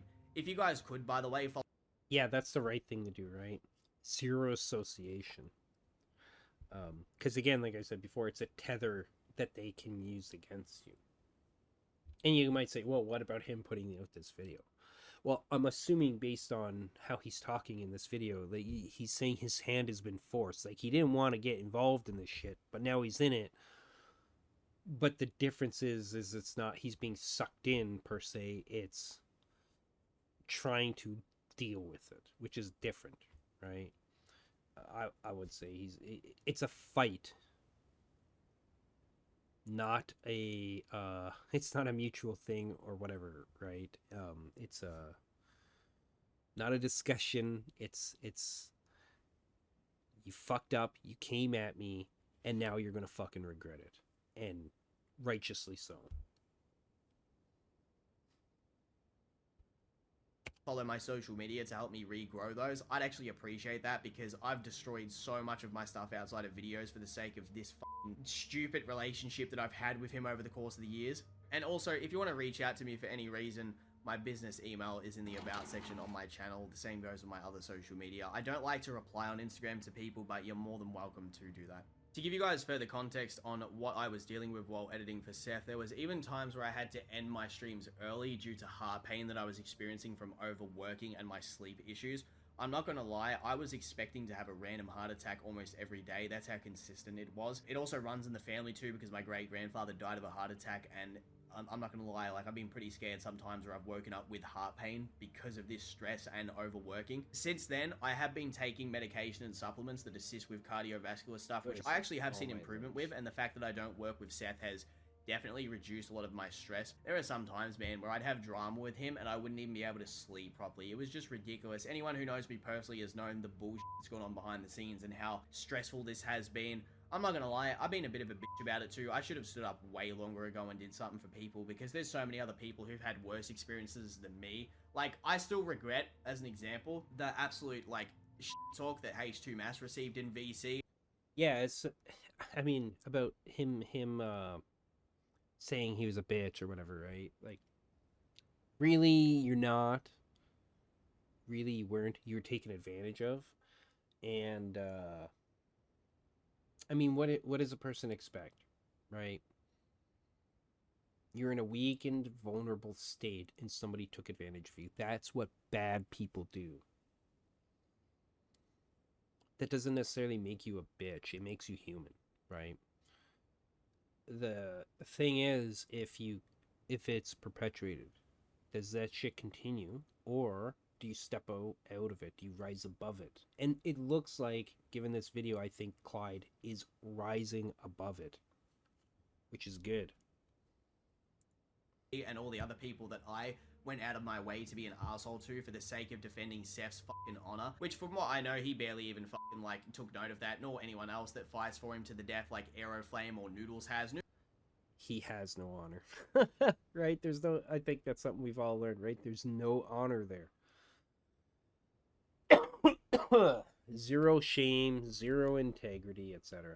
Noodles used to go into random servers and debate like 50 people just to get payback for Seth. That's the kind of guy he was. And Seth had been making him do that since he was like 16 years old.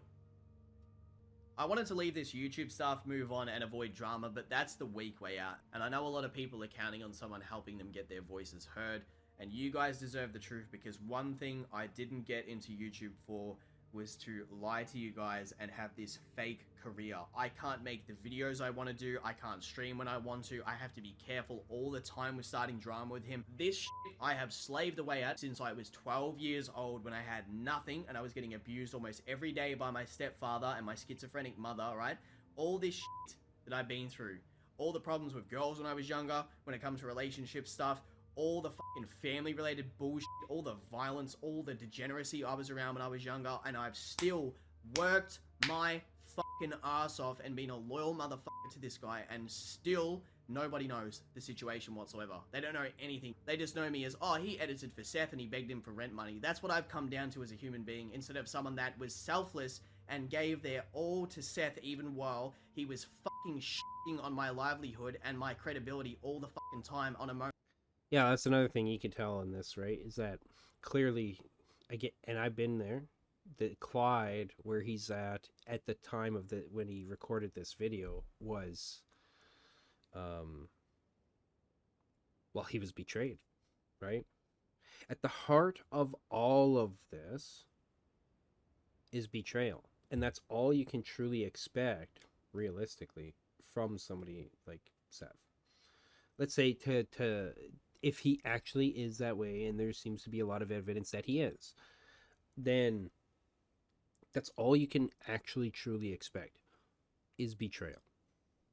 Okay? From somebody like that. They will always betray your trust. They will always betray you to other people. They will always put you down. They will always fucking do whatever they can to push you down, to try and pick themselves up, because it's one of those things where some people think that that's how you go up, right? How you be better is to put other people down, and that's not true. Ever. I don't think that's the way to go about things. And now, what do people do when they wake up after being betrayed? And betrayal is one of the worst things a human being can ever experience. Being betrayed by somebody that was close to them. And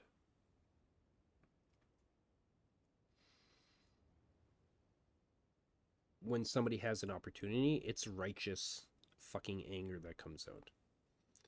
Okay? Directed towards that person. So, moment's notice just to get a laugh out of the comments on his fucking Twitch streams. No wonder I'm so damn fucking angry with this bullshit with how long I put up with it for. He won't feel bad about this. He'll just think of ways of like, how can I avoid this drama and twist it to make Clyde look bad. He won't look at this and think, wow, what if I apologize and try to remedy things? What if I try to be a normal human being? that's because he's not a normal human being, and he never would think those things. Ever. And if he said he would, it's all a fucking bullshit lie.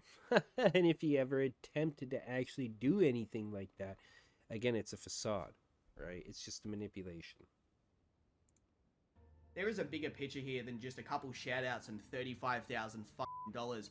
I would have never done this in retrospect for $100,000, dude. Like, I wanted out so much. And the ways I was trying to get out of it by getting money from people to pay him back was ridiculous. I was so desperate to get out of this, and no one had my back whatsoever, except people that I knew on Discord and in person that didn't have platforms to be able to back me up.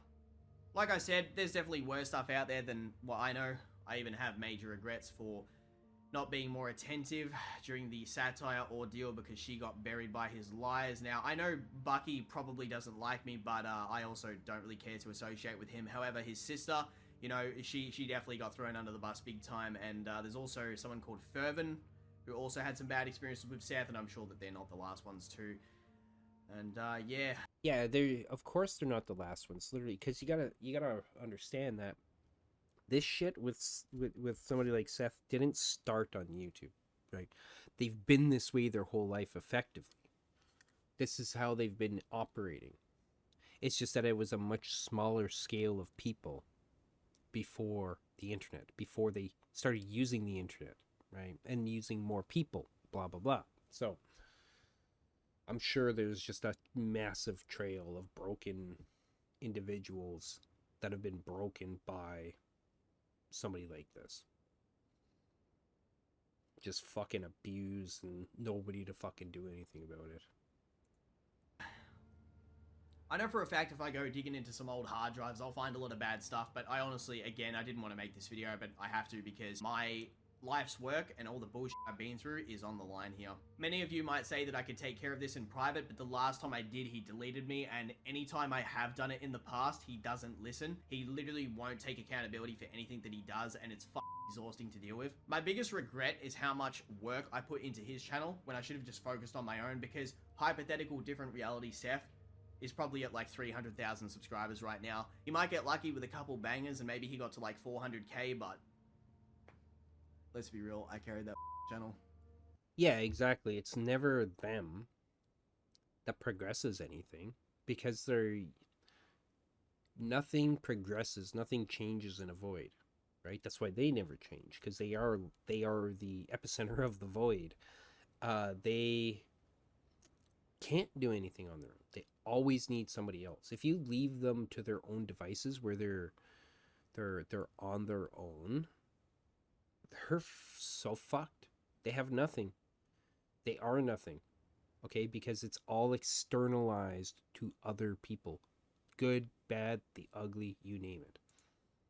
Looking back, I essentially built my own biggest enemy out of blindness and loyalty to someone that, because they gave me some pocket change, I thought they were treating me better than anyone else had in the past. I've been recording so long. Hindsight's 2020, right? On this video that I've even lost my voice so far, which is really annoying, but I never got into this to be an editor. I did a lot of this because I liked the guy, and I was way too appreciative of his financial help, which most think I was underpaid for because of how much it went just beyond editing. Recording debates, editing Twitch streams, being available 24/7, being his assistant with emails, deals, IRL stuff, thumbnails, titles, mental health stuff. And yet it's never enough, right? Never enough. It's always more. Slowly but surely. Ignoring my own channel, literally neglecting my life's work. If I could go back in time, I would definitely get younger me to delete him off Discord, and I would have tried to find a different way to succeed, even if it was the fucking hard road. It would have been better than this bullshit. This way, I would have never needed to worry about being paid by him. My work would have never given him a false ego. I would have... Oh, your work, though, Clyde, didn't give him a false ego. That false ego was already there. It's part of the mechanisms of the behavior exhibited. You didn't give him that. He's always had that. Okay? That's all him, not you. He's just taking credit for your work. Would have taught myself how to edit these big Bleach videos like I did. That's funny too. A lot of people don't know that. I'm self-taught in everything that I've done, from titles, thumbnails, YouTube sort of marketing stuff. I taught myself all this shit. And Swag Kage did help me out a lot, so I do want to emphasize the part of my YouTube success to him too, which he, a lot of people don't know, but yeah, he did help me out a lot, and he was really cool to work with. I actually got my first sponsorship deal while working with Swag, which is something that I'll always remember. Was a really fun time when we had the fidget spinners, so it was a good time. And it's just a shame that during a time period where I should have been enjoying YouTube more than anything, and growing with these guys and having a good time, it was the worst time of my life. I did all of this while extremely depressed with his constant antagonization, and the most commonly asked question I always get is, why do you upload so rarely? And now you guys know. I don't even have the energy to stream because I had to keep all this stuff to myself, and I have to be fake on stream. I have to literally hide the truth from you guys all the time and pretend that I'm like okay, when in truth I'm sitting here stressed as all the damn time. I'm not the first, I won't be the last.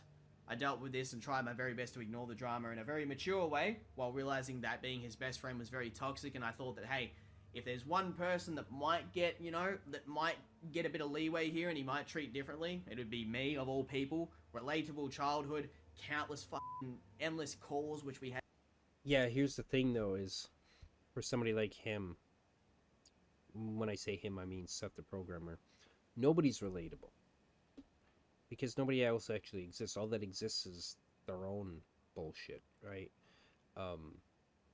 Except insofar as they can use other people's shit to maneuver, manipulate, and use them.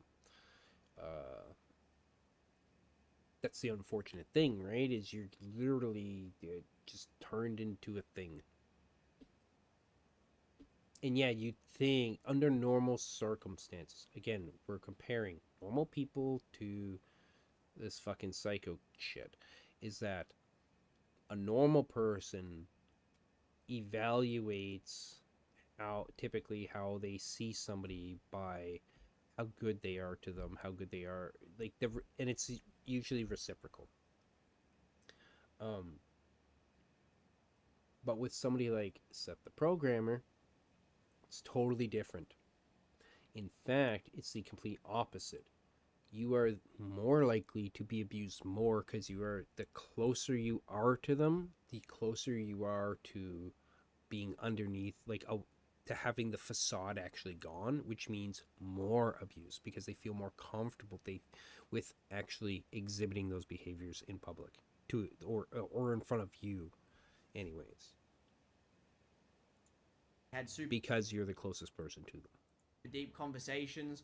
All the time I put my blood, sweat, and tears into his work thinking that he would appreciate it beyond just a bit of payment, which it was never for that. I just needed the assistance financially, and it's like pretty clear, like, yo, dude, I got a smaller channel than yours. You're aware of how my life is. Yo, sling me some fucking dough every now and then, right? Which, yeah, he did, but he always made it a much bigger deal than it fucking was. I even bought this man a fucking Fate Stay Night figure that was like $1,000, give or take, in Australian dollars, because I wanted him to have a nice gift that I thought, like, he'd appreciate, you know? And, like, at the time he did, and he like, you know, bragged about it and stuff. Yeah, but it's not appreciation on his part, right? It's, of course you're going to buy that for me. Of course you're going to give that to me. And you should. Because you're supposed to be my loyal servant or worship me or, you know, that kind of shit. They think they deserve that. That it should just be. That's just how it should be, man. Has nothing to do with appreciation, except if there's any kind of appreciation, it's solely reflected back on themselves, right? Like, that it is themselves. That's it, that's all. But, like, he probably, like, looks at that and he's like, oh, that fucking rat Clyde that bought me that, you know, fuck him. That's probably his mindset about it now, when in reality, like, I did it because I fucking cared about the dude. Like, even doing small shit, like occasionally trying to gift him a game, like Elden Ring when I had spare money because I knew it would mean a lot to him. I did that shit to show him I was trying to be someone that was not like all the other people who'd apparently fucked him over in his life. I have every reason to be just as paranoid as he is about everybody else out there in the world that's fucked me over. I've still been able to avoid that delusion and know that, like, there is a little bit of good in the world, regardless of how shit my life was. Like, when I was 11 years old, as an example. Yeah, look at this. At the bottom here. And this is depressing to admit. I tried to fucking kill myself with a PlayStation controller because my fucking stepfather would abuse me so much that I'd be... What's it say here, right?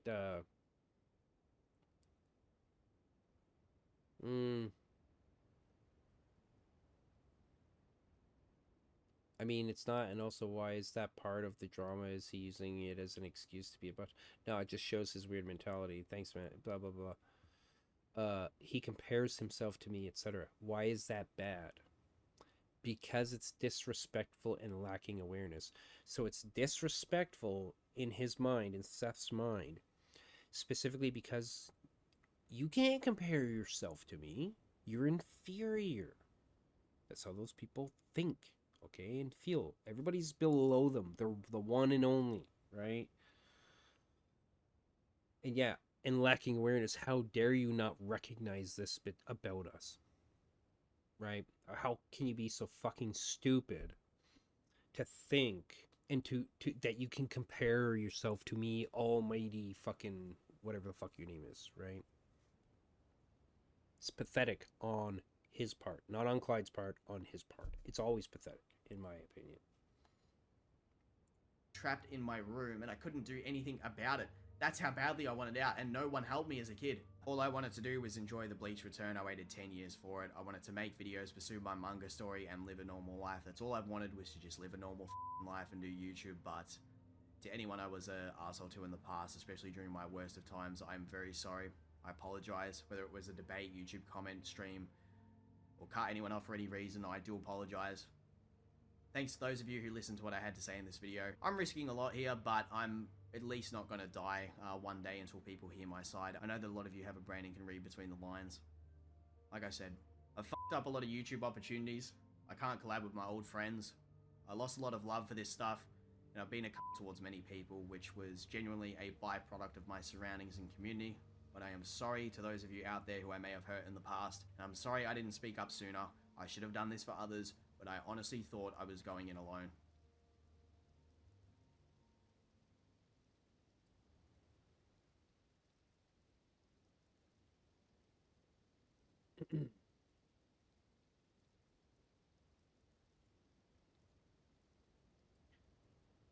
Sorry, I need a moment. I'll be back.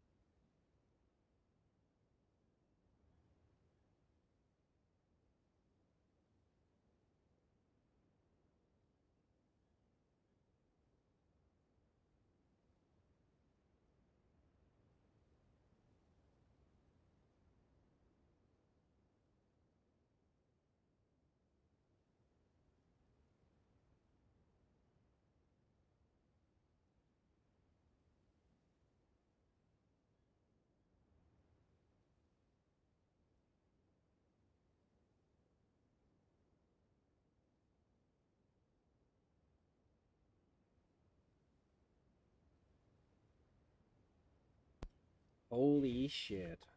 I didn't realize I've been streaming for fucking almost 11 hours in total. That's the longest one yet.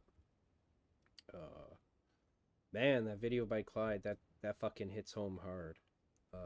I'm really happy that he seems to have improved his life, right? Moved on to some degree. I mean, it's been years now for me. I don't even know exactly how long. I can't remember exactly which year it was that this finally ended for me personally. but it took me a long time personally to fully get beyond it. And you know that while I'm saying that, I'm also thinking like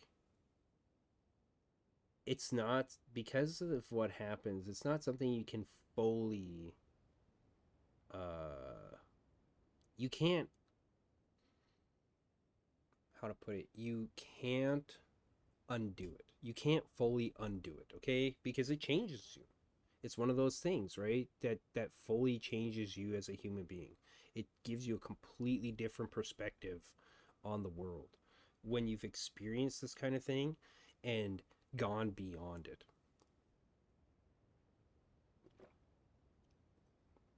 But those that do, right, the hope, because I know for a lot of people, there can be a lot of hopelessness and things like that in between.